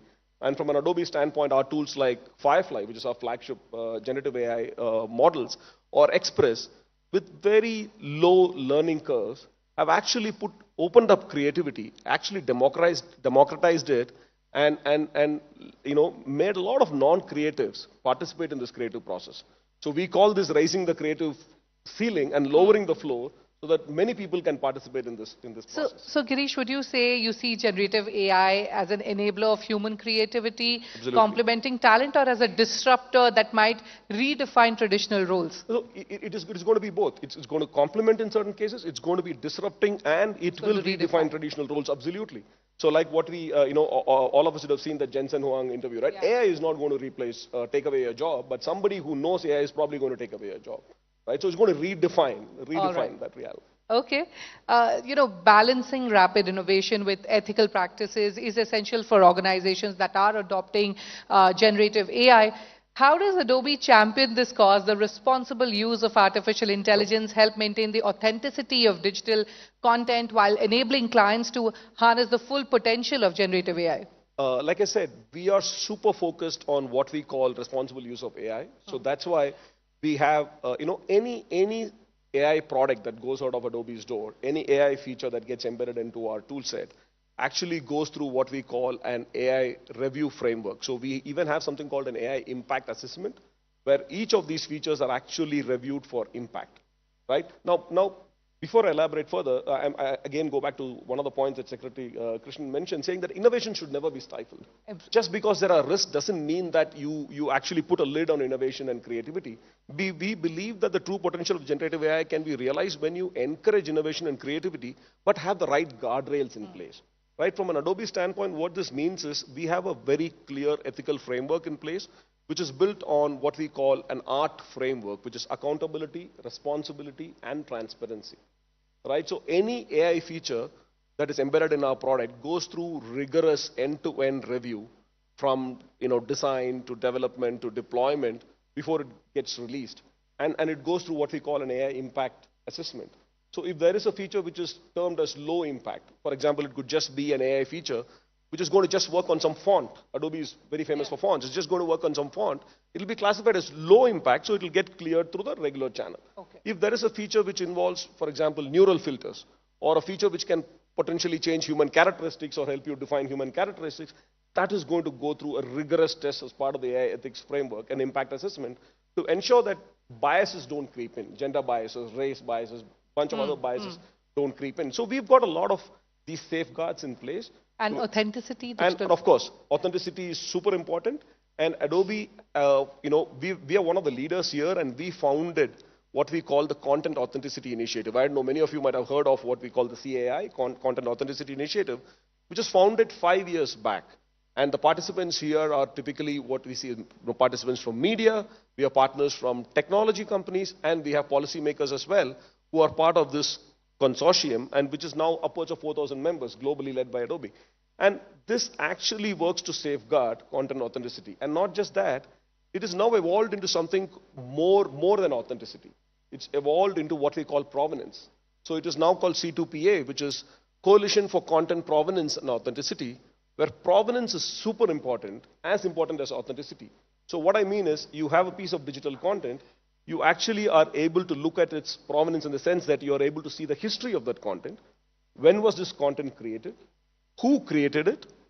What tools or technologies, including AI or generative AI, were used to create this piece of content? And what happened to this content through its life cycle? And then a person can make an informed decision about whether they want to consume this content or not consume this content. That is super important. Think of it like a nutrition label for digital content. What did you look for when you buy something to eat, right? You look for the manufacturing date, you look for the expiry date, you see what percentage of protein, fat, and all of that. This actually gives you a nutrition label kind of a thing for a digital content, basis which the consumer can make an informed decision whether you want to consume that content, whether you want to be part of it or not. All right, so thank you for taking us through how Adobe is championing the responsible use of AI. But what advice, Girish, would you give to ensure that your businesses or leaders leverage this technology responsibly and effectively as part of the digital transformation journey? So the way we see it is first look at, do not look at AI or Gen AI as a threat or a challenge. This is not something which is going to take away jobs. Like you rightly said, this is something which is going to probably redefine job profiles. Redefine roles, right? It's going to redefine job profiles. But this is something which is going to help us do a lot more we can do a lot more with what we have today. It's not about reducing cost. From an India standpoint, it's always about doing a lot more with what you have today.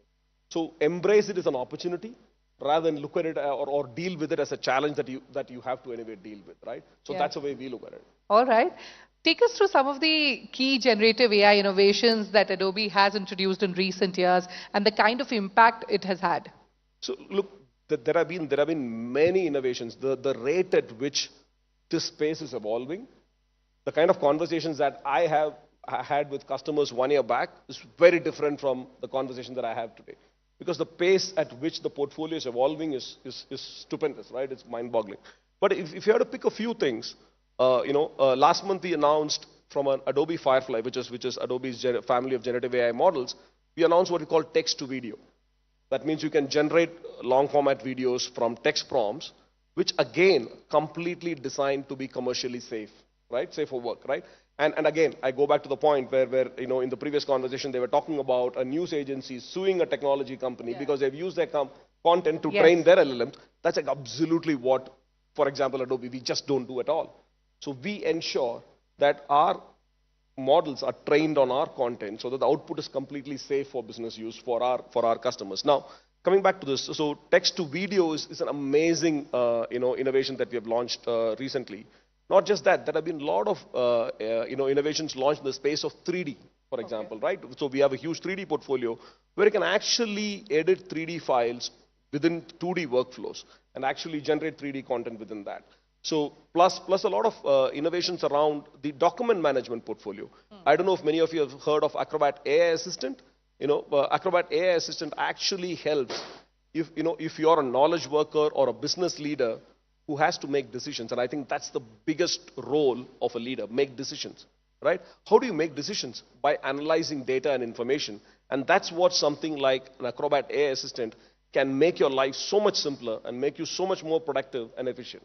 All right. Thank you for taking us through some of the recent innovations at Adobe. I believe we have about 3 to 4 minutes. Let me quickly throw away 3 rapid questions at you, and you need to be faster than the LLMs. All right? Okay, Girish, first up, what is your favorite Gen AI tool and why? Nowadays, it is Acrobat AI Assistant. If you had asked me this question 6 months back, I would have said Firefly. Now it's Acrobat AI Assistant. All right. What is the one line that comes to your mind when you think about Adobe's Gen AI offerings? We are on brand, at scale, commercially safe for business.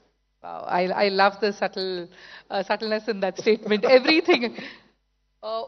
Finally, what is that one superpower you would like AI to equip you with? You really want to know that? Yes. Okay, I just wish AI would help me to get my kids to listen to me.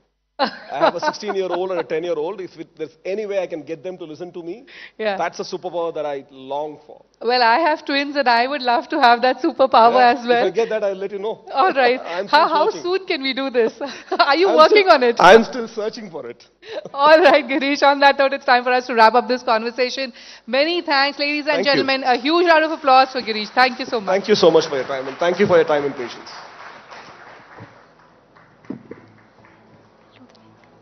Thank you so much for that session, Shruti and Girish. And if you get your hand on that tool, please pass it on to me, because I also have a 9-year-old and a 5-year-old, and I'd love to learn that secret. Thank you so much for that superb session. Moving on to how AI is redefining industries, we now turn to how AI is reshaping healthcare, an area where the stakes are actually very high. From early detection to personalized medicine and treatment, AI has vast potential to touch our lives, and we have a brilliant panel to take this forward. Let me first welcome the moderator for the session, CNBC-TV18's Ritu Singh. Round of applause for the moderator, please. And please join me in welcoming the speakers for this session. Dr. Sudarshan Ballal, the chairman of Manipal Hospitals. Dr. Geeta Manjunath, the founder, CEO and CTO of Niramai Health Analytics. And Laina Emmanuel, the co-founder and CEO of Brainsight AI. Thank you, Chandra.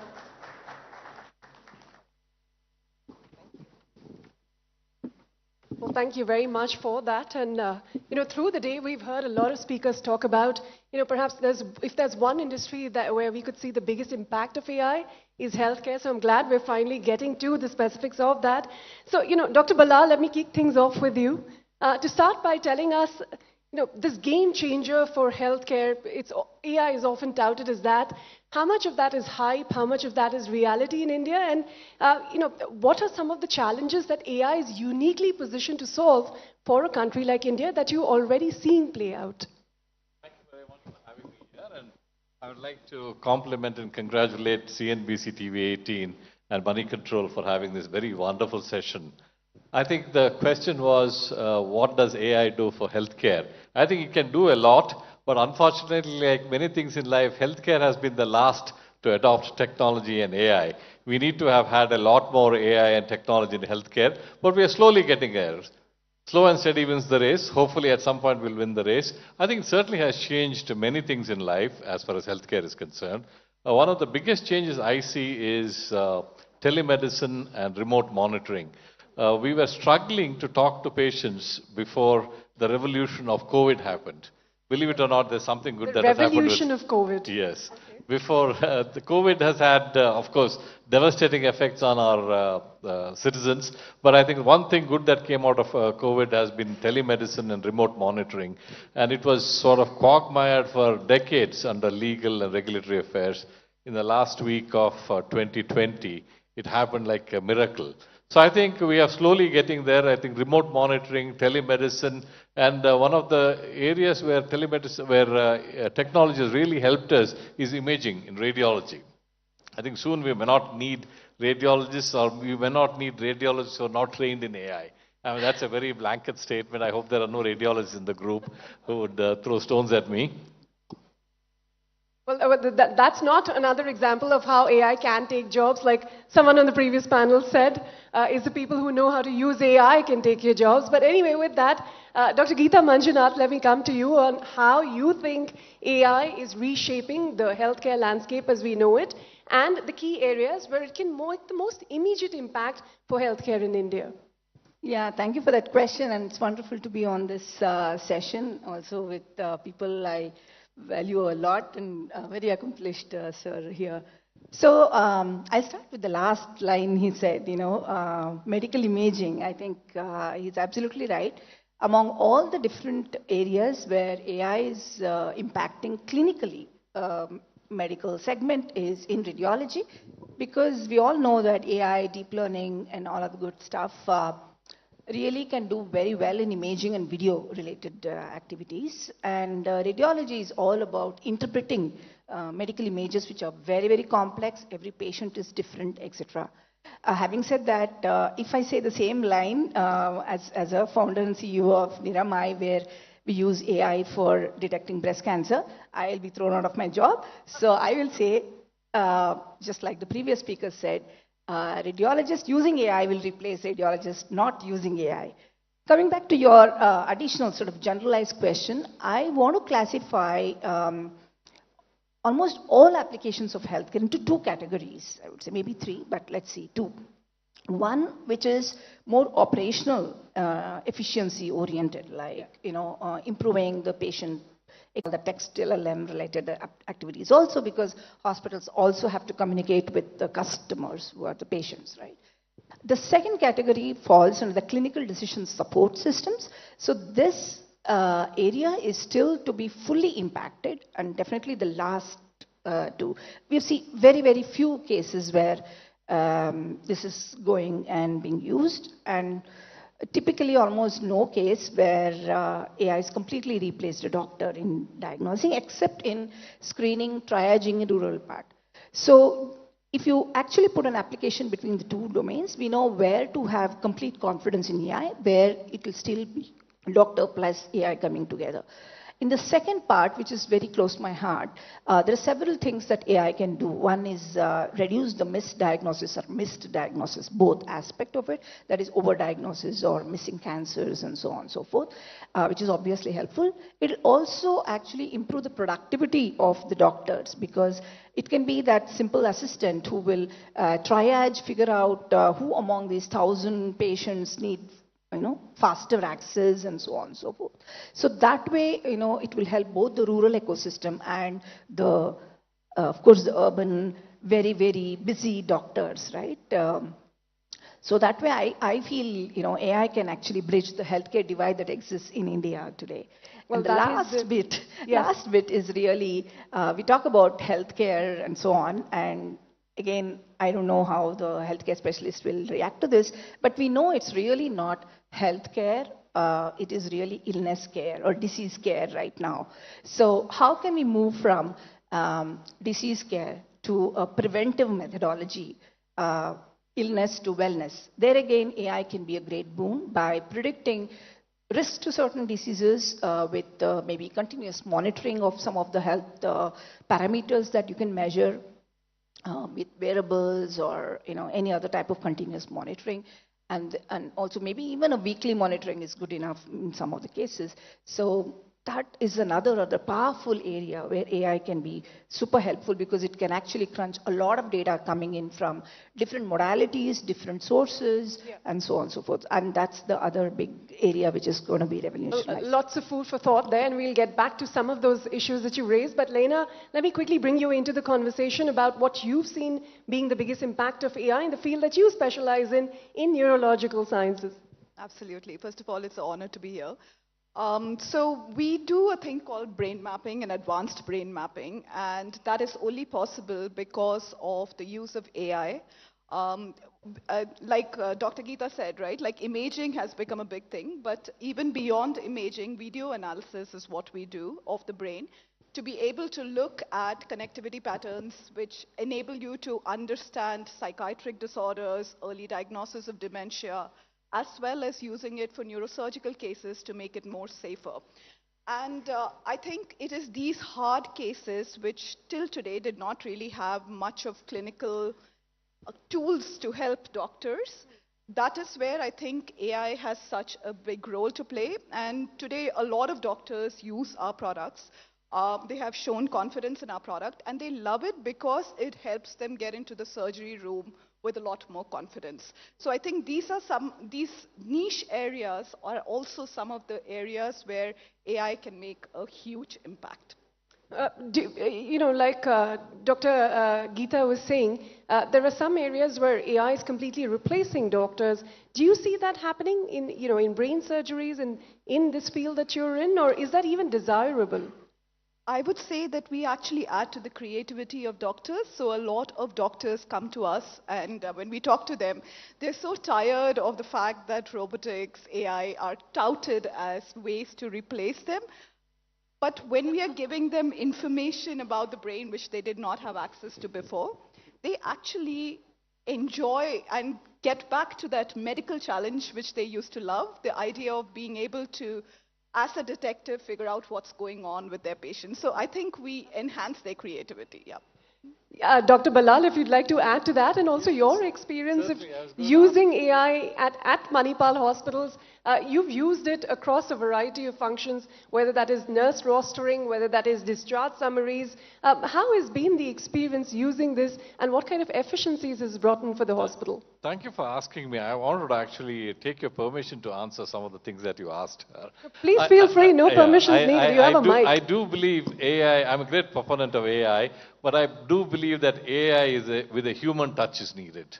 I mean, there is a very elegant study recently where they looked at some 50 doctors and they gave them some 7 cases, real cases, to be diagnosed. And they divided them into 3 groups. One which didn't use AI at all, one that used AI, like ChatGPT, and one where only the ChatGPT was fed with the data. And they looked at the differential diagnosis. And what do you think the guesses would be? Who was the most accurate? ChatGPT. Oh, I was going to say otherwise. Next came ChatGPT with doctors, and last came doctors like me. You're not giving very comforting views to some of the doctors or medical practitioners in the room. But it's interesting. The question is, why did doctors using ChatGPT fare worse than ChatGPT alone? That's because our bias overcame the recommendations of ChatGPT, and we went down the wrong path. And this is a real study on real people, case sheets of real people, real patients. So I think we have to adapt to AI, but I still see a lot of patients who I tell them, if you come on a video consult, I'll talk to them. No, they say, I want to see you in person, I want to see you smile, I want to see you examine me, I want you to talk to me about my family. So that cannot be taken away from AI or any other technology that comes. So I think we have to amalgamate technology with the human angle, and that's when the world will go forward. So that's the scientific aspect of it. What about bringing efficiencies into your everyday functioning as a hospital? No, I think it would have, it certainly has brought in a lot of efficiency in getting patient appointments, the pharmacy. By the time the patient walks out of my pharmacy, the prescription would have gone to the pharmacy. It's ready. The next appointment, reminders to patients to come back for their tests like MRI or whatever tests we have ordered. Streamlining of discharge summaries, admissions, so on, appointments, so on and so forth. I think what discharges would take about 4 to 8 hours in the good olden days. And I don't think you'll ever check into a hotel where they'll take 8 hours to discharge you or let you out of the hotel. But now it's been streamlined. Within an hour, we send most of the patients unless they have insurance problems. So a lot of efficiency has crept in. And I think with the augmentation of AI, I can do a lot more work as an individual than without that help. Of course, people in my age group surround ourselves with a lot of youngsters who are tech savvy. So what we cannot do, they help us doing it. Well, I hope some of the audience are listening. We'll come back to you on that. But Dr. Geeta, at Niramai, you're solving the problem of early cancer detection. Using AI, so far, to what extent has it made these screenings more accessible to people, and not just in the metros that probably are over-serviced, but perhaps to the far-flung areas of India where the infrastructure is not as developed? Absolutely. Thanks for that question. At Niramai, we have developed a new method of detecting breast cancer, those of you who are not aware, where we just measure the temperature variations on the chest using a thermal sensor, which looks like these cameras around, and we convert the temperature map to a cancer health report automatically using AI, and about 20 different AI algorithms work on it. So using this, of course, this can be used in hospitals, diagnostic centers as a breast cancer screening device. The best part is we don't even touch the person. There's complete safety because there's no X-ray radiation. It's just measuring temperature of the body, and it's extremely accurate, sensitive, I would say. It's able to pick up stage 0, stage 1 cancer as well. What are the accuracy levels? Yeah, we talk about sensitivity, specificity. We have more than 95% sensitivity and false positive rate of less than 10%, which is pretty top-notch, especially when you consider AI-based analysis. And we've compared with mammography, ultrasound, and biopsy as a complementary sort of, reference test, and it's performing super well. Actually, I'm very proud of that.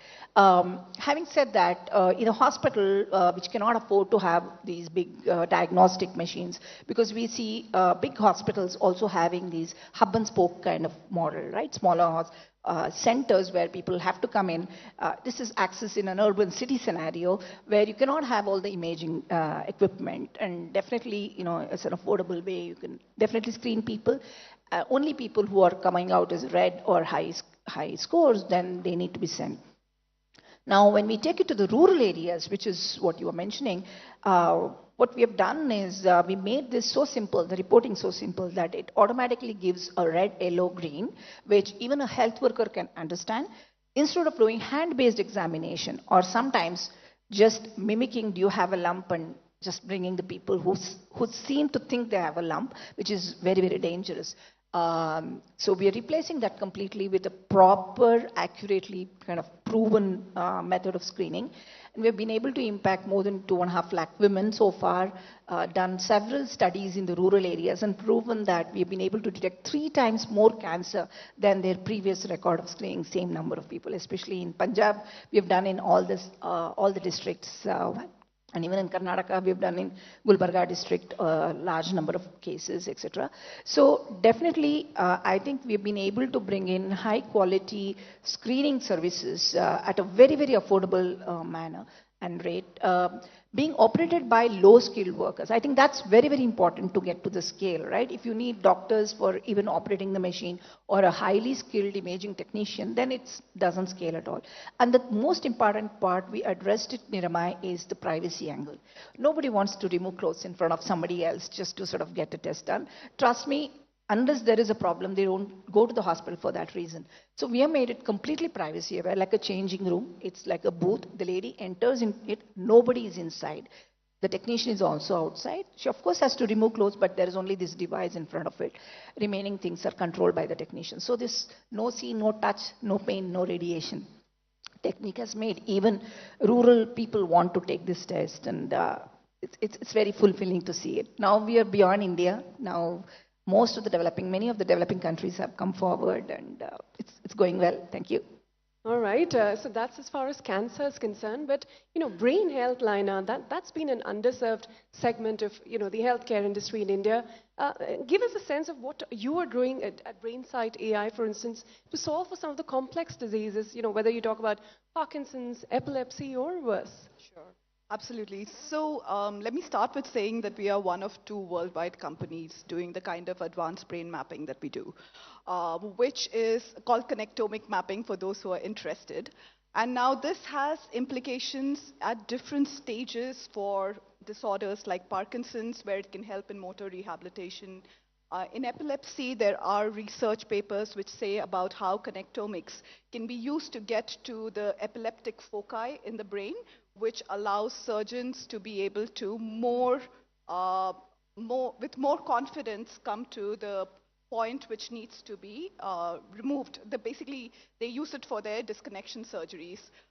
It was also used, in fact, my co-founder's PhD at NIMHANS was on how connectomic analysis could be used for psychiatric disorders, very serious psychiatric disorders like schizophrenia, bipolar, OCD, where you could use connectomics to figure out how to guide rehabilitation. So both neurostimulation, cognitive rehabilitation, these are all, I mean, and considering that this is such a huge problem, in fact, the burden of mental disorders to the global burden of disease is one of the highest.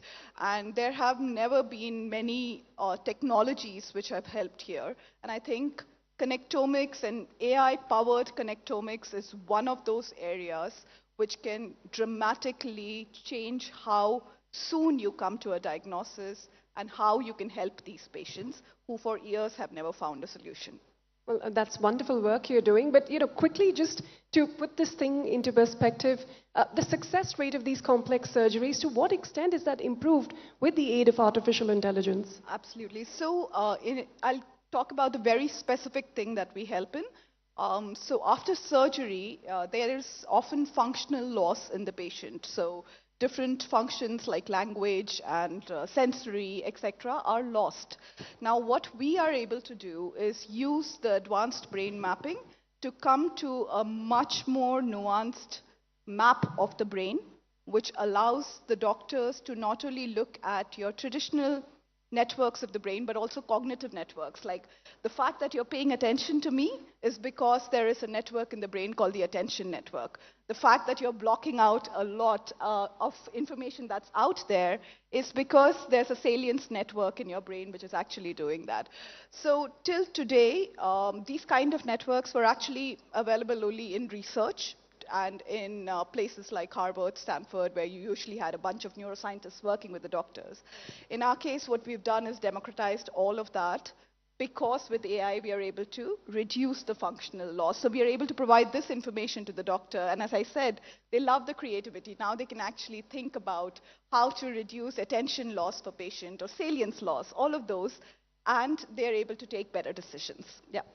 Well, kudos to all of you for doing that kind of work for us. But Dr. Balal, again, coming back to the kind of efficiency AI is bringing into healthcare, you operate a large chain of hospitals at Manipal. Just give us a sense of how you're implementing AI at scale across your various hospitals across the country, and you're able to deliver the same level of satisfaction and the similar kind of solutions, no matter the geographical location or the size of the hospital. I think that's a very important question, especially for our chain. Now, in the last 2 or 3 years, we have probably added another close to 30 hospitals to our chain. And these are hospitals in different parts of the country, different levels of sophistication, different culturally.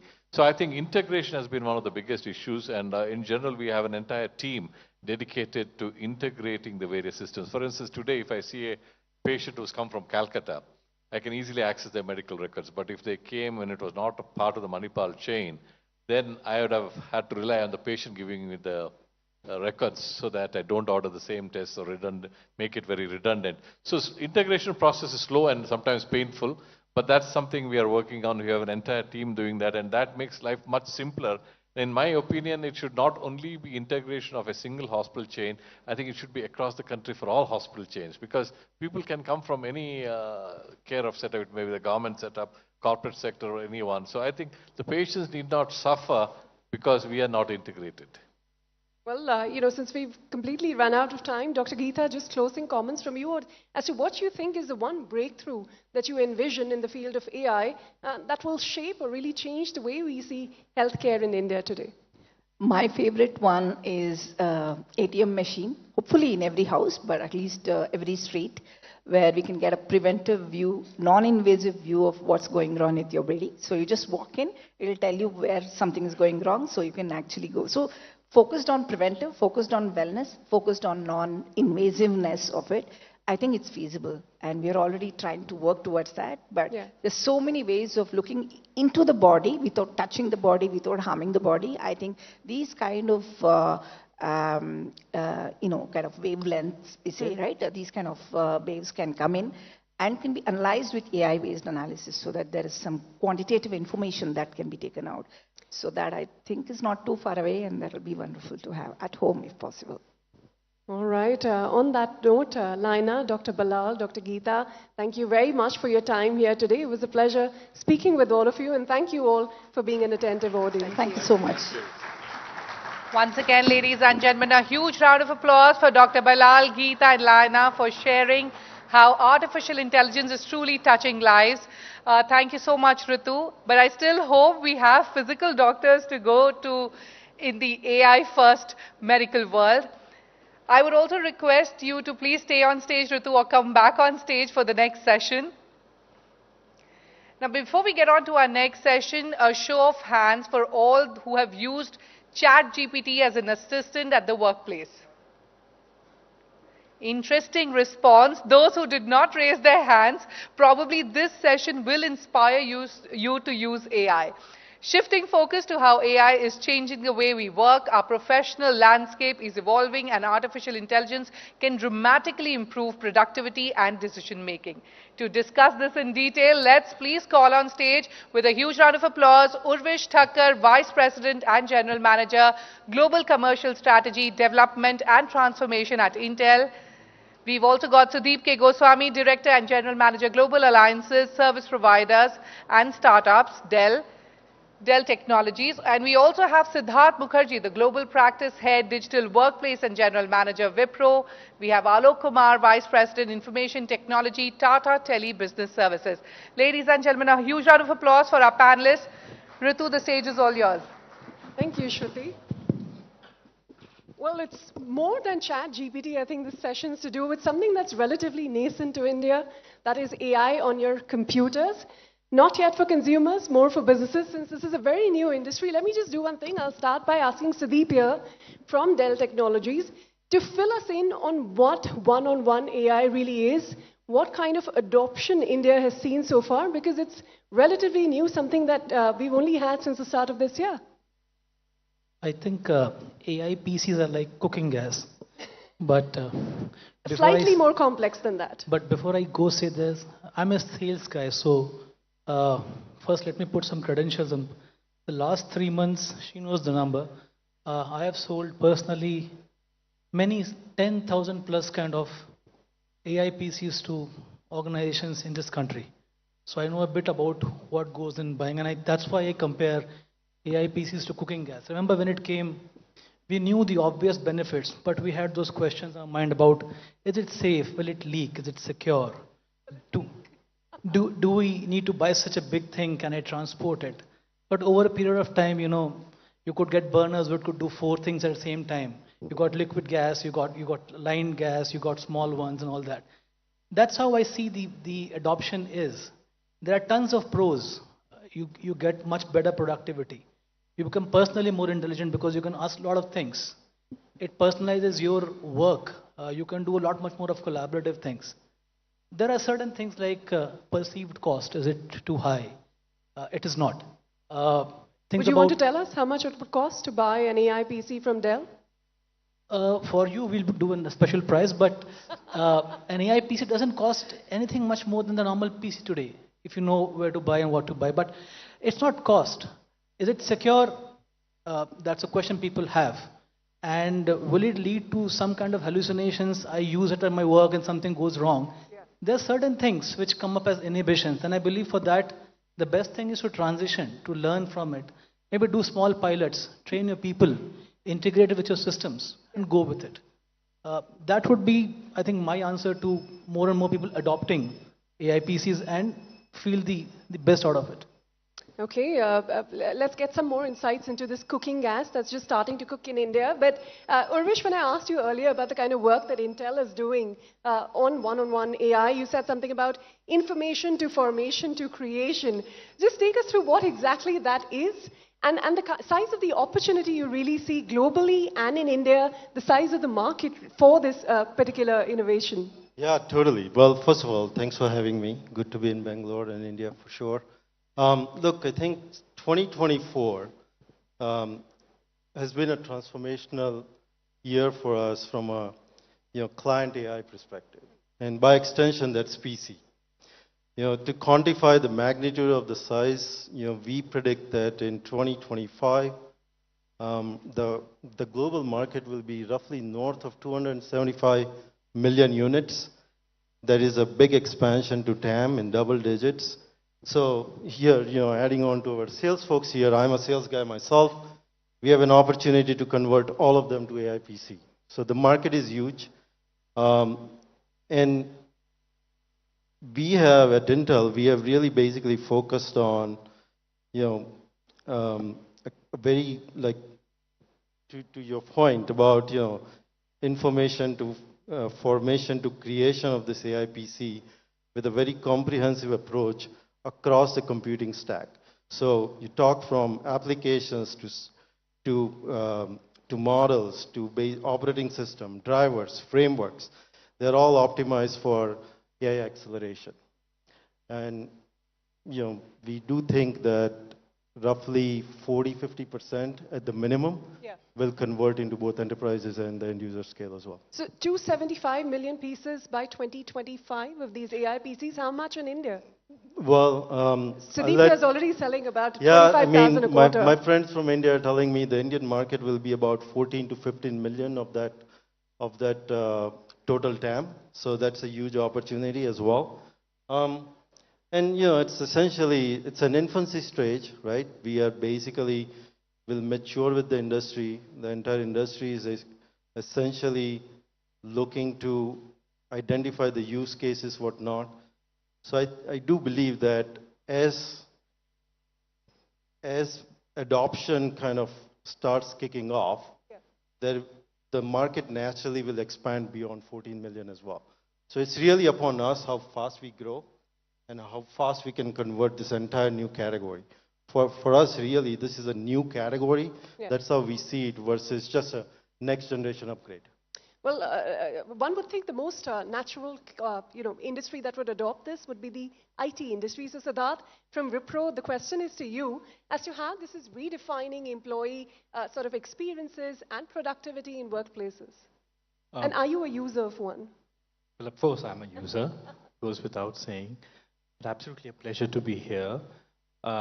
Being a technologist, it's radically changing the way employees now are consuming data and application.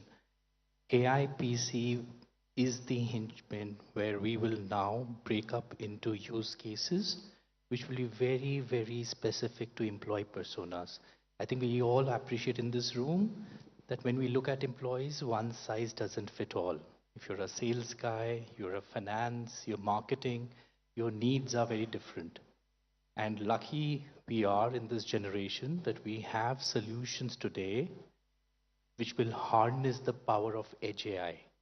Last 2 years, we've been consuming AI from data centers and cloud, which are fundamentally data centers. Today, we are now in the cusp of consuming AI right where we are sitting. So it's a boon, tremendous boon for the employees. I'm looking at an age where we will have personal assistants. We have started that. We all know this in Rome. But the maturity of that personal assistants and many, many more use cases like Copilot, which we all reading every day, will change the way employees work.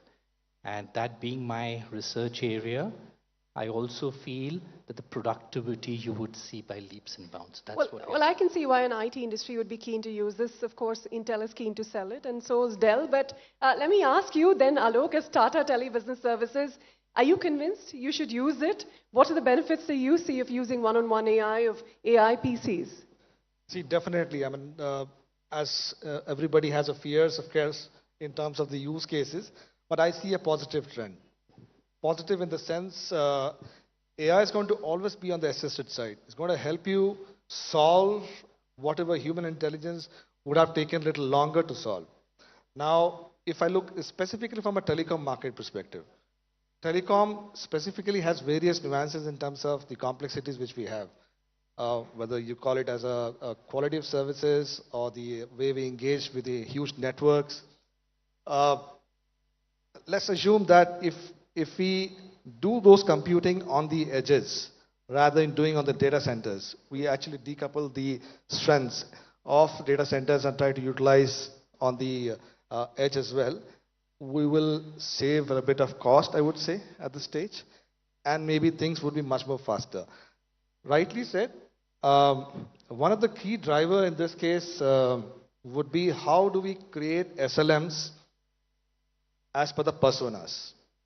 There are various personas within any enterprise, whether it could be sales, marketing, could be servicing, and so on. Maybe healthcare, somebody just talked about it. You'll be losing the jobs. No, it's not going to be about losing jobs. It's always about how do we assist the respective personas with a custom SLMs, which would have been possible only via the LLMs on the public clouds. Now that we have a data security within the ambit of your own local laptops or the PCs, whatever it is, I would see it's a boon.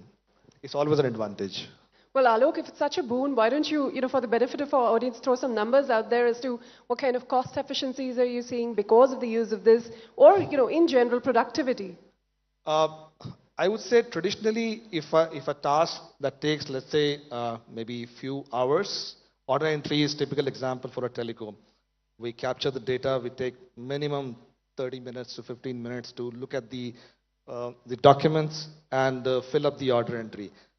With this auto scanning, I would say just a few seconds, right? So that's where the efficiency is. Percentage computation, you can always think of it this way. This is one use case. There will be several of them. Okay, well, Sudeep, what kind of partnerships are you building to bring this to businesses, given how new this is? And where does that 25,000 a quarter number go from here? How fast is it growing? I'll go on partnerships first. AI, including Gen AI. If you are hungry for AI, then look at Dell as the world's largest food court, serving that hunger. And why I say that? Partnerships. One of the largest shops inside that food court is ours with Intel. We have been partners for decades and bringing out things together. Our first range of AI PCs with Intel, but we also have other silicon providers with whom we partner. Then we have SIs like Wipro and TCS and IBM, whose application layers or AI ML layers is what we work with. On data, for example, we work with Starburst, and Iceberg, and Snowflake, and all. So we have a concept called the Gen AI Factory, which means you want to do something at mass scale, come to us, we'll get it done. And it's in that context, I believe partnerships are very important because nobody can do it alone. Our PC that we have, for example, we run something called a Dell Optimizer in a PC, which ensures that your top 5 applications never go out of memory or top speeds, okay? And that's basis Intel's deep learning boost that we have inside that. These are examples of how you make AI work at scale at the edge. So you didn't give us that number. How is it growing? Oh, absolutely. See, that number that I gave you was half the right number anyways. So I believe perhaps India's number roughly, if you look at the B2B space, is 8.5 or 8 million units a year that India buys, okay? And I think 20% of that next year could be AI PCs. 1/4 will convert. Well, Siddharth, since you're one of the users of one-on-one AI, give us a sense of what best practices you recommend from what you've seen globally for organizations that are looking to deploy this. I think Fortune 500, including very large banks in India, the very first step is the whole grounding mechanism. We can't deploy AI without grounding it in your enterprise, which fundamentally means that does the AI understand your lexicons? Do they understand your context? This happened almost 6 months back, and many organizations are at different stages of adoption. We are in the stage now where we are now taking this AI model and creating specific use cases for personas.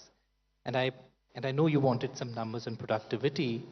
If you look at a very well implemented solution in large Fortune 500 organizations, a typical knowledge worker is saving almost 1 hour to 1.5 hours of work time every day.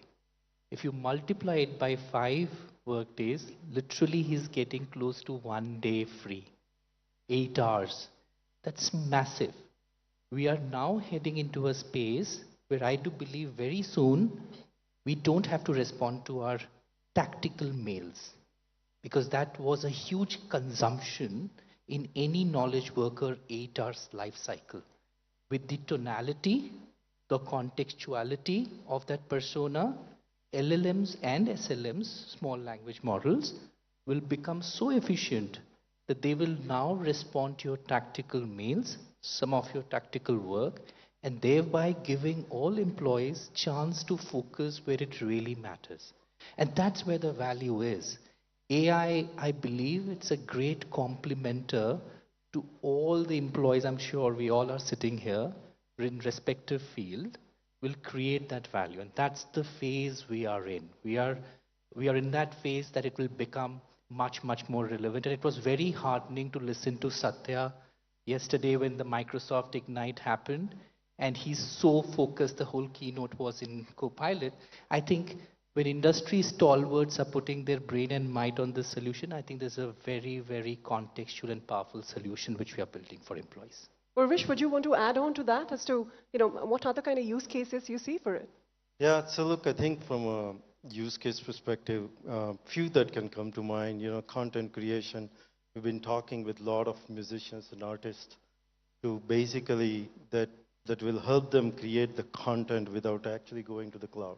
So give you a little bit more context of, in our AI PC and sort of the processor in it. So, our ultra core processor is first in the industry with a CPU, GPU, and NPU all in one.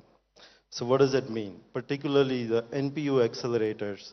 Now you don't need to send your data to the cloud, which basically then leads to enhanced security that you can perform your large machine learning task right on your PC. That basically enhances the security, reduces the latency, right? The online, offline accessibility, thereby also basically helping more hyper-personalization and experimentation, right? So I think, net of it is open ecosystem approach, vast install base, software-enabled accelerations that will basically a key differentiator for the AI PCs. And this is really the wave of a transformational in the industry of compute, that how we have been used to computing or using our laptops will fundamentally shift into, it's like basically, opening up a box that does all the tasks for you on a daily basis. Yeah. Plus it learns the patterns as you use it more. That's the whole concept of AI. Does it necessarily mean these are more sustainable as well from an environment point of view? One word. Does it make them more sustainable as well from an environment point of view? Yeah, absolutely, right? Because again, the ability to use data native at the edge in your compute versus from a data center saves the energy. You don't have to kind of push it to the cloud, so on and so forth. Well, Alok, a quick word from you as well. What have been some of the best use cases you found from the adoption of one-on-one AI? It's evolving. It's always evolving. I would say things which are more of compute intensive is something which will be picked up immediately for sure. And anything which requires a cognitive workloads.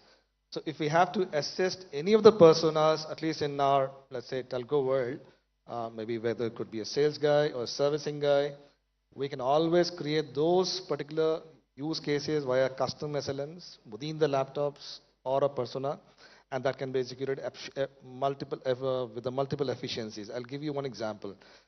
If let's say the product which we're trying to sell is so complex in nature that we're not able to explain that well to a customer. So the AI machine can assist in terms of explaining the nuances of the product very efficiently. That's one of the very simple use case. Many a case we see security threat vectors are growing very, very fast. So I would say this is really a boon. If we have the AI-enabled PCs, we can really flick of a seconds, we can definitely at least detect majority of the security threats. Data privacy is also within the control of the specific laptops or the PCs for that matter. Another useful case, I would say, since I'm from the tech department, I always face a challenge with the users in terms of documenting the requirements.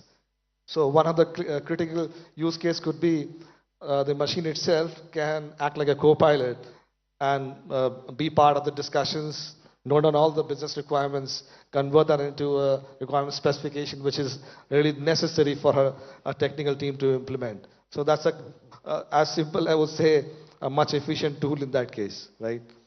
Yeah, okay. Thanks. Sudeep, just to capture all of that in terms of use cases, what has been the feedback from clients early on so far? What are they most apprehensive about when looking to adopt this, or what are they most excited about? Do you know what an AI PC is?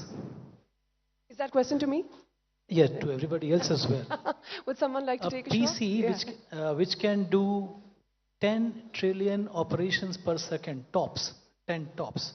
At least 10 tops is an AI PC. Today PCs can do up to 30 tops. So think of doing 30 trillion operations per second. That's the kind of scale you can give to every employee. That's exciting. That's nerve-wracking as well for people, right?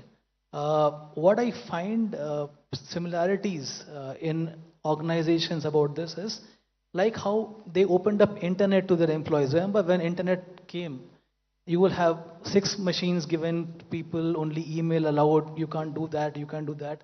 We stifled productivity for a long time in the name of God knows what will happen. And then one day, it just became so open that everybody uses it now. We are going through exactly same phase in understanding what AI PCs can go do.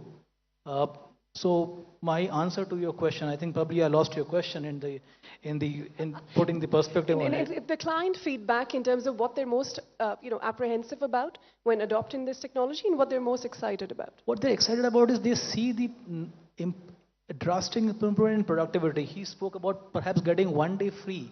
Now you might not see 1 day, but I think half a day a week you definitely are able to optimize on people, which is like a good amount of time. It's like 15% of time that you're giving somebody to do something else.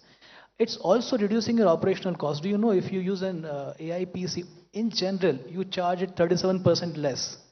So then you are actually saving 37% of power of what you used to go do. And not just on PCs. If you look at data centers, you actually reduce your power load by a factor of 38% too, because those run on a different concept. So apprehensions are primarily about hallucinations and I get a wrong thing in somebody's hands. But I think the benefits far outweigh the costs. The few made up things that the PC does along the way. But, since we're running out of time, concluding comments from all of you, quickly with you, Urvish, to any of the CXOs here in the audience, what would be the one piece of advice if they're looking to integrate AI into their workspace? And then final thoughts from you after that, Siddharth. Well, first of all, look, we are here for business. We are ready to sell. We have engineers in the room. You want to give them your email address number? We have engineers in the room. We have salesmen in the room. And we are wanting to do workshop on AI use cases. We are wanting to help you basically build those use cases. So I think this is how the industry will move and forward. So let's do it. Okay, Siddharth, final thoughts. 3 pointers. Focus on organizational change management. You can talk about all of this, but if change management is not done at a grassroots level, no employee will even touch it. They are very safe and secure of what they're doing. Second, take a decision between hybrid and composite AI. What will you keep local? What will you send to the cloud? Composite, what will be the combination of models? I know it's a bit technical, but what will be the composition of AI models to make it relevant for the various personas in the organization? Third, have an AI ethical organization. Start first, invest in it. It talks about personal information, it talks about data retention, local, regional nuance, and so on and so forth. So my 3 recommendations would be around these 3 vectors. Thank you. All right. This is, I thought, a relatively complex topic, but all of you made it quite interesting. I'm quite keen to hear how this industry evolves from here. Thank you so much for candidly sharing your thoughts, Alok, Sudeep, Urvish, as well as Siddharth. It's been a pleasure speaking with all of you gentlemen. Thank you. Thank you very much. Thanks, everyone. Thank you, gentlemen, for those insightful thoughts, and thank you, Ritu, for that engaging conversation. Moving on, recently Infosys founder Narayan Murthy said Indians should focus on building solutions on top of large language models, or LLMs as they are popularly called, and not build their own LLMs as they don't make any sense. A sentiment shared by his co-founder Nandan Nilekani. But is this the only approach, or should we be audacious enough to build our own LLMs? We have 3 of the best AI brains in the country to tell us just that. For this, please welcome on stage Moneycontrol's host Bhavya Dilip Kumar to moderate this session.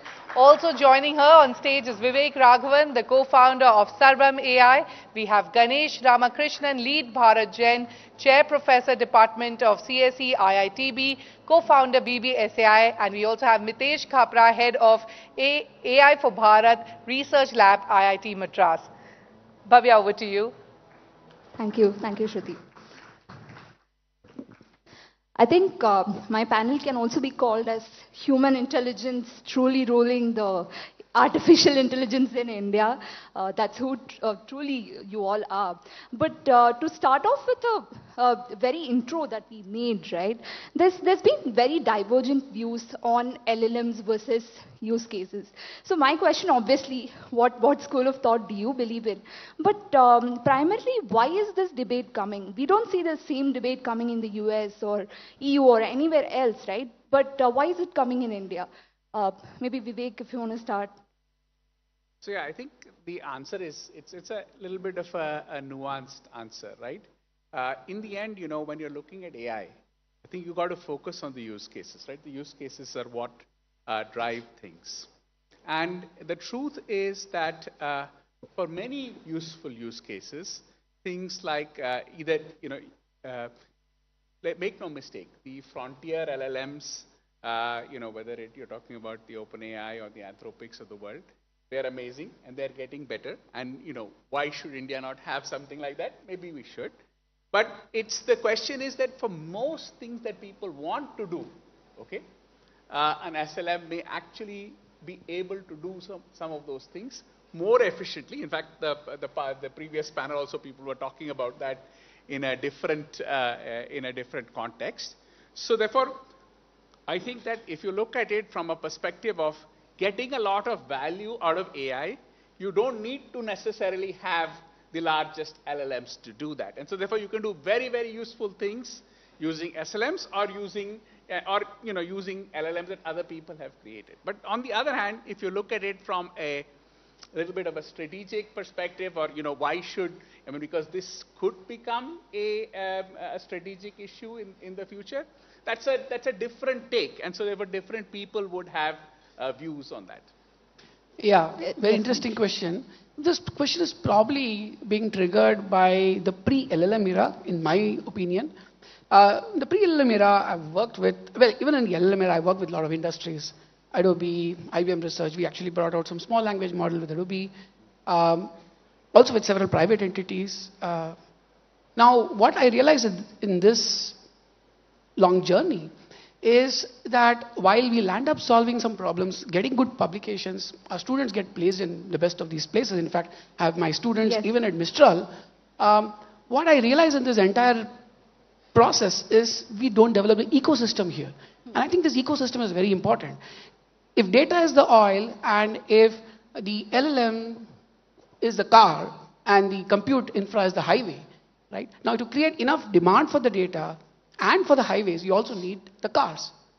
And you need to have the capability of manufacturing them. And that's what LLM manufacturing in India means. It's actually creating the ecosystem. And believe me, Bharat Jet is maybe 3 months old, and I'm happy that the Department of Science and Technology decided to fund it through a Section 8 route, so that we have the best of academia and the best of delivery possible through the Section 8. We're actually paying quite well to hire the top of the notch graduates from our own institutions. This ecosystem requires us to have sovereignty technologically, right? So I think the resolution of this debate is when we realize that without an ecosystem which fosters public-private partnership and which also creates a level playing field overall, otherwise it's just going to be the rich getting the richer. I mean, the recipes are never, I would like to qualify the use of the word IP. I think we should be IP generators, as Mr. S. Krishnan pointed out. But this IP also includes recipes. This IP also includes the ability to fine-tune even the small language models without catastrophic forgetting. How do we do that? How do we even build solutions if we don't have that ability in-house? And that also forays into data sovereignty. So if we don't have the technological sovereignty, you're going to basically have all the data be sent out to these models outside India, which are getting better and better. This is my take on it. Yes, Mitesh, you want to add? So I think, to the question, right, that why is this debate, right? I think one reason is that we have the advantage of hindsight now, right? We have seen what has happened in the English world. We understand what is the cost of developing these things. And after investing so much, where has the technology gone? What has it benefited and so on? I think that's why that question comes up, that what path do we want to stake, because those paths are now available in hindsight. But my view would be on that, and sort of resonates with what the other two said, is that it has to be both, right? I mean, you have to focus on, you have to be grounded in use cases, right? But not just say that we will not do anything beyond use cases, right? The use cases would just guide your development of LLMs. For example, once you start focusing on use cases, perhaps you might realize that in India, voice is what matters as opposed to text, right? And then maybe you decide that instead of building text LLMs, I would rather focus on audio LLMs or multimodal LLMs, right? So that's where both sort of need to go hand in hand. Focus on what you need and then build for that requirement, as opposed to just blindly building and then assuming that will somehow find use cases, right? Understood. So what I think what basically I understand is that India is taking a prudent approach, but the ecosystem that needs to go up in order to even talk about this debate further. But coming to you, Professor Ganesh, so you also mentioned about SLMs, right? Small language models, and there's growing excitement for SLMs as well. In fact, one of Bharat Jan's tool is Udan, which uses SLM, right? So can you tell us if India has that edge in SLM race, at least? Are we there yet? I think, as has been pointed out several times, India is a use case capital for the world. So that really makes us a very ripe, fertile ground for SLMs. The advantage of SLMs is twofold. One is the quick turnaround time, and the other is human in the loop becomes a lot more possible. There has been a lot of angst about displacing radiologists. I happen to be the founding head of a Center for Digital Health at IIT Bombay, and I believe SLMs and language models in general are only going to get rid of quack work, right? It's going to sharpen the saw, the intellectual saw, the human in the loop saw, right? So I think SLMs are great from both these perspectives. The other important point is, even to build effective SLMs, we need data efficiency and compute efficiency, right? Unfortunately, as I said, there's a great skew in the number of players in this entire area, and largely that's because the redundancy in data is actually being compensated by throwing compute at the models. I think some sanity has to prevail very soon. I was with Jan Lekan, and we had a long discussion around the JPA, where he's trying to bring domain knowledge. If you want to predict the satellite orbit, right? I mean, you don't need zillions of images. You need 6 or 7 parameters. So better understanding of language is very important. Especially for us at Bharat Jan, the mandate is Indian languages. I think there's a lot of lexical, syntactic, phonetic similarity across Indian languages that can actually bring sanity in the way SLMs are also built. So yes, SLMs for these two reasons are important, but we need to become IP generators, IP producers in this process, because we have very, very unique use cases, and those unique cases are also opportunities for IP generation. I think that's what even Metis Krishnan also spoke about. But Vivek, if you can add here, right? Because you built SLMs from scratch, so if you can. So we have actually had the opportunity to actually take, build an SLM, a 2 billion parameter model called Sarvam1, which is state of the art in English compared to any other SLM. And it's trained using 5 trillion tokens, out of which 2 trillion tokens are Indic tokens. So this can be done, and it's built from scratch. It is open source, it is available, and people can use it. So therefore, I just want to show that we can do this. And I think that, but many ways, this is a stepping stone to do bigger things. And I think that's a kind of thing. And Mitesh talked about audio models. We've also actually open sourced an audio LM, which is now available for people, for researchers, for anybody to actually use, which actually, that is, that's an audio LM which allows you to speak in 10 languages, available as open source. And so I think that this is all ecosystem building, as Ganesh was saying. We have to build the ecosystem because we have to play in this game. I think India is too important a country to be far behind in some of these things. So, and I think that as somebody who has a startup here, but still we see that we are an ecosystem player, that we want to make sure that the entire ecosystem. And there are so many things that can be done with an SLM. I mean, just to give you an idea, Sarvam 1 is about 6 to 7 times more efficient than any other kind of LLM because of it was built with an Indian tokenizer, right, which actually allows Indian things to actually happen much more efficiently. So. But do you also see what Professor Ganesh spoke about, the challenge within the data layer, right, like data sovereignty? Do you also see that as a challenge because you've built it from scratch? Did you face it yourself? Of course, the data didn't exist, right? I mean, and I think that, but it's interesting. So there are very clever things that you can do with synthetic data. And that's one of the big benefits that we have, which 2 years ago didn't exist, that allows us to create much more diverse data that allows, and it's very clear that, it's shown that actually compared to using data from the web and doing those kinds of things, this is actually giving you superior results because you are actually much more carefully curating the data that goes into the models. Very interesting.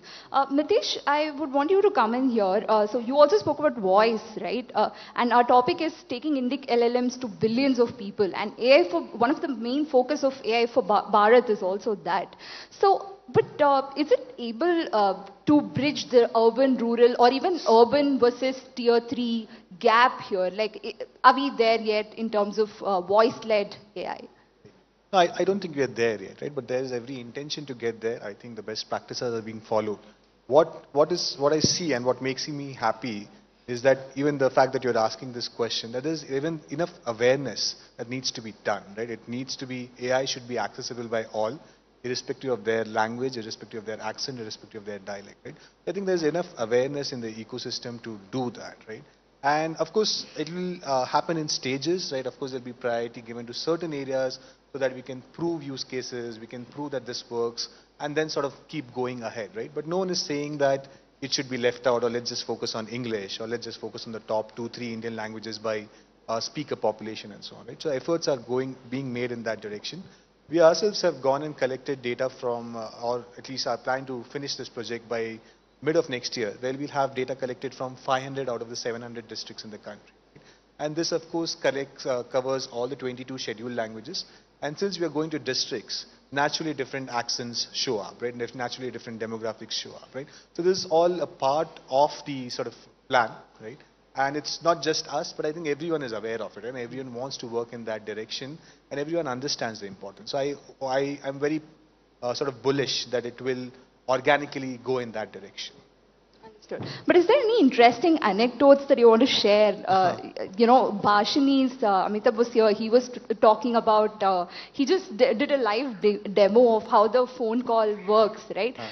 Instant translations and all that. So is there any interesting anecdote that inspires you to work on this voice-led? I mean, I don't know about the inspiration part, but interesting anecdotes, there are several, right? And I jokingly say that now I've become an expert in all the festivals and holidays across the country. Because whenever our team goes out for a data collection drive, we get to hear, hey, this week it cannot happen because it's a festival here and so on. And one of the places where we are doing our collection, and this is a real conversation, in July we were told, oh, in August there's Ganesh Chaturthi, so we cannot do it. Next month after that, the rains will be quite heavy here, so it won't happen. After that, of course, there's Dashera. And then there's Diwali. So I said, okay, let's just do it in the new year then. That's a good plan, right? So I was saying it jokingly, but the person said, okay, that's what will work here, right? So there are quite a few such incidents and anecdotes that I would love to share in more detail at some point. But it has been a very fulfilling and enriching journey, traveling across the country, the team traveling across the country, and trying to cover as many languages and demographics as we can. Yeah. Very interesting. So, Vivek, I know you're going to hate me for asking you this. You don't like to talk about the funding aspect a bit.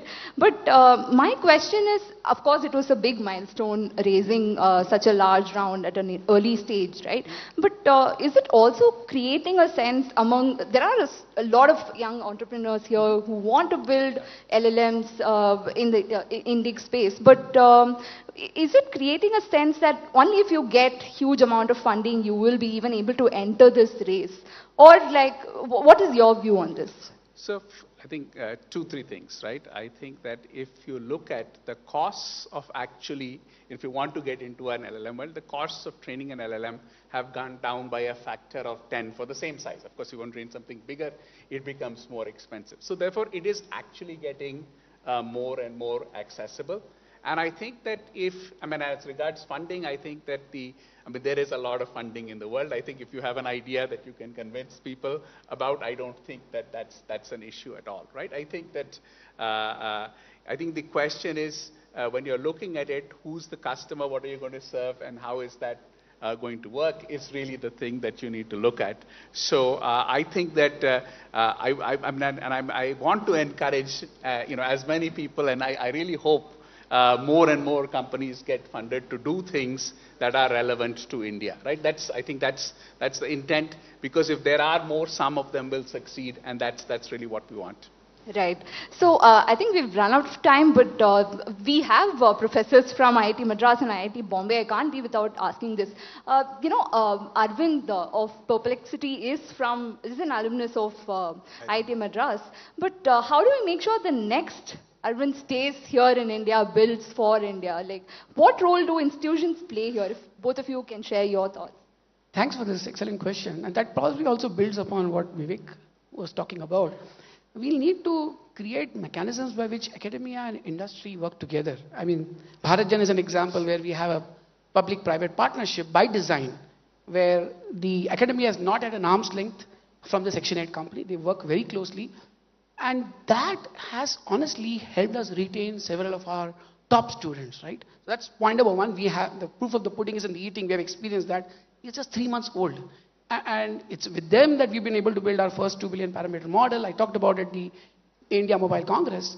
But more importantly, when we work closely with such students, we also create alternatives. The other keyword I want to give is alternative. With the speech models, we are able to, for example, build models ranging from 35 million to 350 million. I think that creates a more level playing field. For people who need more fidelity, you have the high parameter models. A third point I want to bring in is when we work closely with academia, the recipes, unfortunately, there's a lot of black art here, right? Vivek, Mitesh, you would agree with me. There's too much black art out there. I think getting academia and this kind of a for-profit or even a revenue-generating entity to work closely together ensures sanity in the entire process. Even data, we are collecting data massively. What we have realized through the UDAN project and elsewhere is provenance is very important. I mean, provenance right from the way you generate Indian language data, even if you do high fidelity translation, can you make sure that the HOCR that is actually used to render the documents gives you alignment for OCR, and also the process of translation gives you parallel data. I think provenance is very key, whether it's speech data or text data. This all comes when we have academia working very closely. So if we create more such machinery, and that's why I keep talking about ecosystem, and India AI mission is actually a great example of that, where we can retain our talent and the talent gets to work even during the degree process with cutting edge research. And honestly, that's how we can also make affordable AI, right?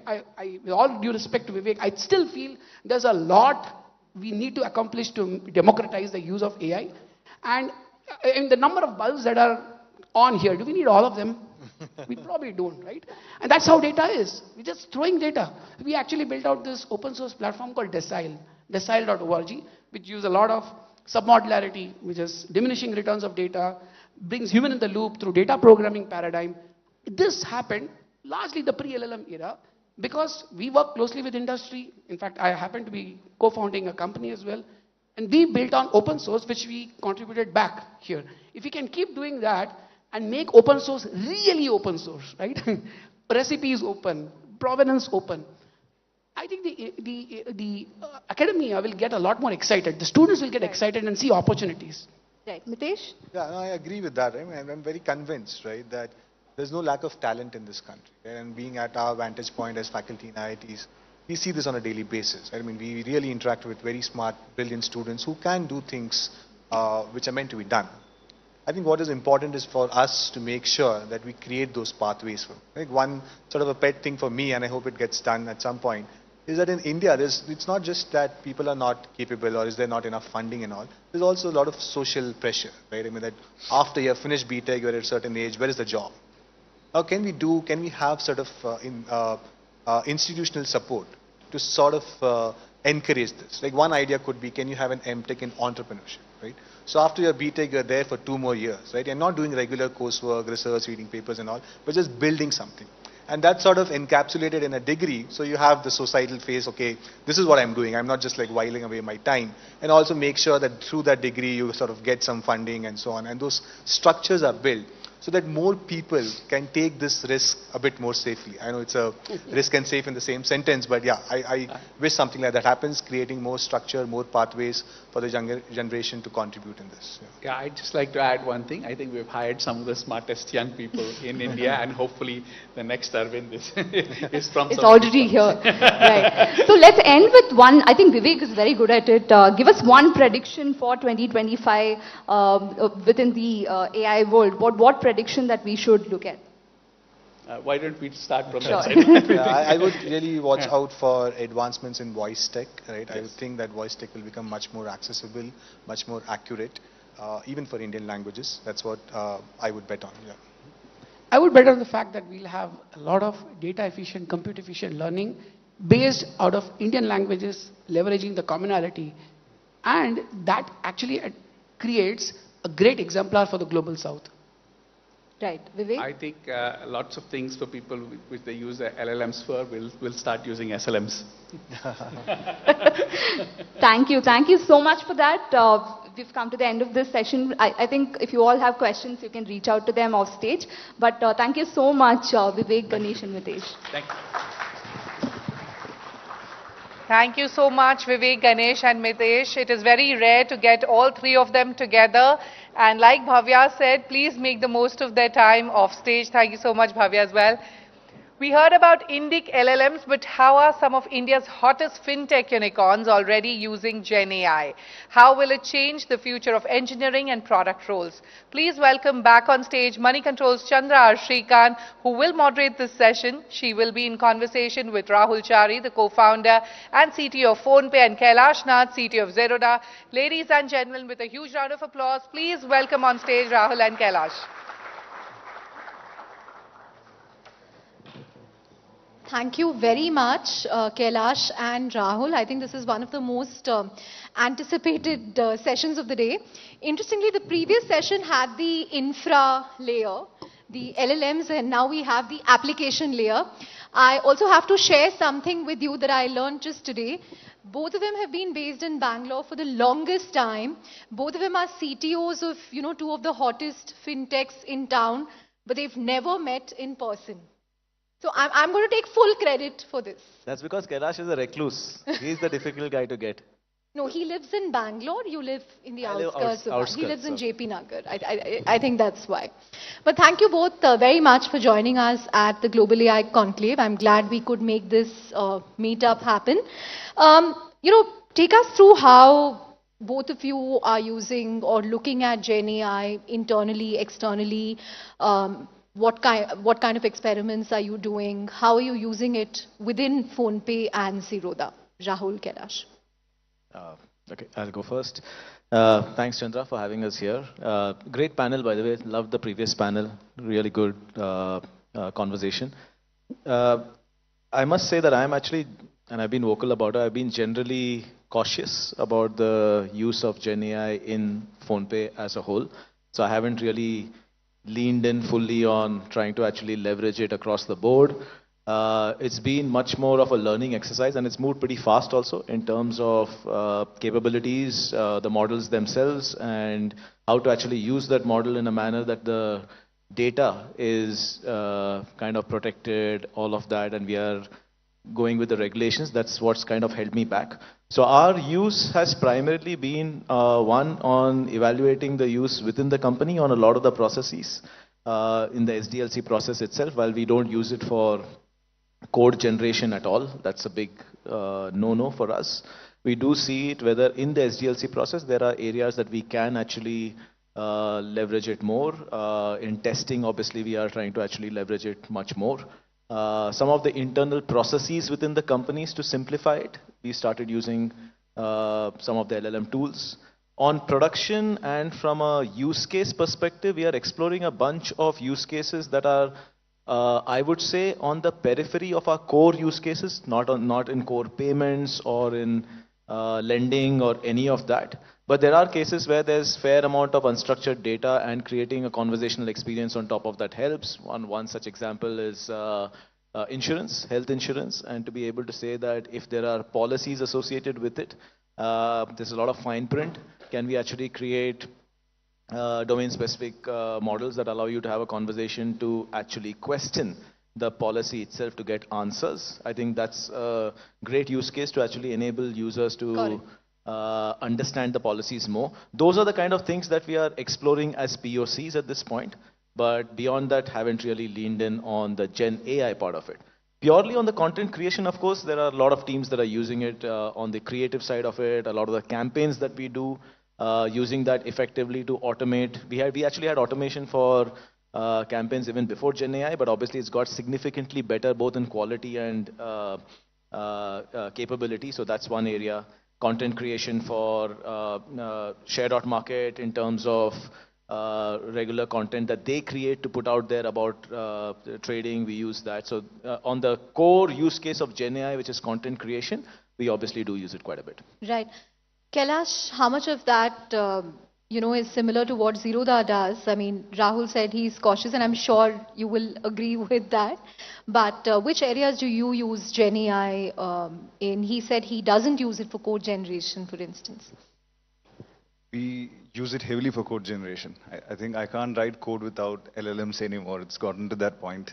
In fact, I've been learning a new language altogether, personally, in a whole new manner, which wasn't possible before. So it's picked up heavily in the developer world, and many of us in the tech team, we use these LLMs for code generation, not massive amounts of code generation, but topical focus generation, debugging. These things save a lot of time. But we haven't really found any use cases for deploying some of these technologies, especially Gen AI models in consumer-facing products or features. But internally, from an organizational efficiency perspective, we've made some massive strides with simple workflows built out of open source models. I was citing this example in a conversation outside earlier. We have a 100-member team, close to 100 people, and their jobs are to listen to hundreds of thousands of calls, customer calls that we're supposed to record and keep for like 7 years. Right.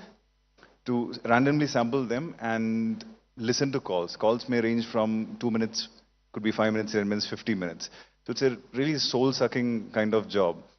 And we've had a 100-member team doing this for forever. And this is how we do quality assurance for our support team. So there's this open source Whisper model, an improved version of it. Now we've cobbled together an open source system, stitched together a pipeline where recorded calls are transcribed, all on our own infra, using locally hosted models. Voice becomes text, high quality, and wasn't possible, let's say, a few years ago. Then we use an LLM to analyze the text that is generated, and the voice transcription also works pretty well. Person A says this, person B says this, pause. It's all there, annotated. And we use these language models to understand what's going on in the text that is generated. And we're doing this to hundreds of thousands of recorded calls. For the 100-member team, they don't have to randomly sample and listen to, I mean, it's like I said, it's soul-sucking. They don't have to do that anymore. The system will tell them, why don't you look at this call? Because some of our quality parameters seem to be a little off here. So their lives have become easier, better, and they can finally do their job of assuring quality. And from an organizational efficiency perspective, that's a massive stride. And that's just one thing. So similarly, around the periphery of our core business, a lot of internal organizational processes, we are experimenting with things like this. All using open source stuff, self-hosted. Do you still need a 100-member team? Those roles technically are redundant, but they've transformed into doing quality assurance now. So honestly, we don't really need a 100-member team, but we also have an AI policy. So we've transformed the roles to, doing different things. I mean, as in AI policy, you will not let go of anyone because of AI. Sorry, that was the policy. 2-3 years ago, when the big LLM breakthroughs happened, there was a lot of fear, uncertainty, hype, and a lot of people in the organization they were all afraid for their jobs. And 2-3 years ago. So we came up with an AI policy that says that introduction of AI or any automation or technology will not really directly lead to job losses in the team. And there'll always be opportunities, there'll always be new roles. So we wanted to pacify and assure our folks, our people that, a piece of technology wouldn't come displace them overnight. Huge round of applause for that. Many organizations don't do it. But Rahul, has Kailash managed to change your mind on using AI for code generation? Why are you skeptical? So I think my experience has been that functional code generation is actually pretty good. It's excellent. There is no problem in that. When you have a fairly complex distributed systems operating at a significantly large scale, to be able to actually be confident that right now, and this could be just me, that the functional code generation that is excellent in a purely distributed system where there's a fair amount of back pressure, callback cycles, and we are a glue really between banks, between the PSPs and the NPCI and the consumers. I'm not very confident that it will operate at the same level of performance and reliability.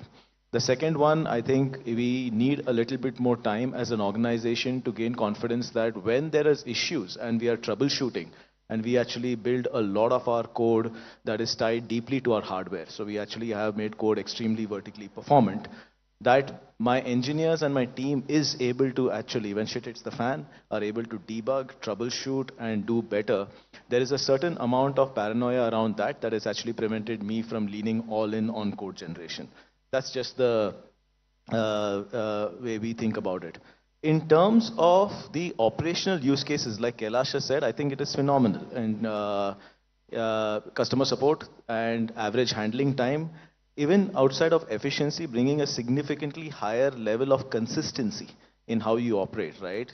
Today there are a bunch of channels. There's voice, there's email, there is ticketing systems, etc., all that are coming in. Responses across those being consistent, being able to auto-generate based on all the data that we have of the tickets, try and generate a consistent script for responding, auto-respond to a lot of the tickets. I think the opportunities on the operations side to actually automate, which we've been doing actually for a very long period of time, even well before the LLM cycle started, purely using machine learning and in some cases just about using data more efficiently for self-healing and proactive ticket generation and resolution. Because in our case, most of the tickets are tied basically to the last transaction that happened. We pretty much know what went wrong and we can actually self-heal easily. So we've been very high on automation. But for the trickle that lies outside the automation, where it does hit ultimately a customer support agent, I think huge amount of opportunity to actually, if not automate it completely, bring a higher level of consistency, better prioritization, and to actually ensure that maybe we move more and more into a cycle of 100% resolution through tech. I think that's definitely there. Right. Similarly, all the ops processes, I think there's huge opportunity to automate through this. Do you guys have an estimate internally that, I saved this much because I deployed AI? I mean, is there some way to measure that? Or I saved this much time, it doesn't have to be money. I saved this much time, this much resources. Very difficult. How do you kind of quantify that when you say, boost efficiency and all Look, that? I think dev productivity, right? Dev productivity is very, very difficult to measure. There are papers around this also. There are different measures that you can actually take, whether it is mean time to merge, what is your code review cycles, etc. But all of them kind of create unfortunate self-fulfilling cycles where you can gamify it, or it's not the true reflection. Ultimately, what most papers have suggested is that a true survey of your developer organization in terms of whether they are doing value-added work versus just activity that is keeping them busy is the best measure. So frankly, I don't have a metric that I can actually put in terms of whether it's driving significantly higher value, and if so, how much. But in pockets, like I mentioned, it's much easier to measure, where you are actually automating stuff. Let's take merchant onboarding, right? And if in merchant onboarding, outside of, so we had computer visioning to actually look at the store photos, to extract information like OCR names, to kind of classify them. Same thing with the KYC documents. But in the ones that we couldn't actually automate, there was manual work. But putting those through a pipeline that is significantly better or more efficient because of these models has a clear jump that could be 25, 30, 40%. So I think in pockets there are clearly use case by use case or operational processes you can measure it. As a whole, I still don't have a view of whether how much improvement in productivity or frankly any reduction, if at all. We also have, I don't think we've even leaned in as much as Kailash has leaned in on the technology in our company, but whether it will, if at all, reduce headcount, we've never thought about that, and we don't really have a measure on that. Right. Kailash, you know, your AI policy is very interesting, but is that also easier to execute? Because, you know, Zerodha hires very sparingly. I mean, I think your tech team has stayed at, I don't know, that 30, 35 for the last 3 years. People, you know, are happy there. So is it easier to have, you know, when the strength, when the headcount itself is low, how does this work in larger organizations as organizations scale? We have a fairly large team, although that number also has stayed reasonably constant. There's 1,200 plus people. The support team is massive. There's ops, KYC, documents, forms. So these are all large teams. And if you think about it, many of these, let's say form processing or KYC handling, these are kind of the things that can be easily automated away. So the policy wasn't really meant for the tech team. It's a tiny team. And it was meant for the rest of the organization where there's a lot of human processes involved. Right. So that's a reasonable number, 1,200, and this policy is meant for everyone and not really for tech. So, but what if you had, let's say, 20,000 people or 10,000 people, right? If the headcount is a reflection of, let's say, suboptimal management, then automation with AI, etc., will immediately amplify and exacerbate, you know, the issues with those numbers. If an organization has ended up overhiring, then it is going to be a problem. It's going to be very difficult to implement a policy like this. But we are fairly confident that all our departments and teams are at, you know, running at optimum numbers. Right. I want to throw the floor open for questions because I know there are a lot of people who want to ask questions. I think we have 5-10 minutes tops, but if anyone has a question for Kailash or Rahul, please let me know now and we can pass the mic around. Okay. We'll go to the next question, Kailash. Kailash and Rahul, to both of you, is there a real risk with AI not just taking over, but humans indiscriminately adding these in things that require critical decision making? Do you think automating decision making is a risky thing, and how do you solve for this? Oh, absolutely. So organizational efficiency and automation is one thing. But imagine the simplest example to understand is, let's say, an insurance claim. And if a black box AI system denies a claim and it can't really truly explain, then who's accountable? So over a period of time, if you have such a system, the people who work around the system will lose agency. And when you reach out to customer support, they'll only be able to say, sorry, that's what the system says. So there is absolutely a very critical problem with the introduction of black box automation, which is what these AI models are, in places of critical human-related decision-making, life and death, finances, etc., etc. There has to be accountability. There has to be clear explainability. So at Zerodha, we are very clear about this. We are very cautious of this, just like Rahul was saying. In places of critical decision making, there's always going to be humans. Even if you end up using some of these tools as an aid, the accountability has to lie with a human. Rahul? 100%. I think explainability is the biggest one.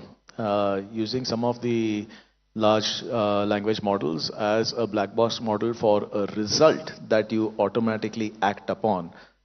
Taking a broader picture of financial inclusion, not having explainability and having a fair amount of false positives or false negatives, whichever way we look at it, can be a genuine issue because this also scales very fast. Yeah. It kind of becomes a way of life for a lot of companies, especially if this becomes the right way to do it and there is a bias and the bias continues to become something that feeds into the system without correction, it can become a huge problem. So I think without explainability, kind of taking it end to end as a model that the system can act upon as a decision is a problem. Having it as one of the parameters that goes into a managed model or a managed operations, like a score, I think is still extremely good because you can actually test that score, you can use it as part of it, and you can actually start having a higher level of boost for that score over time. But using it blindly as a black box model right now, I think does have a negative effect to it and should not be done. We also don't do it. What we do though is try to actually look at cases where we can actually have some of the lighter open source models, train it for our specific use cases and keep it as one of the inputs to a typical model that we have been using. Machine learning models are there. We use a lot of machine learning on our risk and fraud detection. It's always been there. In terms of being able to actually create the right whitelist from a lending perspective in terms of both some sort of a score around potential abuse, the intent to pay, the ability to pay. We again use this as one of the scores. We use it in a shadow mode to look at it, but we never actually rely on it as a decision-making source. I think there's a long way to go before that. Right. In terms of the types of engineers you hire today, how has that changed? Do you look for AI skills? I mean, how has the recruitment process changed? Hasn't changed. Oh, I don't think there's any, sorry. I think there's no AI engineer. That's a myth. I mean, there are good software engineers. In fact, you could have somebody out of school being significantly better than me or Kailash in AI right now. I mean, we are all learning. I tell people this has been probably the sharpest learning curve I've had in a long period of time, and it's great. It's challenging. So I think it's a myth that there are some sort of special AI engineers or talent out there that you need to hire and build a team for. I don't know what's... Exactly the same. Nothing's changed. And most of these code, dev, tech-related AI models and tools, they've all become commodity. It's available to everyone, everywhere. So if you have developers and engineers who are smart and curious, they'll just use these tools as an aid to improve their workflows. That's about it. So does this also mean a lot of things that programmers had to know before are now pretty much redundant? There's no black and white answer, but from my personal experience, the way I've been using these models for code generation, debugging, etc., I think certain kinds of programming work, a lot of boilerplate work now can be automated away very easily and simply. Like Rahul was saying, none of these models can produce well-engineered, future-proof systems, let's say distributed systems today, but they can do focused parts really well. 100 lines of code that you'd have to write yourself because it has to be written anyway and there's no great innovation happening there. These things will generate in a second so that you can move on to the next 50 lines of code which require a lot of thought. So a lot of entry-level work, boilerplate work, etc. are being automated away very easily. People don't have to write those lines anymore. Yeah, I think the smartest engineers are the laziest ones, always. well before we had AI tools in our toolkit. They've been automating it, they've been writing scripts, they've been writing boilerplate code that actually spins up an entire service with clearly defined interfaces where you can just plug in code. So smart engineers always are trying to actually make their life easier. This basically becomes another tool that they can use to do the same thing. I think as long as, from an org perspective, if what we think it should be used for and should not be used, what it should not be used for is not breached, I think every engineer should be actually using it to make their life easier, just that they've been doing it in the past. right? So I don't think things change. It makes life much easier, but it's a new tool, albeit a much more powerful one. But that's how it is. Yeah. Right. I think we're out of time. So one last question to the two of you. Is there an AI tool that you think is very reliable, something that you keep going back to? Maybe Rahul can go first and Kailash. Nothing. I've been exploring with a bunch of stuff. Nothing specifically that. Reading white papers and all. I do read quite a bit. I'm just realizing that I'm not as smart as I thought I was when I read those papers. Yeah. Your commodity LLMs that are available out there for tech, for summarization, or your language models, they're exceptionally useful. Even services like Claude and GPT-4 are great. And I've been using, for instance, Claude for learning a new language, Rust. I'm trying to build a project, a reasonably complex project, while learning the language at the same time. And I've never learned or built a project in this manner before. So these are all amazing tools. Great. On that note, thank you very much, Kailash and Rahul. And we hope this is the first of many meetings that you have in person in Bangalore. Thank you very much. Thank you so much, Rahul and Kailash, and of course, Chandra, for that insightful session. Chandra requests you to kindly remain on stage. Ladies and gentlemen, once again, a huge round of applause for Rahul and Kailash. Now, after that power-packed conversation, brace yourself for another one. What's common between Canva, Hugging Face, Hippocratic, Poolside, Galileo, apart from the fact that they are among the hottest startups in Silicon Valley? They also have a common backer who is sitting right here in Bengaluru. Premji Invest has a world-beating AI portfolio. Please welcome on stage with a round of applause TK Kurian, Chief Executive Officer, Premji Invest, who will be in conversation with Chandra.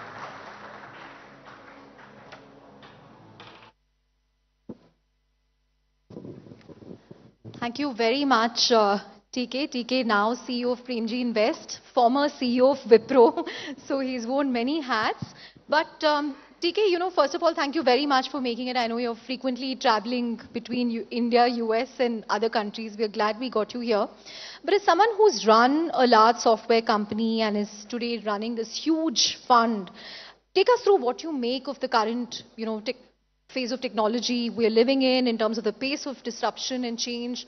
How does one keep up? You heard the PhonePe co-founder saying that, the pace of learning has gone up.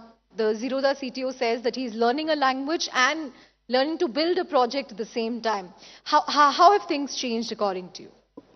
So it's kind of funny, when you sit, when I moved from Wipro to this particular role, it was kind of interesting because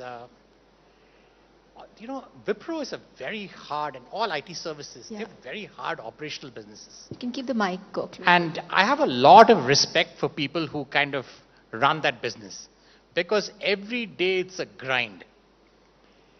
And you're exhausted at the end of the day and you hope you've achieved something. And it's really a hope because at the end of every quarter, every analyst across the world judges your performance. So that's the way it works. Luckily, in this business, what's happened is it's been more about the creative side, understanding what's going on, and really trying to figure out, because when we are making a bet today, we really have to see that bet play itself out over the next 10 years. It's not something that we can kind of invest today and run out tomorrow. Which means that your ability to take bets and quantify the bets that you would take depending upon the probability of outcomes that you would like to get in the spaces that you believe are critical. So a perception of what the world is going to look like in the future is very important for us. And it can't be, with things changing so much, it's very difficult to get a point of view which is kind of deterministic. Yeah. So you have to work on probabilistic outcomes right across.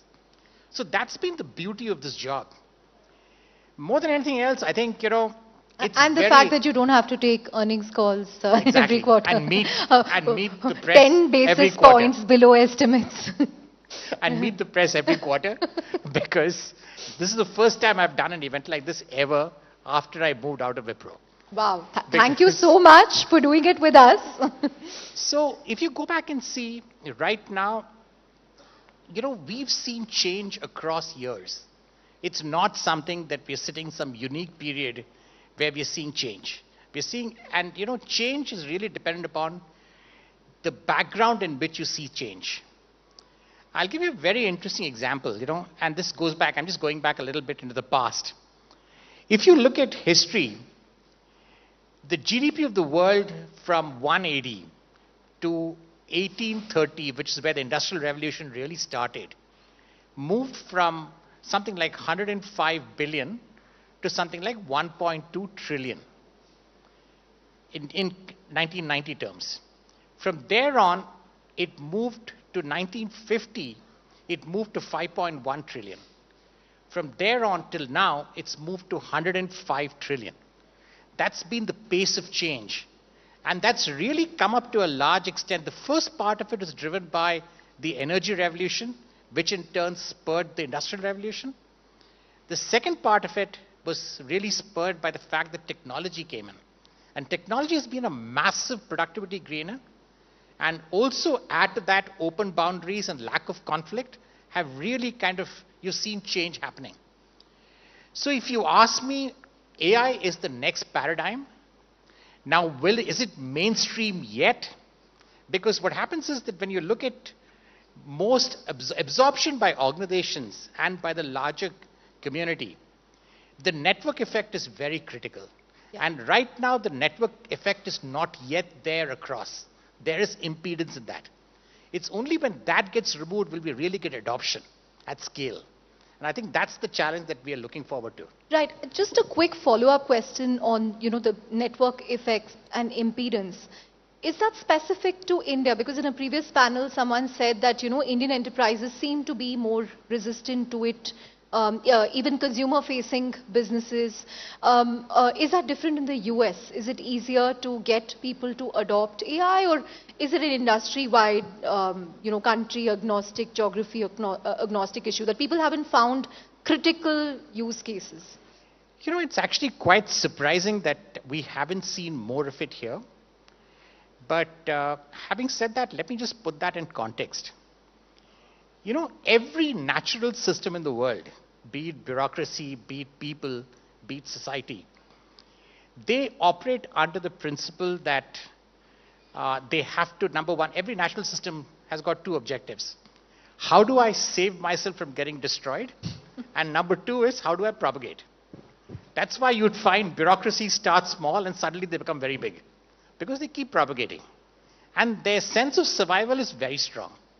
In India, traditionally, we have had a lot of bureaucracy. And I don't mean government bureaucracy, that's one part of it, even in organizations. So there has been a little bit of impedance. But having said that, I think it's really a question of, should we focus on applications or should we focus on models? This is something we've been debating all day, and different people have different perspectives. And I have a different, our view has been, as a firm, has been that as far as India is concerned, there is going to be a massive opportunity that's going to come up when it comes down to services. This is the place, India is really the global capital of services for the world. Most of the people who work in service industries, be it in BPOs, be it in industry-specific areas, all of them have detailed knowledge of what's going on a day-to-day basis and how they work for customers in the West. What has surprised me is that very few people out of that particular industry have come out and taken the initiative to do something. And the reason behind that is very simple. There are people who understand domain very well, who understand the problem very well, but they really don't have the technical chops to solve the problem. And I think in India, if we can get these two groups together to work together, there's a massive opportunity which can kind of come down the pike at us. And I think we can really do well in that space. So that's the one piece that we've been focused on as a firm, on how do we get these two teams to kind of start talking to each other. I must say our success has not been very great in India till now, but I'm hopeful because this is an early motion. This is not going to go away in a hurry. And to that extent, if we start something now, we'll see the rewards of that in the next couple of years. In the US, we've been very successful with this. Because the great thing about US is that, every entrepreneur once he sees a target or an objective, will just chase it. And that's been something that we've seen quite a bit, and they're fearless. Fear of failure doesn't exist. So to that extent, we've had more luck in the US than here, but I'm very hopeful given what I've seen till now. So more on the use case side, essentially India's opportunity. You know, talking about US, I mean, you have an amazing AI portfolio, right? From Canva to Hugging Face to Hippocratic to Poolside to Galileo, where you've invested with some of the top marquee Silicon Valley funds. How did you sort of, manage to build, this deal sourcing pipeline in terms of identifying these bets, getting a seat at the cap table? Has it been easier to do this where there are secondary transactions? How did you go about it, TK? Because it is something amazing, right? Fund based in Bangalore that's on the cap table of pretty much every top AI firm in the world. So we are not, again, these are some names that we have. There are quite a few others which haven't you worked out. can tell me off stage once a session. Which haven't worked out, which we don't necessarily talk about. But the reality is this, that if you look at it, we have a team on the ground in the US. Today we have 17 people. 17? 17. And 17 this is people. in San Francisco? In Palo Alto. Palo Alto. So we sit there, we are very connected to the ecosystem. Each one of our guys are technically very strong. To the extent that we have people who have written, initial white papers in specific areas. And so it's a technically very, very strong team. So we built it with that in mind. We said we'll first get people in the firm who are respected by the larger community. Because once they're respected by the larger community, the ability for the community to call them and get their opinion on deals is much better. So it's been a really hard work over the past few years. I mean, we've been at it from over the past 8 years intensely. And it's now that we are seeing signs of success. And again, we've made bets. We don't know whether all these bets will play out. Right now, the valuations that you see may not be the valuations 2 years out or 3 years out. But these are bets which have been taken in a thoughtful manner because we believe that some of these companies will really break out and do well. To answer your question on secondary and primary, we typically go for primary deals if we can. We'd like to be on the cap table. We'd like to understand the technology. We'd like to get access to the boardroom. So in many cases, nearly all the cases, even though we may not be on the board physically, we are still an observer on the board. So we know what's going on in the company. Second is we are able to help them with a bunch of real world issues. The great thing about a lot of AI companies is that they have snazzy technology. There's a customer sitting on the other side that they can't completely relate to. So managing that interface is something that we do fairly well. And that's been one reason a lot of people have wanted us as part of their cap table. Right. How did you convince Azim Premji that, we have to build this 17-member team in Palo Alto? The funny thing is that Mr. Premji really is not... I don't know if you know how the structure of the fund is. The fund basically is money given to us by the foundation. Yeah. The only thing Mr. Premji keeps telling me is, if you end up losing money, think of the thousands of children in India who are not going to have money in the future.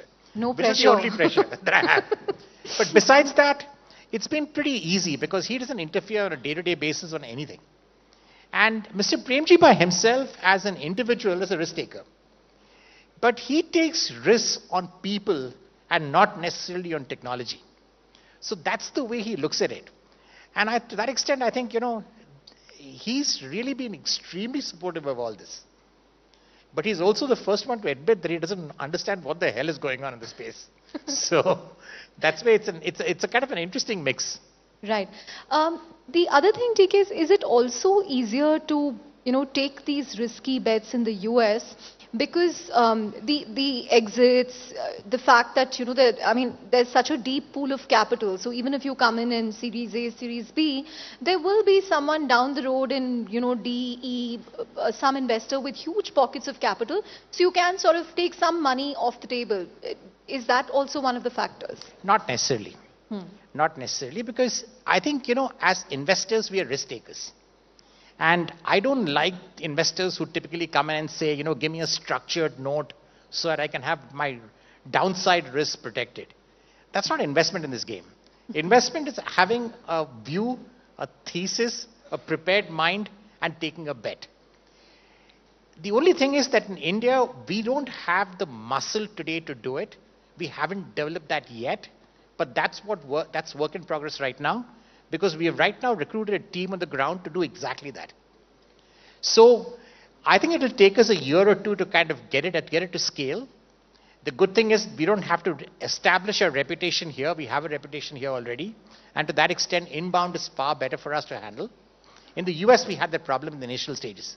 So with that in place, I think I'm pretty confident in the next 2 years, we'll be in the same position here as we were in the US. Right. In fact, that brings me to my next question. If I look at Premji Invest, you've been really active in the public market space, in the private market space in India. You're an investor in some of India's biggest unicorns. Why are we not seeing that appetite when it comes to AI startups? Are you not seeing? Because there aren't those startups in India. I wish I could say, because I think what happens is that if you look at the companies that are coming out of India, there are very, very few who've got. We have a couple of startups that are trying to build LLMs. Yeah. Now, would I invest in something that's a company that's building an LLM? I don't know. I don't think so. The reason behind that is pretty simple. See, if you look at most of the large models that are out there, they've pretty much taken all the data on the internet and absorbed it into the model. So the training part is all over. And, it's Jan LeCun has got this wonderful statistic, which is that if you look at the amount of data on the internet, and if you equalize that to tokens, it's 10 to the power of 13 tokens. So theoretically, it's 2 into 10 to the power of 13. If you look at a baby that's born, after 4 years, and assuming that the baby's optic nerve works at roughly about 20 megabits, then the baby has at the end of 4 years 10 to the power of 15 tokens. So the LLM models have absorbed everything. I think the biggest change that's going to come now is that post-training is going to become an area of focus, and inference is going to become an area of focus. And that particular trend we have not yet seen at scale, and that's going to happen. So to that extent, I think if you ask me, inference has already opened up a whole bunch of areas, and we have done a lot of work in that area right now, and including investments that are not yet announced, which are basically in the semiconductor side. So we are actually building it semiconductor up, because we don't think that the current GPU architecture, given the amount of power that consumes, can actually work and scale for inference. So it needs a completely different architecture. And the architecture exists. Companies that are able to tape this out and bring out effective chips into the market is the key here. Right. So when will you sort of have conviction to invest in AI startups in India? I mean, what are the 1 or 2 things that will convince you? I think we already have conviction. There's no doubt about it. We believe that, like I said, India is the services capital of the world. I think it's really finding those 1 or 2 founders who can build scale businesses behind it, who come from the services side. And that, I think, is something that we have not yet found. We have found 1 or 2, but scaling them is the problem that we are right now kind of contending with. Right. TK, in the last week, one other major talking point, at least in the US, has been about, whether LLMs, AI scaling laws have hit a wall. And there were multiple reports that, it's led to a slowdown in, I think, OpenAI's model. And then there were subsequent reports about Google and Anthropic facing similar issues as well. Are we in a phase where, AI investments will perhaps slow down to some extent because of this? Because the gold rush in the valley has been huge, right, in the last few years.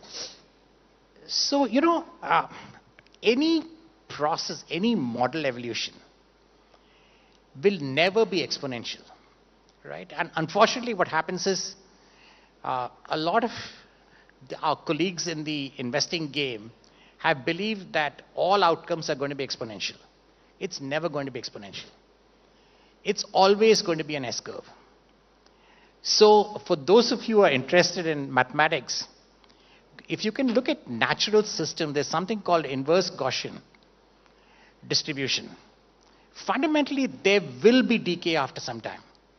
And that's something that we have to plan into all these models. I think there'll be a change in the way models work. The large language models in the way they're working today, I think that with chain of thought coming in, and I think, really if you look at what OpenAI has come with, the O1 piece, that's a completely different model because that leads you to reasoning. Yeah. And I think there is going to be reasoning and inference is going to be the next big thing. My own prediction is that in the next 5 to 10 years, maybe not 10 years, 5 years, you would have workloads that are probably going to be about 80% are built around reasoning and not necessarily around core LLMs. My prediction is that in the next 10 years, core LLMs will get relegated into labs. Wow. So I don't think they will remain at scale. Right. Last couple of questions, TK. I have to ask you this. As someone, who's run a large IT services company, which is a huge job provider. I mean, the IT, the software services industry in India continues to be the biggest job creator in the private sector. What impact is this going to have on engineering jobs going forward? We heard, the Zerodha person saying that 100 people, they're trying to kind of transform their roles because the work that they were earlier doing, they're able to do with AI, which is analyzing customer calls and, getting it in a neat transcript and so on. What should we prepare for? Because India has one of the largest number of engineering graduates who pass out every year. So I think there are 2, 3 things there. There's no easy answer to that. But things like, call centers and anything to do with customer support will get disrupted over a period of time. I'll give an example. We have a company in our portfolio called Navan. Navan is basically a corporate travel portal that's going against Concur. It's a $600 million company which is growing at the rate of 40% per annum. So when we invested in that business, their gross margin was running at around close to about 56%. And our plan was that we will take it to about 65, 68 and then take the company IPO. They had 4,000 people in customer support. Today they have about 140. Okay, so that's the kind of change that you've seen there. Completely different example.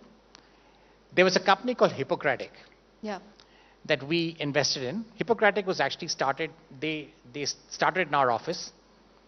And Hippocratic itself was going after the nursing shortage in the US. So the US market is a very funny market when it comes to nurses.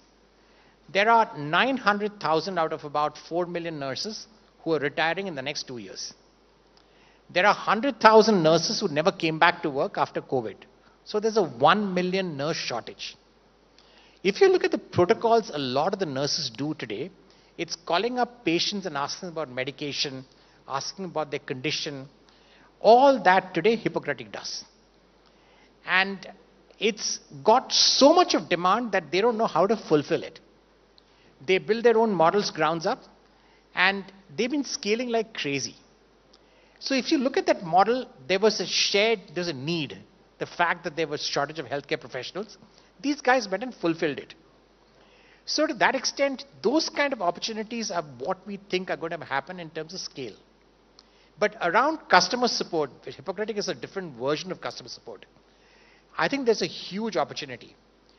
Code generation, I think the problem with code generation is that bits and pieces you can do very quickly. But when you look at the ultimate process and the amount of engineering debt that most companies have, I don't think that's going to come down in a hurry. So from that, if you look at that, I think the companies have to clearly refactor themselves. Their pricing models have to change. The models of passing inefficiency on to customers and making more money out of that, which is essentially what the TNM model was, that will get completely disrupted. It has to. It's a wrong economic model. And to that extent, I think companies that make the change will succeed. companies that don't, will not. Do you talk to Wipro about this? Look, I have a Chinese wall with Wipro. So I stay out of Wipro completely. The reason behind that is very simple, because we play in the public markets, we play in the private markets. Information leakage is the worst thing that can happen. So we stay out of it. Final question. I think we're out of time, but TK, what are you enjoying more, Wipro CEO or Premji Invest CEO? So I think, if you ask me, by far Premji Invest. Because the reason is very simple. Like I said earlier, I don't have to meet the press every quarter. I don't have to stand up and make excuses for good performance or bad performance. And even better, I don't have to wake up every morning. Every morning in Wipro, my scary piece was when I open up my email, there'll be 2 alerts out there. At least 2 customer escalations, 1 compliance issue, and you're like, man, it's a great day to begin the day. So that used to be my day in Wipro. All that is gone now. Now when I wake up in the morning, I read white papers, I read articles, keeps my brain alive. I think to that extent, this is much better. Great.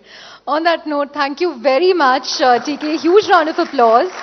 And as he rightly said, he hasn't done any media appearance like this in a very long time. So thank you very much for making an exception for us. Thanks, Chandra. Thank you, Mr. TK Kurian, for that candid and insightful conversation. Thank you, Chandra. Ladies and gentlemen, once again, a huge round of applause for Mr. TK Kurian.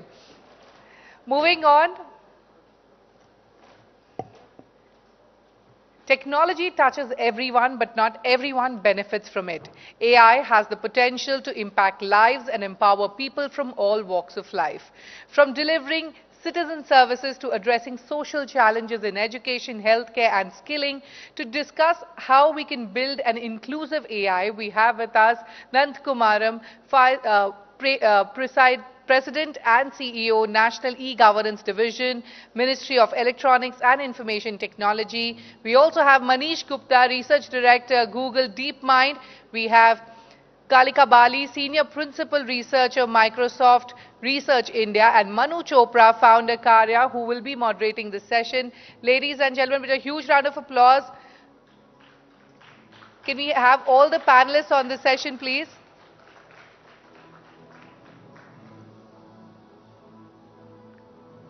Request all the panelists to kindly come on stage. Manu, it's over to you.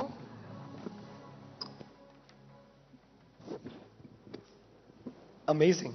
Let's get started. Super excited to be here and really looking forward to what will be a fun discussion, I hope, I'm sure. Manish, let's start with you. DeepMind is truly committed to building AI that serves all of us, equally. Could you start by telling us a little bit more about Project Vani, which is your collaboration with IISc, and the impact that you hope it will have on AI development in India, and how do you in general see Vani and all the work you're doing at DeepMind contributing to AI models that have the linguistic diversity that we need for these things? Yeah, so it really started with, again, our quest to democratize access to information, because I consider you and I, all of us in this room, to be the privileged ones who have information at our fingertips because we speak, we understand English. I wanted to see, look, I mean, what about that laborer's daughter in Chhattisgarh? How do we empower her with access to that same level of information that you and I have? And ultimately the same power of AI, as you get all of these very powerful LLMs, how do you make sure they handle all of these languages of the world, not just those like English, right, which are spoken by the more advanced sections. And also to researchers, it's a delightful thing, because I mean, it's such a fascinating challenge, the diversity of languages that we have, and also the diversity of ways in which the same language is spoken. So we have this saying called "Kos kos pe badle pani, char kos par vani," which inspired this Project Vani, that let's really try to capture the diversity of spoken language in India. And we started with this goal. The project is going in 3 phases. By the end of phase 3, our goal is to collect speech data from each and every one of the 773 districts of India and capture, hopefully through that, the full diversity of languages, dialects, accents that we speak. And so far what we have done is we have completed phase 1 in collaboration with ISC and made data from 80 districts, over 14,000 hours of speech data that has been collected covering 59 languages. And of these 59 languages, 15 are what used to be zero corpus languages. That means there was zero known digital data for those languages. So by the way, I mean, we are on our quest to build multilingual models that cover every language in India, at least, which is spoken by over 1 lakh people. And guess what? There are over 125 such languages. And I was told 72 out of those 125 languages were zero corpus languages. Languages spoken by lakhs of people, millions of people, and no known digital data on those languages. So very kind of a sad state of affairs. And this is just a humble attempt to start making a dent. And one of the companies that's been an amazing partner in that journey is a company called Karya. Manu, you may have heard of. It has an amazing CEO called Manu, who's been, again, doing this fantastic work. So very, very excited to work with partners like that in that journey. Thank you so much, Manish. That was not the hope with that question, but I appreciate it. I think it's been genuinely the most incredible joy for us. We actually work with all three. We work with METI, we work with Microsoft Research, we work with DeepMind. And one of the things we actually remember from our work we're doing with you in Karnataka is someone saying, I have the same respect for Kannada as I have for my parents, right? And there is this just deep love for languages in this country. And I think that's really exciting. Kalika, we'll come to you. Your work at MSR has been transformative to the AI ecosystem in India. And you've often spoken about how modern speech technology supports only a fraction of world's languages. How are you approaching this at Microsoft through Project Vellum? And how are you thinking about empowering the intermediaries as you launch Vellum? So before I do that, can I say I am so jealous of the Vani project as a researcher, only as a researcher. Come join. I mean, this is an open project. All of the data is openly made available to the entire world. Come join. I think I'm a great fan of the Vani project, truly. So coming back to your question, so, Vellum is a project that we've been working on for a little over a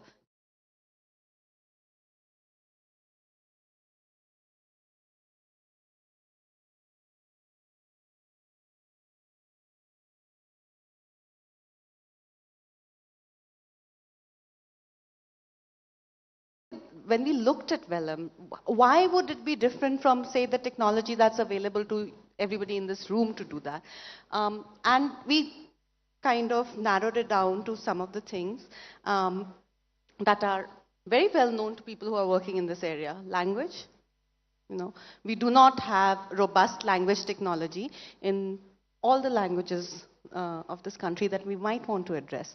The second was the kind of resource constraints that might, stop us from building applications in certain ways. Another thing was the user interfaces. We cannot have, out of cultural context, out of context kind of interfaces, etc. What kind of cultural knowledge is required by the application developers and deployers to make this speak to the people on the ground. And then we kind of looked at the fact that this is such a diverse country and such a huge population, to how is it possible to go and touch as many, if not all, people in the country. People have no access right now. And then we looked at the ecosystem around it, and what we thought was that here are so many intermediaries who have access to some technology, right? And if we enable those intermediaries, then they in turn can enable all the people that they touch. The outreach of these intermediaries is immense. We still have to solve all those problems for language, resource, etc., but we don't have to solve it at an individual level. So what do I mean by intermediaries? If we are, enabling teachers, we already enable students, right? If we are enabling frontline health workers, we are enabling all the people that they are serving, right? If we are enabling farmer entrepreneurs, hopefully that will go out to all the farmers that they are in touch with. So that has been our model with Vellum. There's just one thing that I will say only half in jest. A lot of the AI thinking, like, AI application thinking is around empowering an individual. Our culture in this country is not individualistic, whatever we might think in this room, right? It is very community-based, right? And it is not a culture of DIY, do it yourself. And I'm borrowing this from my colleague Saikat Guha. He says, we are a DIFM, do it for me culture, right? Because in a community, I'm not going to do my taxes as well as like go and do my shopping as well as do my banking. I'm not an individual. I will have someone in my community, oh, this cousin is very good at doing taxes, that cousin is going to do everybody's taxes. This person is very good at doing, he has knowledge of investment, this person is going to be everybody's investment consultant. So we have to, think what works in our culture, and therefore this whole intermediary approach is what we felt would be much better. That's amazing. Thank you so much for that, Kalika. Nankumaram, sir, the India AI mission, of course, represents a significant commitment to building AI infrastructure in the country. Could you please tell us your vision about the India AI datasets platform, and how do you think that will reshape AI development in India for so many startups and researchers who may be in the audience today? Yeah, thank you. So the India AI dataset platform, there are many components in India AI mission, and the dataset platform is largely, it is carrying 3-4 things with itself. One is we are trying to bring data of government, private, and otherwise available data sets. So when we say take example of voice. Now, as you know, most of the states have helplines. So helplines can be for an ambulance, it can be for a police vehicle, or it can be a, say, citizen grievance helpline. So there is a annotated data set for various districts that originate from there and lands in a server of that helplines ecosystem. Now that data set can be brought in after due diligence and PII protection and DPDP compliance into this system and made available to larger startup ecosystem or academia so that they can try something. The conversation around AI, I'm not a technical person, but what I see is when you say 2 to the power something, 10 to the power something, the problems that people face or they want to be solved is not so many. If say, for example, maybe my problem is just traffic maybe today, how I return to the place and I meet my friend. I don't have 1,000 problems in my mind today, hardly 10 or 100. So is life of an individual. So if you try to zero in on a problem and solve that, and with that intent, if you start thinking and solving the problem, say somebody is applying for a service or say a problem set. So then there are a finite set of problem sets. So finite set of data sets may be able to solve the problem. The academically and research-wise and futuristic approach, this generalist and general AI and that kind of GPT kind of approach or say LLM approach is very good. Please pursue that, and we're very happy to have something great coming from this ecosystem. But as far as day-to-day life of a person is concerned, it is very small, finite problem sets. So the way I see is that we run 2 products. One is DigiLocker. I mean, a few of you might have seen it. And another is API Setu. So what we see is that this API economy, so API economy is something which we want to catalyze through this dataset platform. So suppose there are 36 states and union territories, and there is a congregation of APIs at different states and union territories, and federated system there is a API Setu which has say today 6,000 plus APIs. So this N by N is happening in a state UT, and then at a bigger subset at union level, and this is available for the market to perform or say build some application. Say, let me give you an example, scholarship application. If I want to build a scholarship application, so you have 4 inputs, say 10th mark sheet or 12th mark sheet from CBSE, 12th from some another board, college, another board, and like this you will have 3-4 certificates coming in. Somebody will say attendance, somebody will say merit performance. So there are so many documents coming in, and then you have an algorithm. Purely speaking, even SQL can handle it. You don't need AI, but this is a problem for people, right? And there is a premium, there is a market which can be served. So the previous speaker, I was just listening that if the reasoning part, reasoning might not be necessarily in LLM route. Reasoning can be, if you can reason it beforehand, maybe you can structure the problem set and solve the problem and get paid in return, and that money gives you an opportunity to expand your R&D envelope.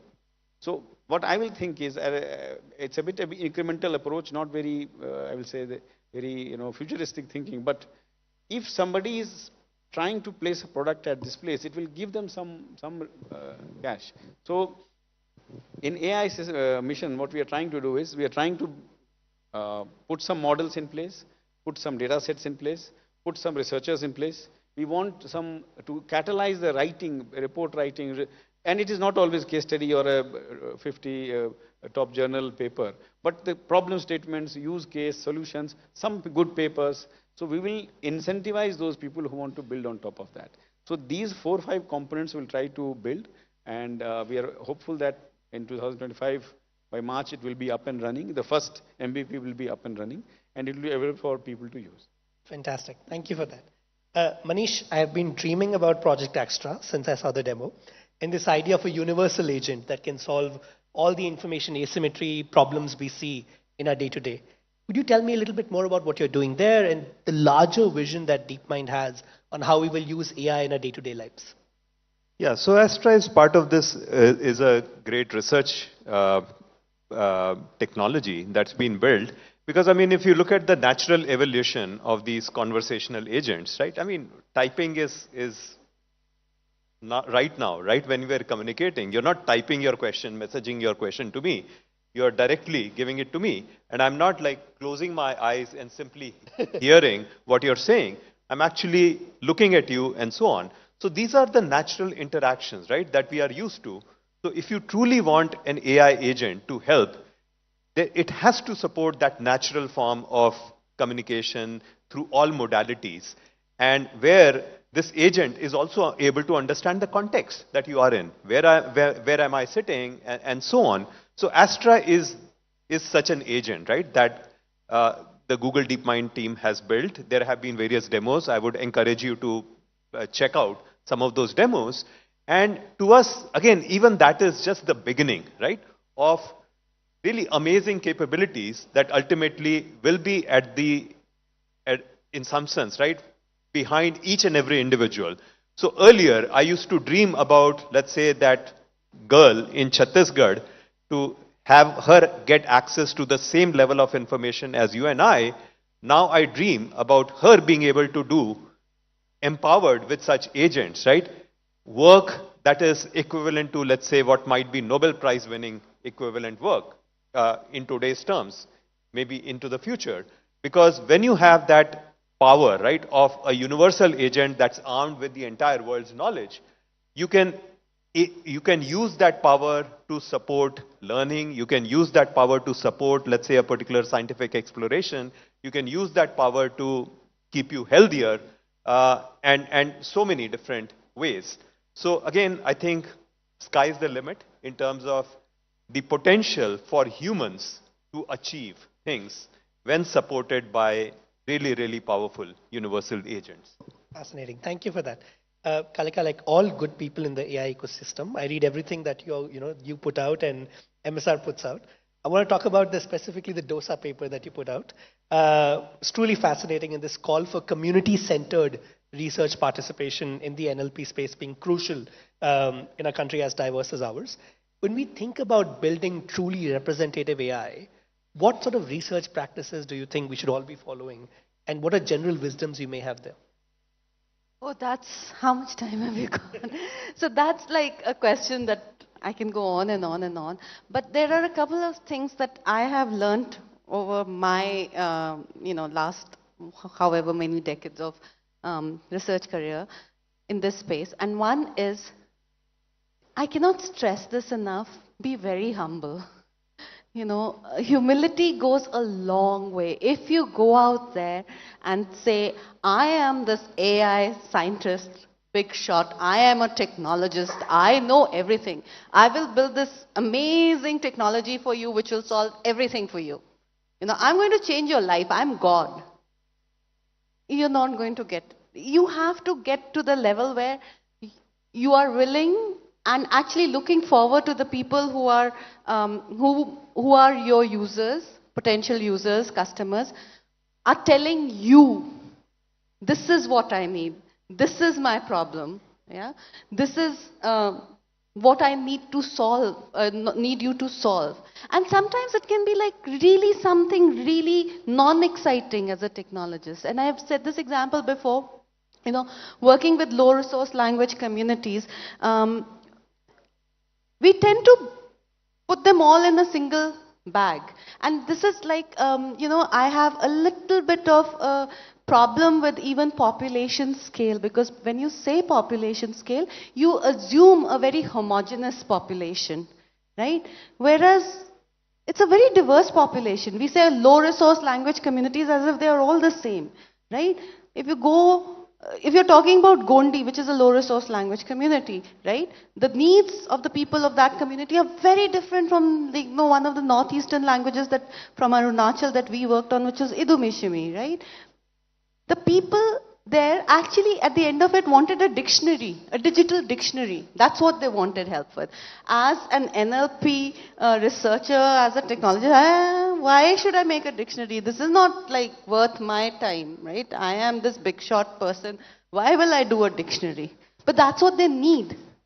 So, think about what is it that you're trying to solve for. So that's one of my, utmost learnings from here, that you have to solve for a problem that is really there, that pinches the people, not some imagined problem of your own. And we were having this discussion in the room earlier. I was in Bihar talking to some women farmers, and there was this whole bunch of developers who were developing apps for them, right?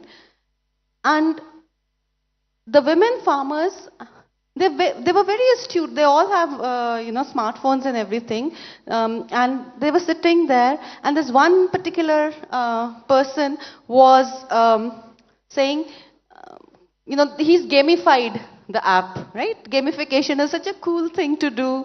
Let's make everything a game. And he's telling these women, wouldn't you like to play this amazing game, and then you'll win this star and something which will lead you to win, some nugget of information that will be useful to them. I cannot even replicate the expression on those women's faces. They were like, we are so, we are hardworking people. One of them finally said, do you think we have time to play these games? Really? So, listen to the people. That's the most important thing. I really appreciate that. And I think that's just amazing, absolutely. Nandakumar, sir, the last question for you. NEGD has, of course, done a phenomenal job with initiatives like Umang, My Scheme, DigiLocker. And you briefly touched on this, but how do you see AI accelerating the delivery of these customer-centric, like government services to our people, and how do you think AI can help just improve that experience further? So what we are seeing is that the agents that people are building, or any model, say voice or something that is coming, that will start becoming part of our applications by and by. For example, simple bot. Say today if somebody wants to know the rule position or a law related to some item held on, say, in an airport, that where should I go to? It's a very simple problem. I was coming and this was not duty paid or something happened on the airport. You need somebody to go to and some action, something. So these applications will start featuring all this. For example, on my scheme and this, we have put some bot. And this starts getting converted into actions. So as you are seeing, say, for example, SAP will have its own bot or Oracle ERP will have its own bot. And these bots will start getting more and more powerful. So what we see is that the conventional applications that we have, they will start going to background and these bots will start coming to forefront as we have in case of UPI. Nobody goes to a bank application for payment or utility payment. So we see that in government applications, though they will continue to exist, but gradually these interfaces will be replaced by these smart bots, multilingual and all action oriented. And they will start delivering services to people, and people will be largely pulling documents in these ecosystem and getting services. Love that. I'll take one final question for everyone on the panel, which is, what is one thing you hope to see in the Indian AI ecosystem in the coming year? And maybe we can take 15 seconds each or something like that. Manish, we'll start with you. To me, acceleration of science. I think what holds back India often is not lack of talent, nor lack of money. It's really lack of ambition. And again, last month's Nobel Prizes, right, ought to be like that signal that today AI can accelerate scientific discovery at a scale, right, that you could not even imagine. Take any large problem today, right, be it clean energy, material design, drug discovery, and so on. AI is being used, right, to really dramatically accelerate scientific discovery. I hope people in India, our researchers in India, wake up to that potential and start pursuing that. We are in Bangalore. Bangalore has solved problem for India, for abroad. I believe problem solution will come from you. I have only one advice for all of you. Talk to each other with humility. There is a lot to learn from each other. Please keep your eyes open and speak to each other. Yeah, I think for me it would be some kind of a consolidation. Right now I feel that we have such talent, but there's such a frittering of talent. You know, like everybody, there are 30 people trying the same thing, or like 30,000 people trying the same thing, which is great when you're just starting off, but then at some point there has to be some consolidation. So I hope like that kind of a thing happens. With that, all four of us are hiring, I'm sure. But thank you so much for this evening. I really appreciate it. Thank you, Kalika. Thank you, sir. Thank you. Thank you, Manish. Thank you so much, Manish, Kalika, Mr. Nand, and Manu for this insightful session. Moving on, I'm sure we all braved Bengaluru's traffic today, but hold on, the city has AI cops on the anvil. Let's call on stage Moneycontrol's Chandra Shrikant once again, who will discuss the fine prints of how Bengaluru's planning to ease the traffic conditions using AI. And joining her is Bengaluru's techie-turned-traffic chief, who is betting big on AI to ease congestion. Please welcome on stage with a huge round of applause, Bengaluru's Traffic's Joint Commissioner of Police, M.N. Anuchet. Welcome, sir. Thank you, Shruti. I've never interviewed a police commissioner before, so I'm a little scared now. But come on. But you have a very interesting background. Yeah. You are a chip engineer, if I'm not mistaken. Tell us about how you went from being a techie to, the traffic chief of the city. I'm an electronics engineer by qualification. Got into VLSI design. You can keep the After engineering, I was studying in Delhi, working in Delhi as well. So my father was an IPS officer. I always wanted to do this. So the shift was natural. Wrote the exam and qualified. So, but it has helped. I mean, the qualification does help you to infuse technology. I think like every other field in the world, even policing is not immune to the progress of technology, and the background has helped us infuse the latest cutting edge technologies into policing. Right. A few days ago, we were seeing some videos on your timeline and the Bangalore police's timeline, and we thought it was actually you, but it was your AI avatar which was, giving updates on traffic and movement and so on. Yeah. Tell us a little about how you're using AI for all this. Yeah, so basically we wanted to use AI to create these videos, these avatars, which,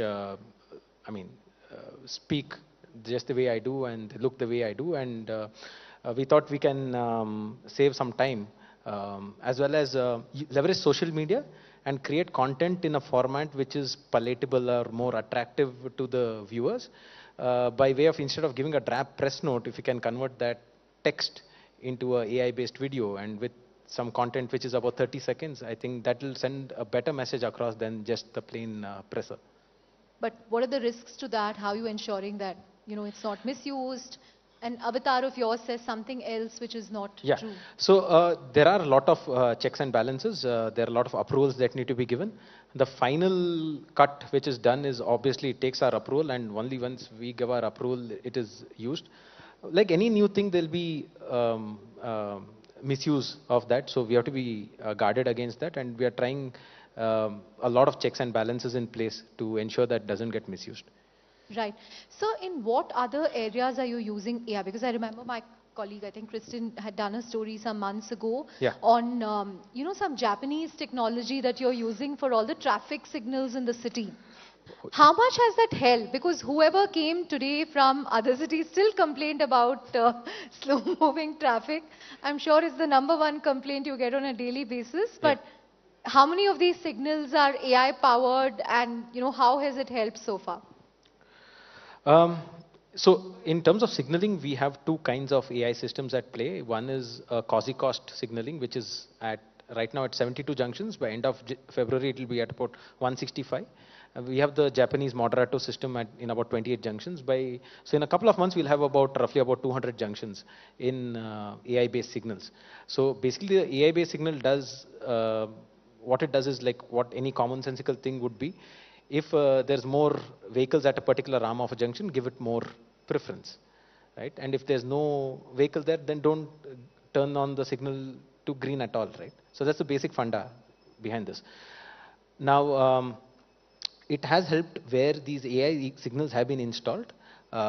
Anywhere between 17 to 22% is the reduction in travel times. And this we have monitored through third party. So we got a GPS installed on a car or multiple cars and had them travel along these lanes. So along these corridors, yes, it has helped. So, but in 2013, the vehicle population of Bangalore is 56 lakhs. In 2023 is 1.12 crore. We exactly doubled in 10 years. Right? This year we have added 12 lakhs in 10 months. I don't know what it's going to be at the end of December. So we have reached 1.24 crores. We have the largest number of private vehicles in India. We overtook Delhi. So if I'm not, if the congestion doesn't get worse, I'll be very happy. Right? We'll also be very happy. But with Bangalore's infrastructure, it has a long way to go. What role do you see AI playing in resolving traffic issues? Because it's a huge productivity killer. It's the #1 thing that founders talk about, that employees talk about. Well, if you're talking about traffic police per se, I think AI management, traffic management will completely shift towards AI based in a couple of years. I think we're completely. It is going to go. I think we are on that path now. I think it's irreversible. Not only the traffic management, it's going to be congestion management, congestion monitoring, which we have already built into this thing. It's just having those access to those latest technologies and having those homegrown solutions to homegrown problems. I think we are there. I think in terms of traffic management. But if you're talking about AI in general, I think level 4, level 5 cars might come in shortly, and I think driverless cars will help you use that much time of yours doing something more productive. Right. Around 96%, this is a statistic I read, that 96% of traffic violations in Bangalore are being detected using AI-powered cameras. So what type of violations are monitored? How is this improved? So let's all be careful, because there's always some camera watching you. Yeah, so we started off with a project called ITMS, where at 50 junctions we had AI-based cameras which were detecting 7 types of violations, like no helmet, no seat belt, using a mobile phone, not stopping at a red light. What's the most common type of violation? Not wearing a helmet. It's about 70%. Wow. Yeah. Okay. So because of this, the enforcement due to AI or contactless enforcement became 96%. And the physical enforcement reduced automatically. Because at one junction, one AI camera is able to detect about, say, 3 to 4,000 challans, violations, as opposed to having 10 constables work in 4 shifts. They are also not able to catch or detect that many. But now we have gone to a system where all the 9,000 safe city cameras also are being used now. So we are building a AI platform at the back end which uses existing infrastructure and detects 19 types of violation, not just 7. So the beta testing is going on. Probably, I think Jan 1st we'll be able to release that as well. So that will be at initially at phase is 250 more junctions, and probably we'll go to about 1,000 junctions in a year or so. Right. Also, the traffic police uses multiple data sets, right? Yeah. I mean, you get data from Google Maps, cab aggregators, Yeah. delivery platforms, and so on for real-time congestion management. How is this data used in other ways? Are there plans to perhaps open this up to the public? Oh, so we have a platform called Astram. Astram stands for Actionable Intelligence for Sustainable Traffic Management. It is a internal tool that we're using to monitor congestion real time by using all these multiple data sources. We have our own CCTV cameras. We are taking from map-based services, from aggregators, from travel aggregators, school buses. All that data is being fed, and we are able to understand what is the congestion, and we are able to do congestion prediction also. To the extent that a couple of months back, we started getting data from the case NMDC, the rainfall data. So we are able to predict where waterlogging will happen also in the next 24 hours. So that's where we are giving out advisories also regarding certain travel movements which might happen in the next 24 hours. Shortly, we'll be launching an app called Astram app also for citizens also, which will help them plan or their routes for the next, say, 6 to 12 hours to 24 hours, depending on how accurate data we are able to ingest, right? For example, sometimes it says it's going to rain and doesn't rain, and sometimes you are not even aware that it's going to rain and we have a terrible downpour, right? So it might help plan that travel. That's what we are hoping. It's not a replacement to all these Google, TomTom, Mapples. We don't expect it to be. But certainly we are going to open up, and one thing we're able to give is live road conditions, which we are already sharing to these map-based services, these aggregators, like vehicle off-road, accident, and other things. In real time, we're able to share to them. So their routing algorithms are already incorporating that and first giving advisories to those users, as well as rerouting in certain places where road closures are required, which is already happening. So that we can give it to the public through this app. Right. Do you share learnings with the traffic police in other cities? The fact that you've deployed tech in so many areas. Yeah. How is it different from what Mumbai does? Pune, I hear, is also very infamous for its traffic. Yeah. Delhi and so on. Yeah. So I'm lucky because the Joint Commissioner of Traffic for Mumbai, Delhi, and Chennai all are my batchmates. Right. How did this happen? That's an amazing Yeah. coincidence. So a lot of learning and sharing So you'll have a happens. common WhatsApp group that, this is the road congested here, this is the road I think nobody talks on WhatsApp groups, all these things. I think it's more on professional basis. No, we're just lucky, so we are able to share and we are able to get the best practices in there as well. Right. If I look at, one incident that kind of put Bangalore traffic on the global map, it would have been the Trevor Noah concert that, the Trevor Noah show that did not happen, right? Yeah. What were your own learnings from that? Because I'm sure you kind of faced maximum pressure in the aftermath of that. Yeah, that was like a perfect storm that day. I think we had a long weekend coming up, we had rainfall, we had 6 vehicles breaking down on the ORR and people stuck for hours together. And the learning was that one, in Bangalore, monsoon management is a very, very important thing for traffic. I think otherwise, if there's no rains, there is congestion, but vehicles move, right? Even if they crawl, but they move. The problem is there's no gridlock as such. So that day we faced a gridlock on the ORR. So which led to the development of Astram. So we monitor congestion to the extent that we monitor at the tech park level, what is the vehicle at a particular instant in that particular tech park. We are able to monitor today and take decisions based on if the vehicle go beyond a baseline, what is going to be if it's a long weekend coming up, there'll be huge outflow of vehicles. We're able to stagger buses, like we are able to get data from private bus aggregators. We're able to stagger their timings, stagger the pickup and drop-offs. So we're able to do that now. So that was the learning from that. But most important learning was it's a monsoon management thing. What happens if a particular road is blocked otherwise? if a vehicle is off-road, till the vehicle gets off-road, we can divert, right? But what happens with monsoon in Bangalore? All the road gets flooded, even your alternate roads. So there's nowhere we can send anybody. So AI doesn't help much there. But otherwise, the learnings has been really good. So we are able to monitor at a very micro level what is going to be the congestion for the next couple of hours. Right. Your background in engineering, has that kind of made you more determined in how to leverage tech in traffic management? Does it have to do with your academic background, the fact that you are an engineer turned IPS officer? I don't think so. I think what happens is, like any other field, especially policing, we'll be left behind if we don't adopt technology. I think anybody in my place would have adopted technology. Maybe I've adopted it faster because of my background, but it's inevitable. I think like how motor cars replaced horse-driven this thing, I think AI is going to replace a lot of things, including the way we police and do traffic management. Have you ever been stuck in a traffic jam, and where? Since joining this? Yeah, of course. I mean, it happens, right? Any junction? Hebbal.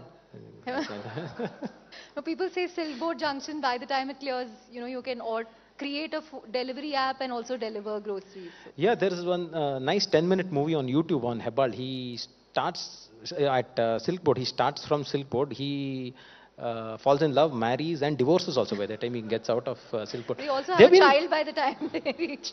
Yeah, but I think Bangalore gets a very unfair and disproportionate, backlash for the traffic. I think it's been unfair. I feel we are not that bad, right? We can do far better, no doubt about it. I think all of us are working hard towards that. But I think it's very unfair that Bangalore gets such kind of backlash.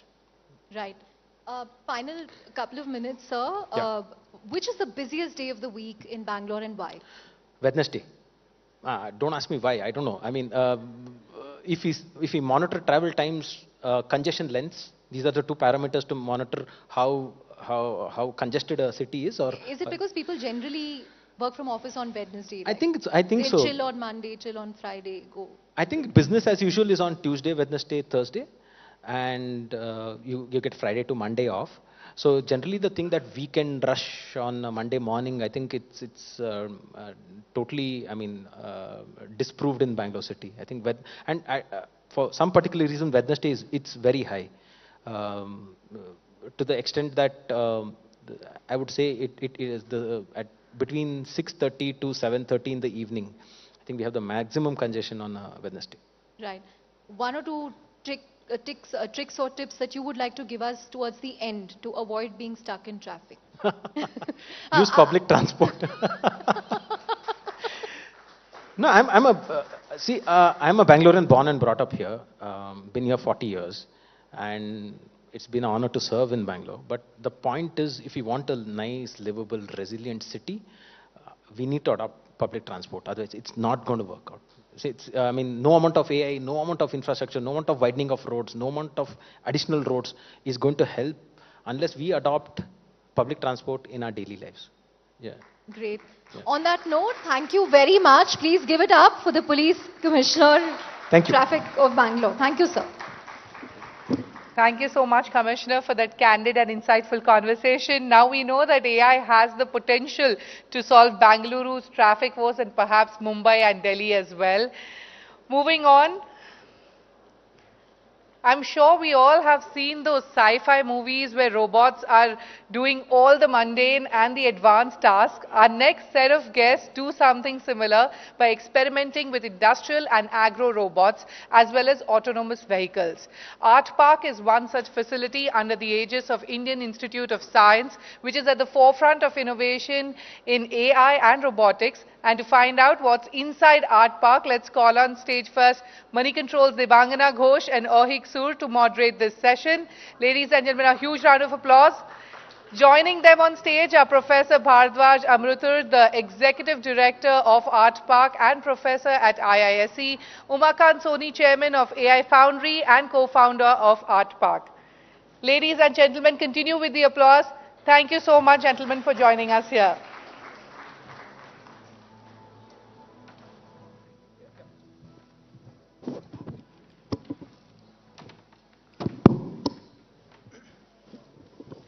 I think this is going to be a fascinating discussion because we finally have Bengaluru's very own IISc. And just to give a quick brief on what Art Park is, so this was a hub where research meets entrepreneurship. It started in 2020, and they also have a startup incubator called Art Garage, and they have been incubating some really interesting robotics as well as autonomous systems and AI startups. So just to begin with, Professor Bhardwaj, I would like to start with you. Art Park started in 2020, and the whole Gen AI and AI explosion sort of happened by the end of 2022. So just wanted to get a sense, has the kind of startups that has been approaching you sort of changed in the past couple of years? How are the cost structures as well as the funding scenarios shaping up at this point? See, in Art Park, when we started it, we were very conscious of having that connect with the physical world. That's where the robotics really comes in, right? If you take pure AI, it is just living in the data world.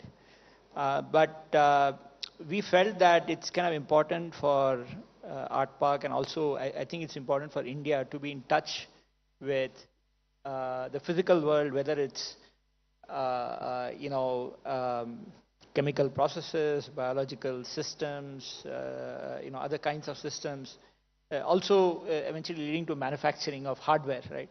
So, so that was, and that has continued to be our kind of flavor also, that we really want to encourage and support innovation teams which have that connect with hardware, right? I mean, connect with physical world through hardware, right?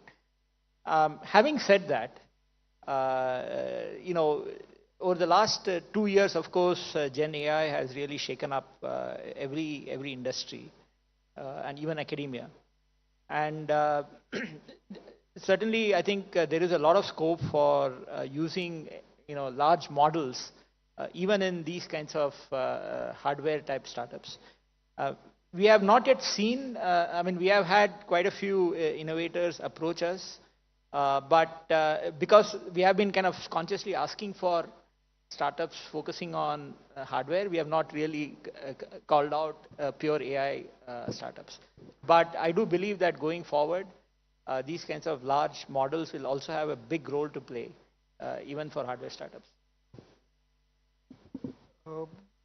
I think I'll start with you, Mr. Soni. Deep tech startup ecosystem in generally has been having the problem of attracting funds, and you are at the front seat over here. You're mentoring a lot of deep tech robotic startups, right? And you're also fostering them and giving them a space to grow. Like, what is your view in terms of like the funding challenges? If you could talk about that and in general. Sure. I mean, spent almost like 15 years in the CI space. First as an entrepreneur, so we started a chatbot company in 2009-10, and nobody funded us at that time. I mean, people did not even know what chatbots were. Because in India, most of the VCs at that time, they were primarily financial investors. So they would look at what is your revenue. I mean, so revenue is a lagging indicator. Leading indicator is the product, or what's the technology that you're building on. So that was a sad state of system. In fact, that's the only reason why I thought that when I came back, I wanted to set up a venture fund, and we set up Pi. Funded in that was of course 32 million early stage venture fund, and it supported around 13-14 AI companies. We realized that there is a big challenge from two perspectives. One is that investors don't understand the risk, right? So they have to be able to quantify the risk. If they're coming from financial background, they can understand if it's there on the Excel sheet, but they can't understand the product risk, they can't understand the technology risk, they can't quantify whether this risk is going to be solved by putting in this amount of money or this amount of time. So if they can't do that, they can't invest. Unfortunately, if you look at Valley has had VC investors who actually built products or done these things themselves, so they understand the risk. And so in India, one challenge is to how do we get more such people into the VC ecosystem, and I'm trying to now mentor a few funds as well. How do we get more and more people who have done, companies who have built startups to get onto the fund side and, support entrepreneurs. The second big challenge is that, as you said, deep tech, right? So deep tech implies that you're actually making some kind of a deep technology leap. Now, that means that you are spending, it might be starting in science, and then you are, creating or converting it into some kind of a, technology, and then you are proofing the technology within the realm of a product, right? So that whole journey takes 3 to 4 years. And unfortunately, it is too risky for any investor who is not able to understand that risk to come in and invest, right? So what would used to happen was that all of those companies would typically either the founders have to go to Valley and do that company there, because there they might get people who would understand them. And of course in US they have invested in this ecosystem, right? So this post World War II they built SRI and all of that, right? So they built that ecosystem. In India we have to build that ecosystem, and in fact the other day we were just discussing that before coming in, that we have not really understood this strategic autonomy part of critical technologies like AI and robotics, right? And of course, there was this popular discussion going around that should we be only doing, use cases and all, right? Not build the foundation things underneath it. And I find that very challenging because, if you don't, build that foundational layer in India, tomorrow imagine you have, level 3, level 4 cars, moving 1.4 billion people around, and we don't understand why some cars are going rogue, or some of them are getting corrupted, or somebody could actually, use that to, do mischief over there, or other things could happen, right? So if you don't build our own ecosystem, and by building that ecosystem means supporting startups at all the edges, right? Like supporting them in research, when it's in the research phase in ISC, we should be able to give them grant. When they take that research, convert that into an early prototype, we are able to fund them or support them with grants, which may be non-dilutive in nature, right? Because most of the time, even the deep tech startups which have come out, and we have supported some of them, what we realized was that by the time they get to Series B, the founders are very diluted out. Right. Because the investors took more risk and then they had to dilute. So as a result, building a deep tech unicorn or decacorn is almost impossible out of India. So imagine if you have these critical technologies and all of those companies may not belong to India, right? And that's a crazy future to think about. Right. So, yeah, a quick follow-up question. We're talking mostly from the investor side of things, right? We had Mr. Krishnan, Secretary, IT Ministry over here. He also talked about how, IPR is mostly happening in the Valley, and how he would like it to be happening more from India. So what is the role of the government over here? You're talking about grants, right? I mean, if you could talk about your experience, Art Park's experience, and what's the way forward in terms of like government support. Sure. I think Art Park got started because DST seed funded it to the tune of 170 crores over 5 years. And of course, government of Karnataka, they really helped us, and they also funded 60 crores, of course, over 5 years. And then later on, the Ministry of Heavy Industries also, gave us 78 crores. And these are critical grants, because without these kind of seed grants, you can't get, something like Art Park get started. Having said that, the real challenge is that while these grants are great to start, and maybe we can support a few of the companies, the capital requirement for companies in AI and robotics is huge. There's a junior of ours who started a company out of CMU. He just, raised $300 million, right? And there's a company called Skilled. And that kind of capital pool depth, we don't have it in India today. And that's a big challenge, right? We don't have a fund of fund or a guidance fund focused on that area. And of course, I think a lot of things might change with India AI mission. Secretary Meety has been, at the forefront of that. And I think creating, some kind of a guidance fund to the tune of 10,000 crores or more is going to create that kind of trickle-down effect for all of these startups. Because one, you support them with, like at Art Park, some of these startups, robotic startups, they've taken 3 to 4 crores in grants to get to a stage where they can actually have product market fit. So these startups are of that kind of a nature where early capex requirement is fairly high. Just to add on to what he asked, and this is an open question to both of you, Art Park has some private sector partnerships like Google, Nvidia, AWS, WhatsApp. So wanted to understand what kind of work is happening there and how can the private sector also come in and support the startups. What would you suggest there? And also you mentioned that India needs to build foundational level LLMs. How can that be built in a cost-effective way? Yeah, maybe I'll start with the second question. And we had this discussion earlier in one of the earlier panels and also outside. We were talking about whether India should be building LLMs or not, right?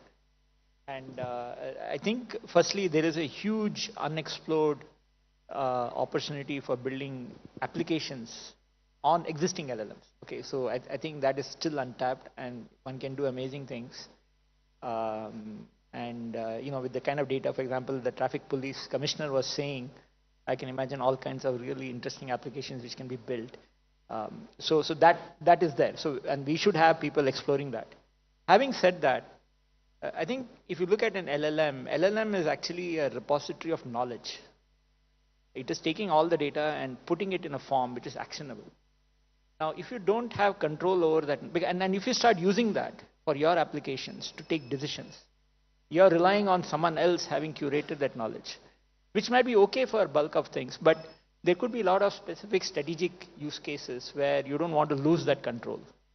And that is, and there are also, of course, issues of bias and all that which comes in, and then you are relying on someone else to make sure, kind of provide you with that kind of honesty, which you probably, for strategic reasons, you might want to go away from and build your own foundational models. So that there is definitely a strong case for building your own foundational models. Now, one of the interesting things which is happening is that when and I mentioned about the physical world, right? Which is related to physical intelligence, the way we handle physical things, we manipulate things. We are able to kind of, you look at a gymnast or how we do stitching or whatever it is. We are amazingly skilled, and the robots are not there yet. But they will get there. And the way they will get there is just the way robots have been able, AI has cracked the chess problem and the Go problem, which is to use lots of data, lots of self-playing and so on. And so creating foundational models, what are called LQMs, that is kind of the new buzzword coming in, large quantitative models, based on physics or chemistry or physical data, right? So that is something which is a huge opportunity which we should kind of not get left behind. And it's also tied to kind of what Manish was talking about, which is AI for science, because you can have, a lot of this data will also come from simulations and computations. So what is called scientific AI. So you'll have high performance computers running, say, CFD calculations, giving data, which then gets used to train these kinds of models along with some physical measurements and so on. So I think there is a huge opportunity coming up with this large quantitative models. And some people are also talking of large action models, which is really crazy and scary. Action models are models which will allow you to take actions. And, I'm sorry to cut you short. We are running a little short of time. So I'll just hand it over. I have a last question for both of you, and I would request you to keep it a little short. We have the India AI mission. There's also the talk of the AI Innovation Fund as such. And I'm guessing not just Art Park but others also would be interested in tapping into that, right? So my question would be, what would be your vision for the future in terms of getting more funds, and would you be tapping into the India AI mission? And there's also the non-personal data sets platform that's going to come up. How is that going to help your the startups that are in IT Art Park? And I think one is that like the opportunity is massive, right? And often I see that a lot of people talk about that, hey, whether the AI robotics is going to take away jobs. And of course, it is going to displace a few jobs, but it's going to create many, many more jobs. And I think it's very important that we somehow latch on to that jobs. I mean, we are going to have 900 million people in the demographic potential, right? 15 to 64, right? I mean, we are graduating 1.5 million engineers each year, right? And it's a massive number. I mean, imagine if we are able to leverage that along with data and compute and capital put together. We could not just create massive changes in the way we do things in India, but also globally. So I think the market is very wide open, and I see startups coming up. And in fact, today morning I was talking to one of the startups that I had invested a long time back, Sictuple. They were just telling me that they have now gone live in 200 plus locations. So they, applying AI to pathology, and they are able to, quickly turn around samples if you have dengue and other things. And out of those 200 locations, 15 are outside India. So we are already seeing that these startups are growing in India and they're going global.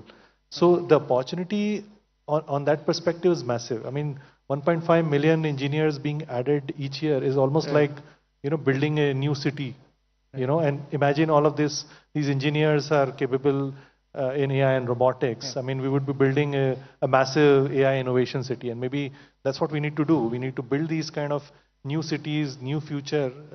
I mean, that's the only way we will get to Viksit Bharat or any of those dreams we may have. Okay, Sure, we are sorry, we are out of time. Anyone who wants to connect with Professor Bharadwaj and Mr. Soni, please feel free to have a conversation. That's it from our side. Thank you, Professor Bharadwaj and Mr. Soni. Please give a big And I'm round of sure applause. the LQM method is going to definitely drive more demand for GPUs going ahead. Ladies and gentlemen, once again, a huge round of applause. Thank you so much for that insightful and engaging conversation.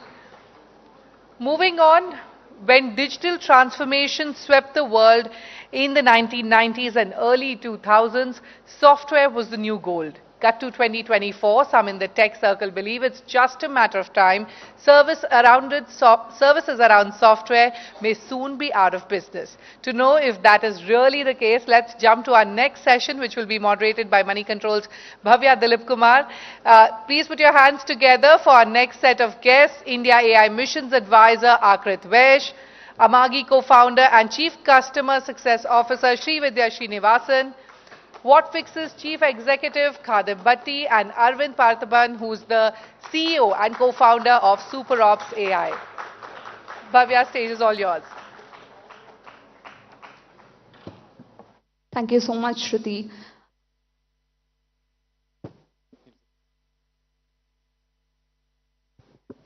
So this looks like a beautiful mini reunion, right? Arvind from Chennai, Khadim from Bangalore, Akrit from Mumbai, and Vidya stays so far away from the chaos in Bangalore, so I'm going to say that's also like away from Bangalore. But who's who of SAS is here? I'm going to jump right in, right? So to begin with, I want all four of you, I'm going to come to Akrit in the end, all three of you to be brutally honest, right? Point to one function, one process, even your revenue stream that's getting killed because of Gen AI. Not transformed, not like, it's getting modified. No, it's getting killed. Yes, Arvind, you want to start? So I am in the customer service business, right? And I think Kurian also spoke recently. Like every time I go speak to an investor, they're like, "Oh, customer support. Do you really have people to take the calls?" And it goes without saying. Service management, we have to evolve. I think that is the first thing which gets killed. Vidya? We are a media company. We work with media customers. Many of our customers used to use our solution for creating highlights. Now with AI, you can do automatic highlights. Within 5 minutes of the match getting over, the highlight will be published in, say, YouTube or probably in Hotstar or somewhere, and it's done by AI. That is one thing that I have seen, where AI completely replaced human. Right. Khadim? We are in an adoption business, as you know that, right? So there are like thousands of software for every large enterprise, and we're actually helping them to ensure that they're getting utilized. So as long as they are there, I think we are there. Nothing is getting killed so far. And I think we are going to, as we move forward, I think we are going to evolve where we are going to surface the capabilities of agents or AI.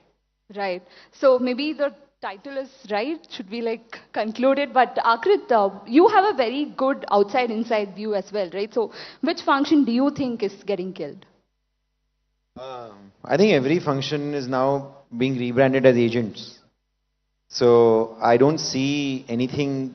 Okay, on a very serious note, even customer service for that matter, we are not seeing anything that's getting killed at the moment. I think it's all being adapted, rebranded, AI first, agent first. And I think, of course, in India, which is the title of this panel, there's this massive opportunity for services-led AI, which we are seeing a fair bit of. Got it. I want to come to you, Vidya. So media tech, right? I'm sure you would have seen multiple waves of innovation coming in and you've managed to stay relevant. But Gen AI is not like that, right? Like we see business getting consolidated, getting acquired, even shutting down. So how do you stay relevant in this time and age? For a media company, we look at for a media-based solutions. We provide media-based solution and we are a glass-to-glass company. Right from the time where something is captured in a camera till the time where it reaches consumers, they are using Amagi's flows. So the way in which we look at it for media companies is basically for our customers is that either it should result in cost optimization or it should result in bringing additional revenue. How best you can monetize the content that they have using AI. Right? For example, when an ad is going to get played, can we predict whether the ad will be watched by these many humans or not? Those are all the things that where AI can come around with. The second case is basically automating some of their workflows, which media companies use is the main thing that we will do. For example, can you automate scheduling in a linear channel, which they produce? So that's one of our products actually that we built. So these are some of the opportunities where we can either automate their workflows or we can bring better monetization. Got it. Yeah. And that's what also keeps you motivated to kind of get up work even in this Gen AI age, right? Kadam, I want to come to you. I think we've spoken about this before, how Whatfix is building its own vision model in the digital adoption space. But instead of giving us details on that, but tell us how hard or easy is it for a fairly large company like Whatfix to adapt to a technology that's fairly new, right? So how hard is it? Like what kind of investments, what kind of cost goes into it? What kind of time goes into it?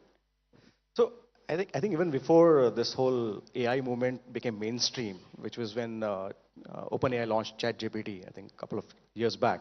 I think even before that, actually, we were investing in creating vision-based over some of our technologies using the very old YOLO models. I don't know how many of you remember that. So the investment started from that because there was a clear need for us to invest. Now, if you look at how, as a company, today we are adapting with this fast-moving AI trend, I'll bucket into two, right? All of our current software stack or whatever R&D or engineering we are doing, how we can actually involve AI in all those of our pods or engineering. So I think one of the panels, I think they did speak about like smart engineers will be able to pick up very quickly, right? So we did create 18-24 months back a training stack, a training modules for all our key engineers to actually understand AI and how it can be incorporated in every pod in their features and other stuff, right? So that was done, and because of that, all of our software releases or new product or new modules, what we are coming up with, they are AI enabled. The second piece is like, how do we actually take advantage of this AI tailwind? Right? So that's where I think everybody has to work on moonshots. So again, a couple of years back, we as a company were transitioning from a single product to multi-product because that's one of the journey most of the startups when they scale, they need to. So we figured out that innovation is only possible if we create a separate environment, separate labs, software labs, what we created internally. And that helped us to create with the new product innovations and all.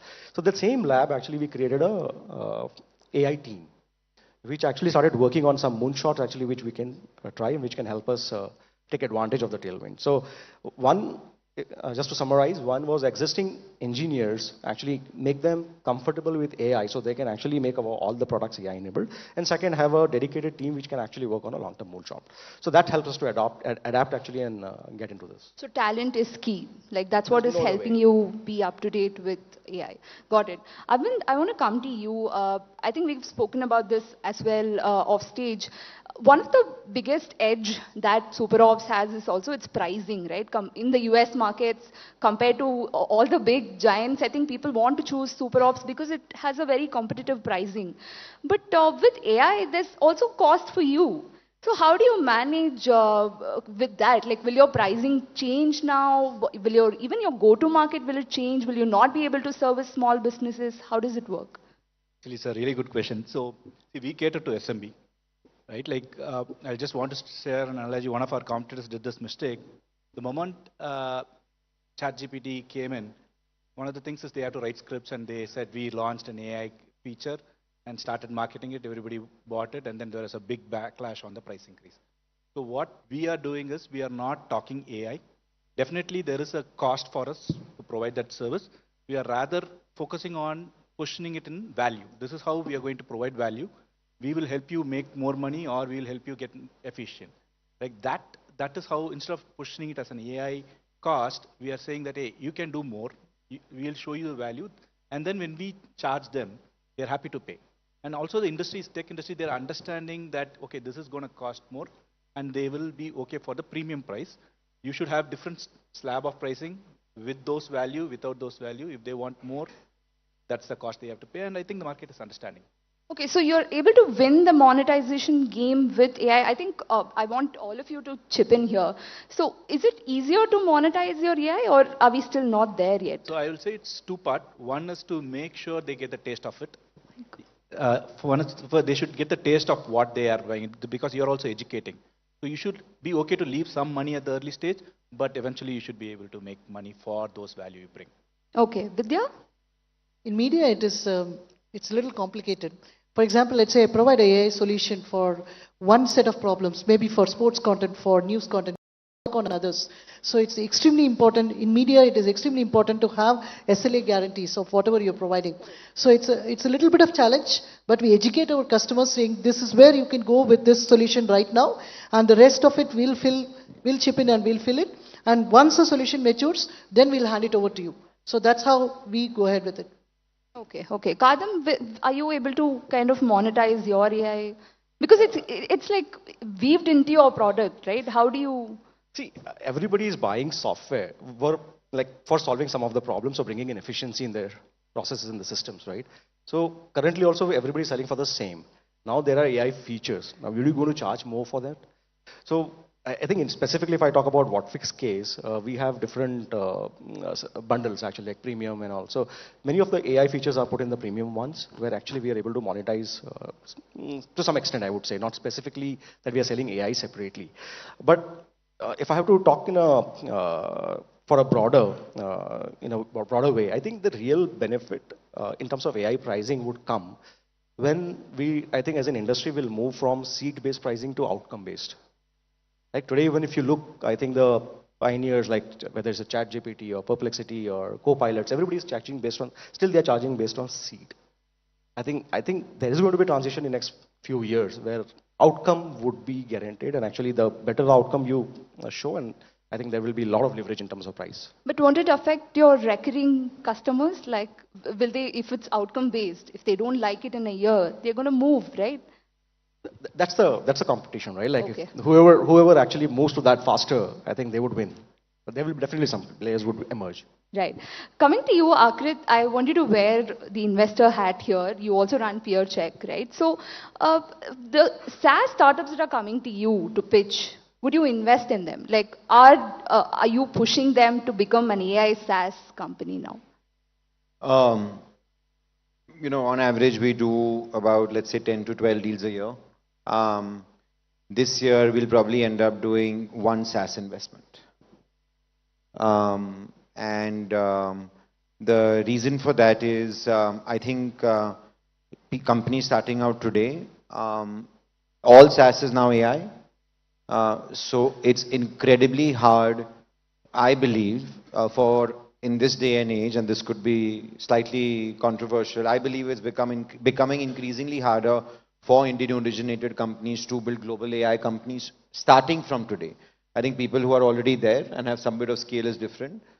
And I have a long-winded thesis on this. But the primary reason I believe is that for the past 20 to 30, maybe 50 years, if you looked at the people building SaaS in the valley, it was not the cool kids. Right. Right? The cooler kids were doing the consumer companies. So they left SaaS for the rest of us, which is great. I mean, it was amazing, and we thank them deeply. In the last 2 years, since ChatGPT moment, that's changed. Every new AI company predominantly is a B2B business model, whether it's prosumer or they're ultimately moving enterprise. So now you have the hackers, the coolest kids from these places, which have very deep network effects within the valley, similar to consumer internet, to get to the first few customers. So as a result, we find the newer companies starting today that are born here will be harder. So we encourage founders who are trying to build AI companies to move a lot sooner today. Again, I want to repeat that the companies that are at scale is different, but starting out is difficult. And where I want to complete this entire kind of rant with is, parallelly, what I think is becoming very exciting is actually the India market software opportunity. We actually think that Haptic, which I still sit on the board of and still involved with, is multi-million-dollar ARR company, which is public, crossed about 35 million. And there are multiple companies now that have built very interesting emerging market software businesses, which is India, east of us, west of us, a little bit, right? So back to your question, as an investor, we believe deeply in that thesis now. And how you can build 50, $75 million businesses here, and the markets locally are going to be very kind to that. Got it. I think Akrit said we encourage, but is it more like a push, like a force? I think Arvind and Kadam can chip in here because you both raised funds recently, even though at different stages. But Arvind, do you see that also happening? Like, let's compare last year to this year's conversation with your investors. Like, what is it like? Is it more of an AI that's taking away your conversation, or? No, I think definitely 30 to 40% of our conversations is, okay, how is this industry going to be disrupted with AI? It's not all. See, end of the day, for this panel question, is SaaS is going to be dead? No, it's going to be evolving with AI. It's going to go hand in hand. A lot of things going to be outcome-based, value-based. It will be recurring. So our discussion with investors or new investors when you're pitching, AI is definitely a topic that is center of the topic, but it's not feature or how this industry is going to evolve, and is there an opportunity for a new player to take the market share? That's how it is. Yeah. That's valid. I mean, they're putting money, they want to know about it. But Kadam, was it the same for you? See, I'll take an analogy, right? Like 20 years prior when things were moving from on-premise to cloud or desktop to cloud, right? Whatever. I think it was implicit that every company which is going to pitch will be cloud company. So I think AI is similar. It's a technology stack, right? Like, it doesn't matter whether it's a new startup or a legacy company. I think AI is now a table stake. Everybody has to have it part of the roadmap. Now, how investors are looking at it, actually, if I put myself in their shoes or whatever discussions we had, I would say 3 typical questions, actually, right? First, I think when ChatGPT also was launched, we thought, okay, how many jobs will go, or what will happen to search, and so on, right? So first thing is like whether, I think what Arvind mentioned, or Akrit also mentioned, like, is this company going to get disrupted? Or is this industry going to get disrupted, or category going to get disrupted? So that's number one. The number 2, okay, what are you doing with AI today, right? And number 3, everybody believes there's going to be tailwind because of AI. Yeah. How are you going to take advantage of that in the future? So I think these are the broad level buckets, I would say, how these VCs are looking at it and how they're evaluating. Got it, Sir, got it. I need to leave. Okay, one last question to you, okay. Like, so you're an advisor. If I miss my flight, I'm going to send an official complaint. So you're part of India AI mission, right? Yes. So in terms of regulations, right, you also deal with a lot of startups through India AI mission as well. Of course. But how do you tell newer startups that are coming in to be ethical, to build, ethically even in the very beginning, so that it won't stifle innovation when they grow? I think what I have been hugely impressed by being on the other side and now being a part of, let's say, the government's think tank of building AI is how pro-innovation this current set of people are. And I'll give you the best way to quantify is this the following, right? And I'm using this just as an analogy for everything else where we are as a country on AI. You know, Meta as a company individually has a pending order book of 600,000 GPUs, one company. India's total number of GPUs today is about 7,000. So what I mean by that is that if that's the base of the stack, just think about how far behind we are in truly building AI in India, right? And for India even more. It could be software, could be anything. So if you just put that lens on, right, we are not so concerned at this point about regulating. We're not so concerned at this point about, you know, oh my God, like let's make sure everything is being, you know, we can't let this through because you have to have 5 checks and balances. Right now, at India AI or in general, the mental mind frame is just encourage more innovation, get more startups out, get more people to do POCs, get more people to go live, see how we can support them, how we can fund them. And through that process, you know, we'll obviously have checks and balances, but right now it's all just thinking about how do we seed the ecosystem. Okay, so just, it's time's up, but one last rapid fire, it's literally rapid fire, Great. not just with respect to AI, but everything else as well. But Kadam, one question for you, when are you turning a unicorn? When is that bridge round happening? So Give us some headlines. I can tell when I'll be centaur. Let market define when I'll be unicorn. Well answered. Right, Akrit, to you. Which city is winning the AI race? Mumbai, Bangalore? Which is it? Chennai? Arvind will be upset if I don't. Okay. So that's why you asked me to stay back. So look, I can't help it if Mumbai in the name itself has AI. Oh. Chennai has to. Yeah. So, but here's a fun fact, which is, it's a fact, right? And in all seriousness, AI native companies, above $10 million in revenue, the highest number in Mumbai. Right, we'll have off-stage debate about it. I will not have time for that, for sure. But Arvind, to you, right? So, which school of thought do you believe in? Even with AI innovation, let's not lay off, or we will lay off if AI can do that job. Which side do you? I always believe in people. Technology comes and goes, people comes first, so no layoffs. Right. Vidya, to you, so you've already crossed 100 million. So what's next? When is the IPO happening? Give us a date. I can't comment on it, but as he described, very, very soon. Amazing. All right. Thank you so much, everyone. Thank you so much for coming in. Thank you. Thank you. Thank you so much, panelists, and thank you, Bhavya, for that engaging discussion.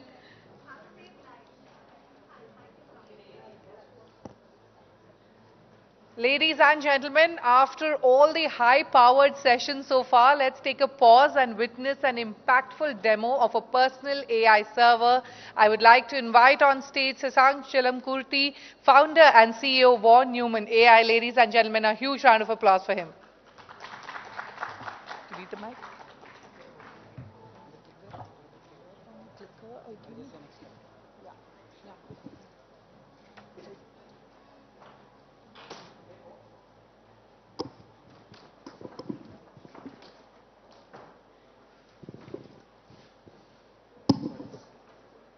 Can you hear me? Okay, awesome. Yeah. I'm not going to take long. I'm going to keep it real quick. Not more than 5 minutes, hopefully. So really lightning, right? Let me turn this on. Yeah. Okay, awesome. So can I get next slide, please? I'll quickly intro myself. Next slide. Yes. Awesome. Thanks. So hi, my name is Shashank. So I'm founder of Von Neumann AI. I was co-author of PyTorch. I'm sure people have heard of PyTorch here. And I was also like CTO of Cure.ai, one of the world's most adopted healthcare AI, right? So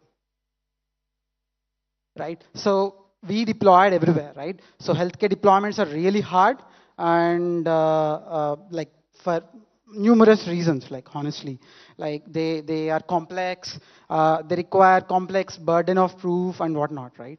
So, but we ended up deploying everywhere. These are the photos you can see. That's on top of Mount Everest. That's in Nigeria. That's in Assam, and that's in UK.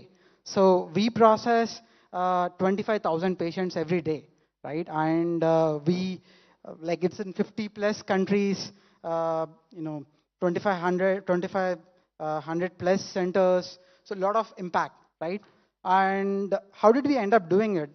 Because healthcare is really hard. So we ended up actually shipping compute.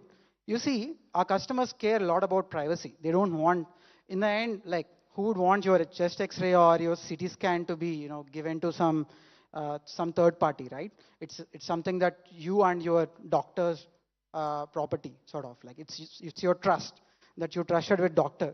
You don't want your doctor to give your data to some third party. God knows what he will do with it, right? So that's why we ended up bringing cloud to the customers as opposed to, what most SaaS companies do, which is bringing customers to the cloud.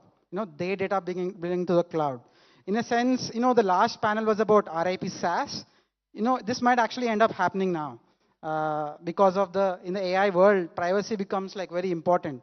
And many of these layoff sort of discussions happens in a sense go back to privacy, right? So we ended up basically shipping this compute, and this was much cheaper and profitable way of doing AI, right? So now I'm going to expand this sort of reach to multiple companies, right?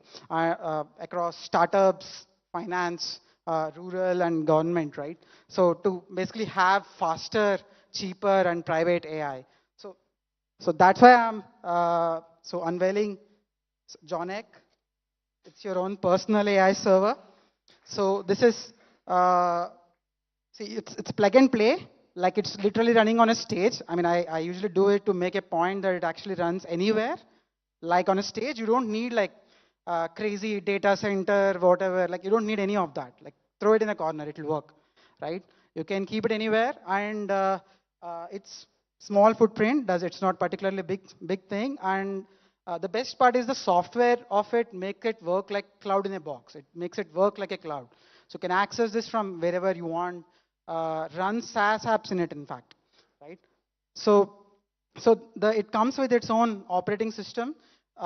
It comes with like many open source, SaaS applications. For example, ERP Next. So Kailash Nath from Zerodha spoke about this, right? Where a lot of things like our self-hosted open source applications. ERP Next is one of those applications that he uses, like I spoke to him, he uses as a CRM, right? And they say, like, I'm sure many of you guys have used Jira. There's an equivalent version of thing called as Plain right out of the box, right? And then, of course, we are an AI conference, so it also has LLM built right into it, Llama 3, right? Llama, which is an open source model from Meta, right? So, how does it compare to actual cloud, right? How does it compare? So if you see, it's super competitive. The reasons being, number one, like the AI speed is much faster because you're not sending your data anywhere, right? It sits right there, and your data is, and your AI is also running right there. And it's far more secure because no third party is seeing your data, right? Although you are using third-party applications and third-party employees are not seeing your data, which is a big win for many of the organizations. It's easy to use. I mean, well, like people, as much as I used to love cloud, like people find it complex. You need to hire like heck ton of DevOps engineers to do the job, right? And Kubernetes cluster crashing, whatever, like downtime because of that. There's no such thing. Like you just have to ensure it's powered on, right? That's all you need to do, right? And it's going to cost like a fraction, like real fraction compared to cloud, right? So how is that?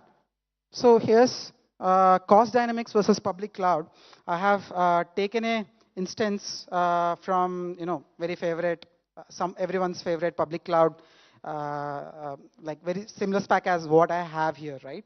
And here, like what happens in public cloud is that your cost goes up in a linear fashion. like over the time, as like because you pay per hour, right? As opposed to what you're normally used to paying for hardware, which is like paying one time, right?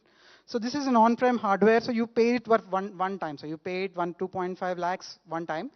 Where in cloud you keep on paying every month about 80,000 for the same instance, which means that in 3 months you are break even, right? So that's how costly cloud is, and that's how costly SaaS is, right? So so of course, like compute is useless without applications, right? What are those applications that my computer is going to run? That's what matters, whether they are in AWS, Amazon cloud, or whether they are on-prem, right? What are those applications those are going to run? So I have taken some of the most common applications that I used to personally use in my previous company, right? When I run the company, I had this different SaaS. So I have noted down, the price per user per month in different places, and you can see that over the time. So so for example, I have taken, it's usually the pricing is per user per month. That's generally the pricing that these SaaS applications go with, which these folks have, the folks in the previous panel has talked about. And I have just compared, so suppose you are 15 user organization, right? And you used all these different applications, Slack, Notion, Jira, right? You will have spent 26 lakhs in just year 1. And by year 3, you would have spent 77 lakhs. And if you are a 50-member organization, you will have spent 2.6 crores. 2.6 crores in 3 years. And so, but you buy my server, right? So you will have open source alternatives for all these SaaS applications that makes your organization productive, right? For example, coming from Mattermost, which is open source version of Slack that Zerodha uses as their internal communication tool, to NoCodeDB, which allows you to build like no-code applications, right? And many other CRM, every other tool you have right out of the box, and you just pay 2.5 lakhs. So versus, and it can support 50 users just fine. So you are in the end saving almost 100 times, right? By basically using this sort of on-premise server, right? 2.6 crores versus 2.5 lakhs. That's how crazy this is. And this is why I do consider RIP SaaS was a good title. So this is ours in news. So so been covered for different people, and connect with me on WhatsApp. That's it. Thanks.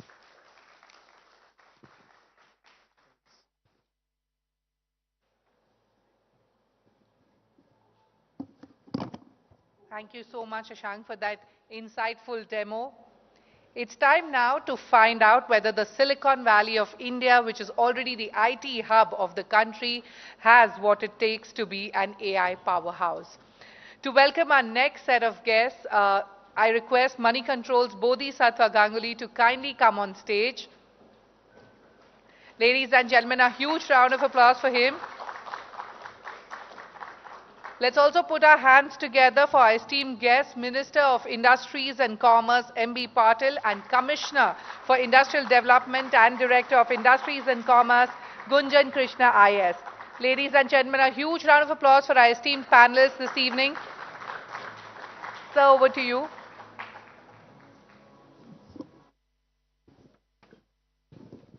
Thank you for that, Shruti. We've saved the best for last. We have the Industries Minister who's joined us in the middle of a very hectic schedule. So where were you earlier in the day? I was just telling Gunjan ma'am that it's very refreshing to see women take the charge in Karnataka. Last time around we had the IT Secretary and the IT Minister, and this time we have the Industry Secretary and the Industries Commissioner. So welcome to the CNBC-TV18 and Moneycontrol Global AI Conclave. Mr. Patil, one can say that Bangalore is the IT capital, the startup capital, though some people from Delhi, Mumbai might have a different point of view. And, also the GCC capital with the very ambitious GCC policy. Do you think it can also become the AI capital of India, and how? Definitely, Bangalore has all the potentials, and if you take up all the startups, you take up all the unicorns in artificial intelligence also, Bangalore plays a very important role, and definitely with the ecosystem here, with the IT backing over here, naturally Bangalore will be a preferred place, for all this one. And Right, we ma'am? lead the country. Um, I would actually say that we are already the AI capital of India. And in fact, if you look at the number of people who are mic, if you could. involved in the AI sector and the working in AI, machine learning, robotics, and quantum computing, all put together, we have around 1.2 million people who are working in this sector. 1.2 million out of Karnataka. Yeah, in Karnataka. And we are the second largest when it comes to number of people who are working in AI in the world. I'm talking in the world. Right.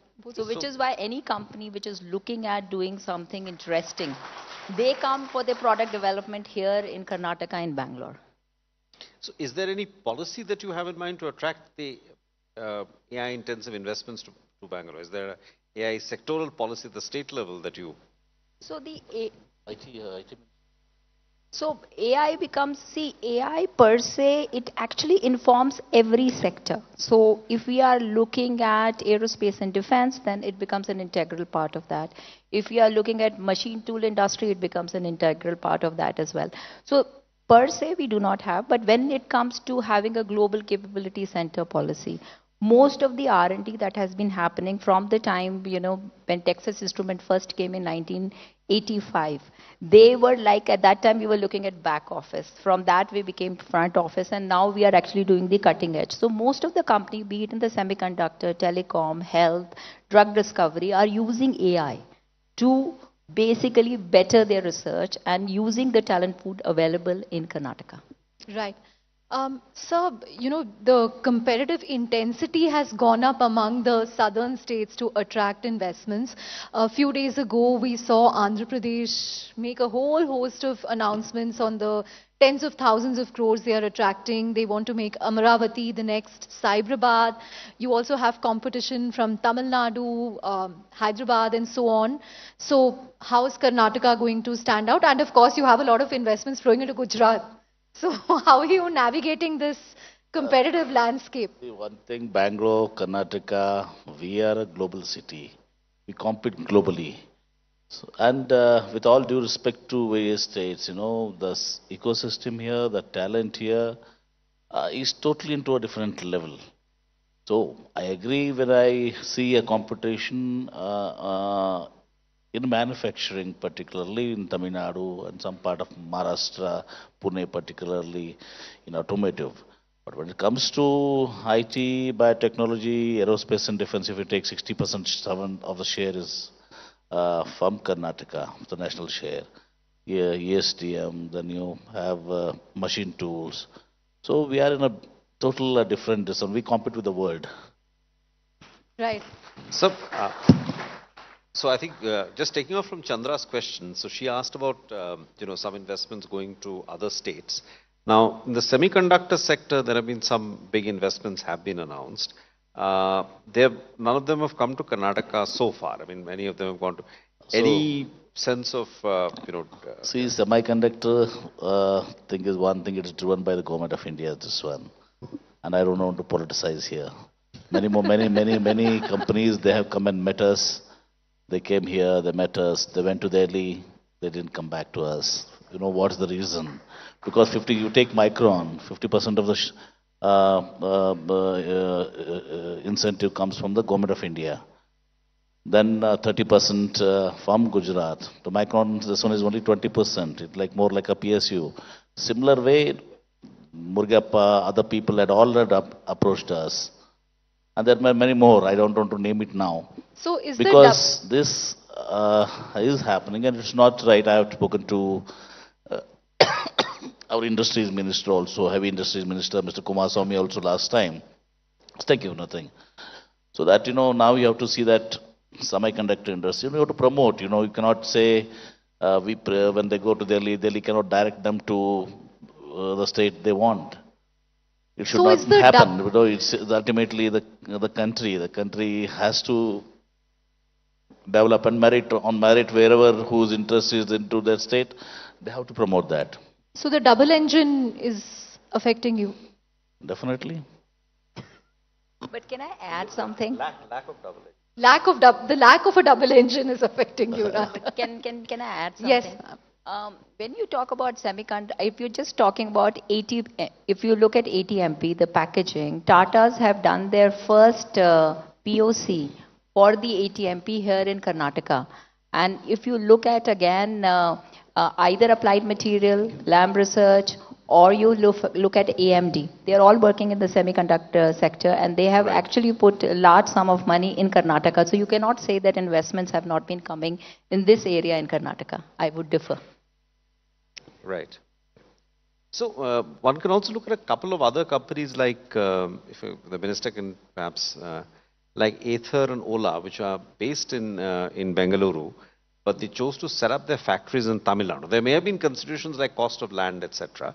But ultimately, it is some kind of a loss to the state, because Ola is now a very large electric two-wheel manufacturer, quite a it's become quite a famous this thing. See, in this competitive world, what is happening, there's a cutthroat competition with various states and all this. When I say this, there are certain reasons. The other day, one of the company, they approached us, and their asking was too much. And Bangalore is not that desperate to offer that one. We have other companies, like we have River, we have other people who have in this one. River, both of them have The set up their ultraviolet, manufacturing. the people are there, but something we have lost. Okay, I agree. So one complaint for people like, many people come from outside Bengaluru, is about, I know that's not your portfolio, but is about the traffic. I mean, one has to ask this, because I come here to this city very frequently, and there is always this tension when you, especially when you go to the airport. So we should understand, Bangalore, it's not only Bangalore people staying here. The entire country comes here. Right. Whether it's UP, Northern India, whether it's Tamil Nadu, whether it's Andhra Pradesh, Telangana, all the youngsters, they come to Bangalore either for studies or for work. Right. And of course, expats now from various countries. So when this is happening, the reverse is hardly minimal. When 100 people come to us, the people who go out is almost 5 people. This has been loaded, and we are doing it.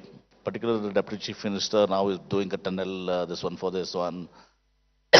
We're coming for the large flyovers and all this. We are doing it. But when I say any global city, because we're one of the top 25 dynamic cities in the world, Bangalore, it's a global city. So entire India comes here, they reside here. Bangalore is half of the people from outsiders. So naturally there has to be a pressure on the infrastructure, the traffic, the number of cars. Even if you take in Bangalore, a medium class person, family has 2 cars, not 1. So things are improving. And when I say this, last time when we had been to San Francisco, or I asked our IT minister, coming to the Consul General's residence for dinner, it took 1 hour 45 minutes. You don't complain there. So I just have a follow-up question. You mentioned that, Bangalore is a global city, half of the population, are outsiders who come from other states, other cities perhaps to work. Given that context, why is there so much of rhetoric around Kannada signboards, job reservations for locals? And I know for a fact that you were not in favor of this. It came from perhaps another minister, but in the same cabinet. So how are you going to sort of reassure people? Because even if you look at all the unicorn founders in who've chosen Bangalore as their home, they're not necessarily, Kannada speaking, but they are setting up businesses and creating jobs. How are you going to assure them? See, as far as Kannada job reservation, I have clarified. I have told when it came, all of them are up. See, naturally there is a feeling. What about America? What about America? The Native Americans are feeling they want natives job there. Right. So here also the feeling will be there. So Karnataka people, they'll be having, okay, we need job for our children. That's but natural. But one thing I'm telling you, they are complying with. Last time I told my Chief Minister, when some organizations, some people are pressing for reservation into all these industries, in particularly one or two categories, C and D.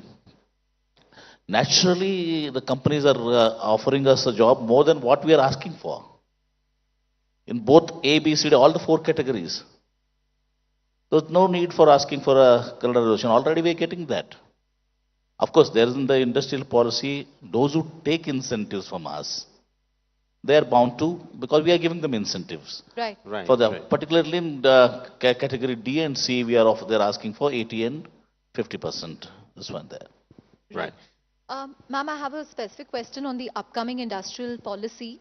In terms of, what can you share about the roadmap? Will there be a specific focus on AI?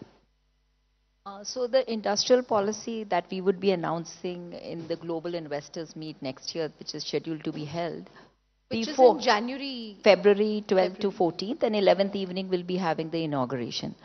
The idea in the industrial policy is to create the whole landscape for the future growth of Karnataka, and we are going to put it on the three basic pillars. The first pillar is essentially looking at all those industry where the gross value addition is maximum, because that is how the economy will grow. So we are looking at electronic components, because end assembly is only contributing around 4% or 4 to 10% of the value addition that is happening. So that is our pillar one.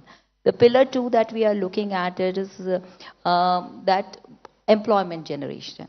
So that is the focus number two. So which are those industries that look after the employment generation? So that would be your EMS players, like we have Foxconn. You missed to say even women in employment in that. In the industrial policy, apart from the employment, we are having more this one for women employment also. The commissioner is a woman. She is very much particular to get it. Yes, sir. So second is that pillar where we are looking at how we can get more employment. So textile, your leather industries, the footwear industries, and EMS. And the third is definitely the emerging technologies. And all these cut across, because they can future become employment generator, or they can be the higher gross value addition. So this would include your AI, I feel, cuts across. Yeah, it's more of a horizontal. Semiconductors are there. Then you are looking at EV, you are looking at hydrogen, all of these newer technologies. So that is the three pillars. We are looking at the 12% growth in manufacturing. We are currently growing around at a 9%. We are looking at around getting investments of 700,000 crore worth of investment to come in and have 25 lakh worth of employment generated. So that's a broader theme that we are looking at. And as sir has mentioned, we would be providing something very interesting. So we would be ensuring that women participation in the workforce, if we see in India, is very low. It's very low. And manufacturing is Pakistan and Bangladesh. Much lower in manufacturing. So we would be giving top up to every industry that employ more women. We would be giving top up for all manufacturing which have more employment, because at the periphery, if you are not using machines, then you get more employment. So we are looking at that, and those who are setting up an R&D, that was sir's idea, that those who are setting up their R&Ds, if they set up their manufacturing, will give them more incentives. Great. Just wanted to ask the minister. So Mumbai is now having a second airport is being under construction. Delhi also second airport will be operational in 2 years. What is the status? There have been news reports, but what is the actual status about a second airport for Bengaluru? Probably we'll be sending our proposal to airport of Authority of India in this week. So actually the second... This week, but I can't tell about the location now. No, but I'll give you three... I'll tell you but it is going to be on merit. It will be in the interest of Bangalore. It is the interest of the people of Bangalore. It will be in the interest of industries in Bangalore. It will be in the interest of growth of Bangalore. A well-calculated airport which benefits, it has a holistic development of Bangalore is being planned, and probably this week we'll be sending the proposal. Not probably, we'll be sending the proposal this week. So I'll give you three options. So Harohalli, Dobaspet, Bidadi. See, I said I can't talk about the location. See, there are demands. See, there are demands from north. See, we have already airport now present Bail Airport, that's a Kempegowda International Airport on the north. There has been demand towards Dabaspet. There has been towards Tumkuru. There has been in Harohalli, Biddi. There has been a demand. South MLAs have a demand. North MLAs have a demand. But we'll not decide it on anybody's pressure or political. It will be a pure decision on merit.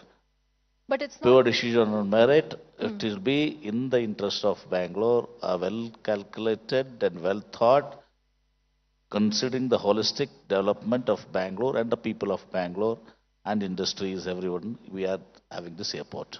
So what if Tamil Nadu sets up an airport in Hosur? See, I can't say that's their right. It is their right. I can't comment upon what Hosur does, what the Tamil Nadu does in Hosur and all this. We are coming with the airport in Bangalore, which is going to be one of the best. We have already an airport which is one of the best now. Yeah, in fact, T2 And this is also will yeah. be an airport which will be improvisation on that, and we have certain yardsticks for that, why we have to have the location, everything is being well thought. And I am personally supervising the entire thing. Does BIL have a right of first refusal to the new airport? Pardon? Does BIL, do they? Yeah, BIL, when it was set up, there was a preferential clause. There's a preferential clause that no airport in, because to promote the BIL, to make it viable, this 150 kilometers, this one was there, and that will end up in 2033. So you'll exercise that clause. So you This 25 years, the clause will expire on in 2033. Got it. Ma'am mentioned about the upcoming global investor meet.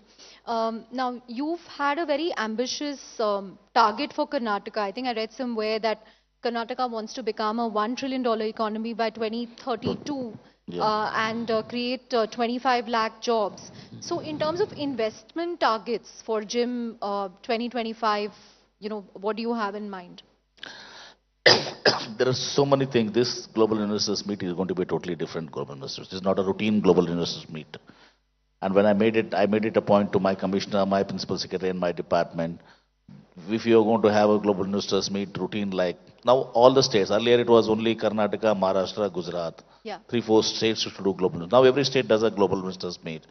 This global investors meet will taking it to a different level, and lot of global investors meet what are happening have announcements of this one which is very far from the reality. And now we are going, this time I'm telling you, the whatever agreements we sign and all this, almost 80% will be realized. Last time it happened with us also. It was, so I think 4.5 lakh crores of green hydrogen, I think, 1.5 lakh. 1.5 lakh, sorry, 1.5 lakh of green hydrogen thing. Well, nothing happened in that front. So whenever I face some media, this one, they ask this question, so what happened this one? Because green hydrogen, there were certain restrictions for us, so that we cannot have this one. So when we say, this was the amount commitmented, project commitment, and this was the commitment, and this didn't happen and all this like.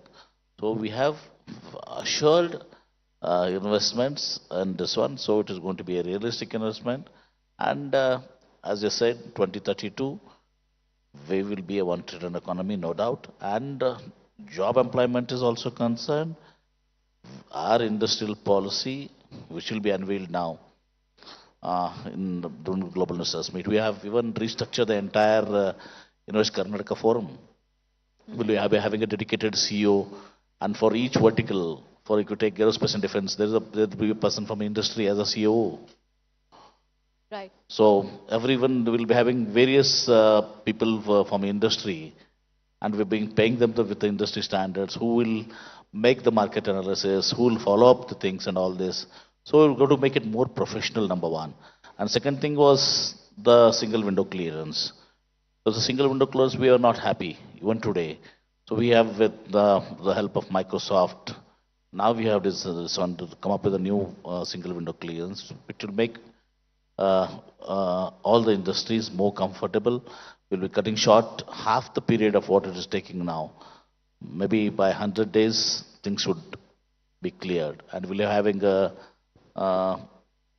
deemed provision. We do have now also, and we're bringing all the approvals in one roof and one, so that we're going to make it the best of the things in the country. So, if I can ask a minister a slightly political question, these five, the five guarantees which were given when the Congress came to power, there is a strong perception which is sought to be created, whether it is correct or not, that because of the spending on the guarantees, spending on infrastructure is going down. How would you respond or comment on that? So it is not so. My chief minister has presented 15 budgets. So he knows how the finance honest tips. So we are going to see that guarantees also are carried. The guarantee money also comes back to the system. Yeah. It empowers people. So there will be no, there will be funds which will for infrastructure and other things will be provided. Maybe first year we had a little problem.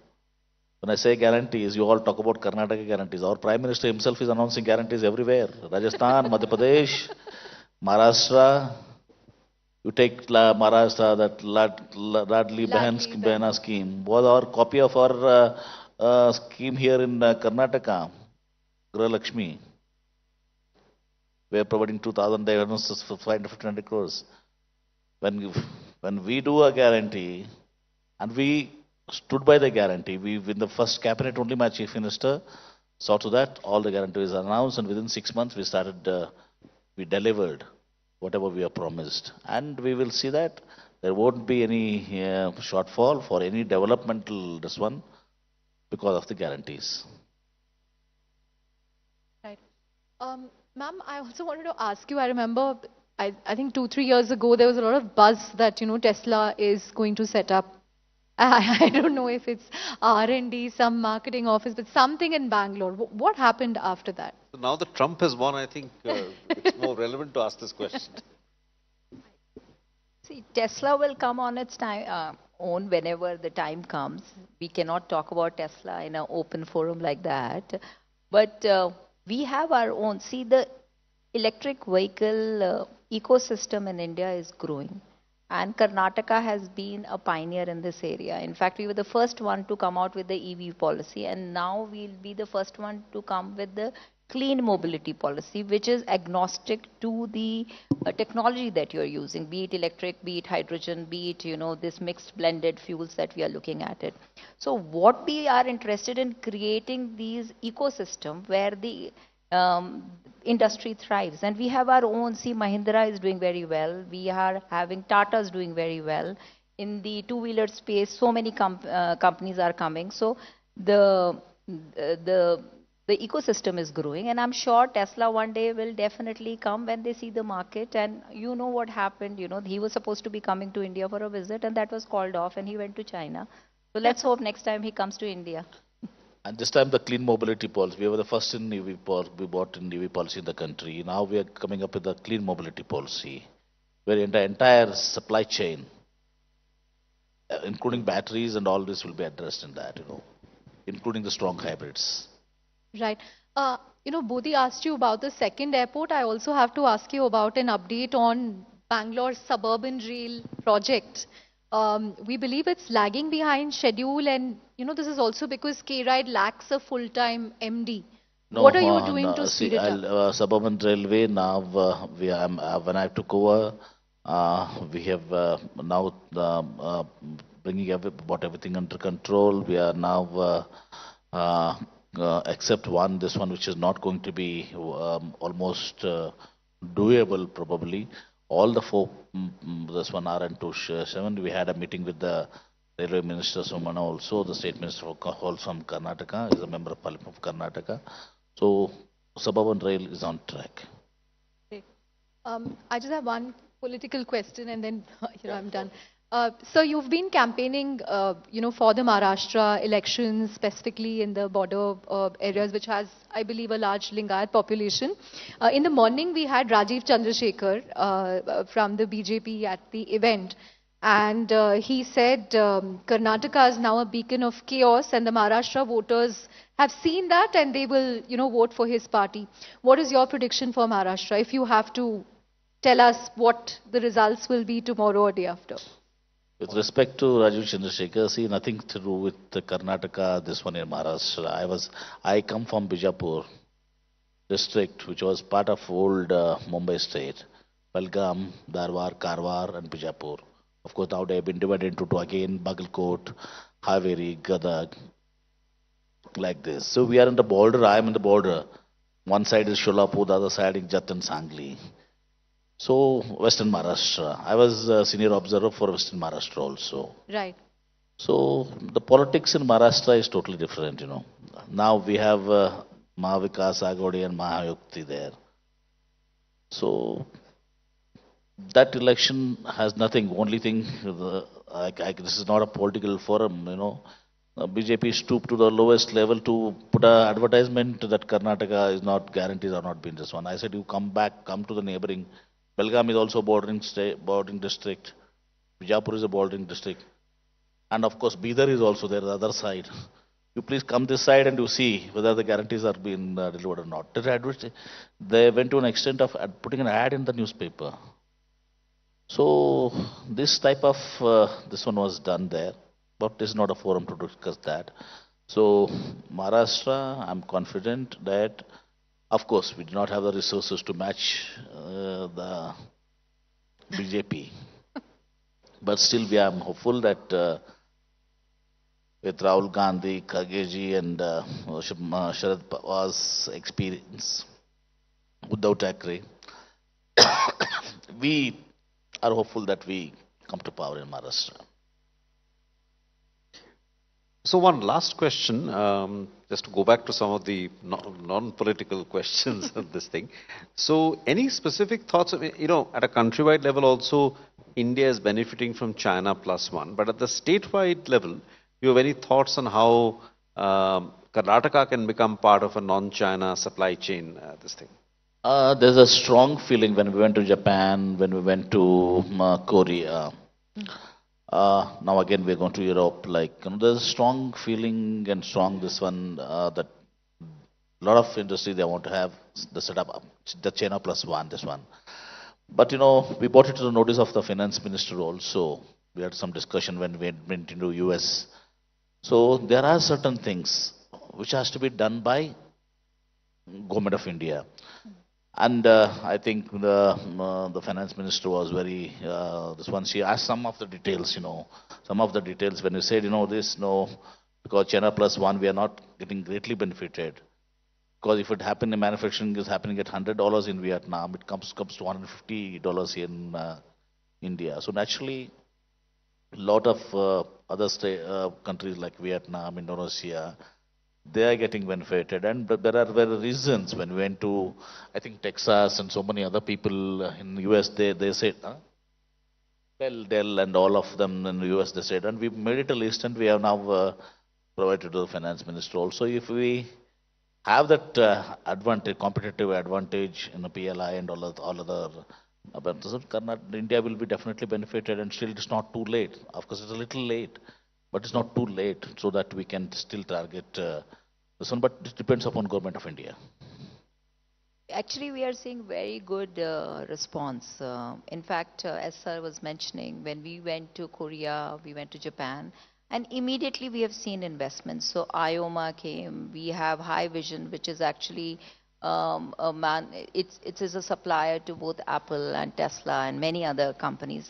That's a Korean company that came, DNS Solutions. So many investments, and the investments are coming. Earlier, if you go to Korea, they were not that they were interested in India, but now everybody, and they're getting some kind of directions even from their governments. So we are getting very strong, and there is in Japanese, in fact, they are looking at Japanese park is now full. Of our Japanese park in Tumkuru.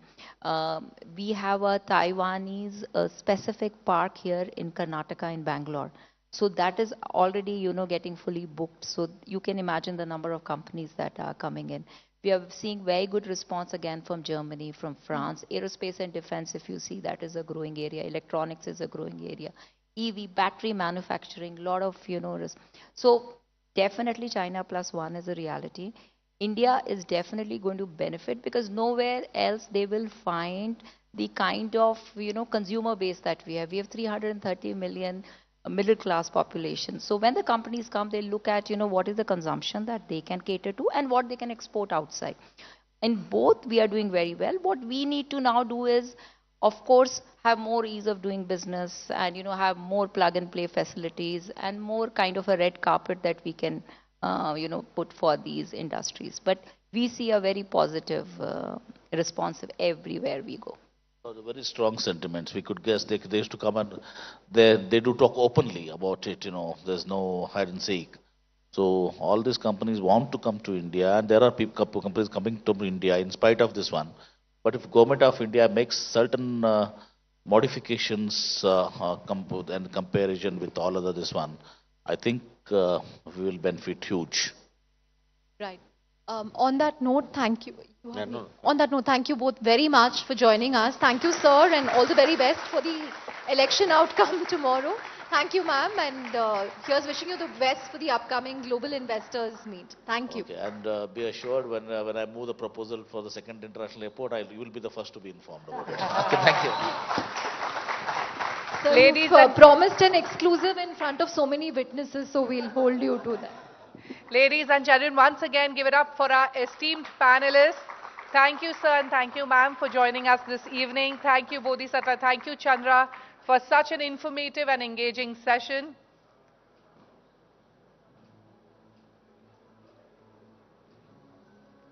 With that, ladies and gentlemen, we come to the end of the second edition of the CNBC-TV18 and Moneycontrol Global AI Conclave. We take the opportunity to thank our partners, co-powered by Intel.ai, associate partners, Adobe, Reliance Industries Limited, and event technology partner, Town Hall. We hope you enjoyed what we put together. Please keep the feedback coming, and we hope to see you again in 2025. The floor is now open for dinner and networking. Thank you.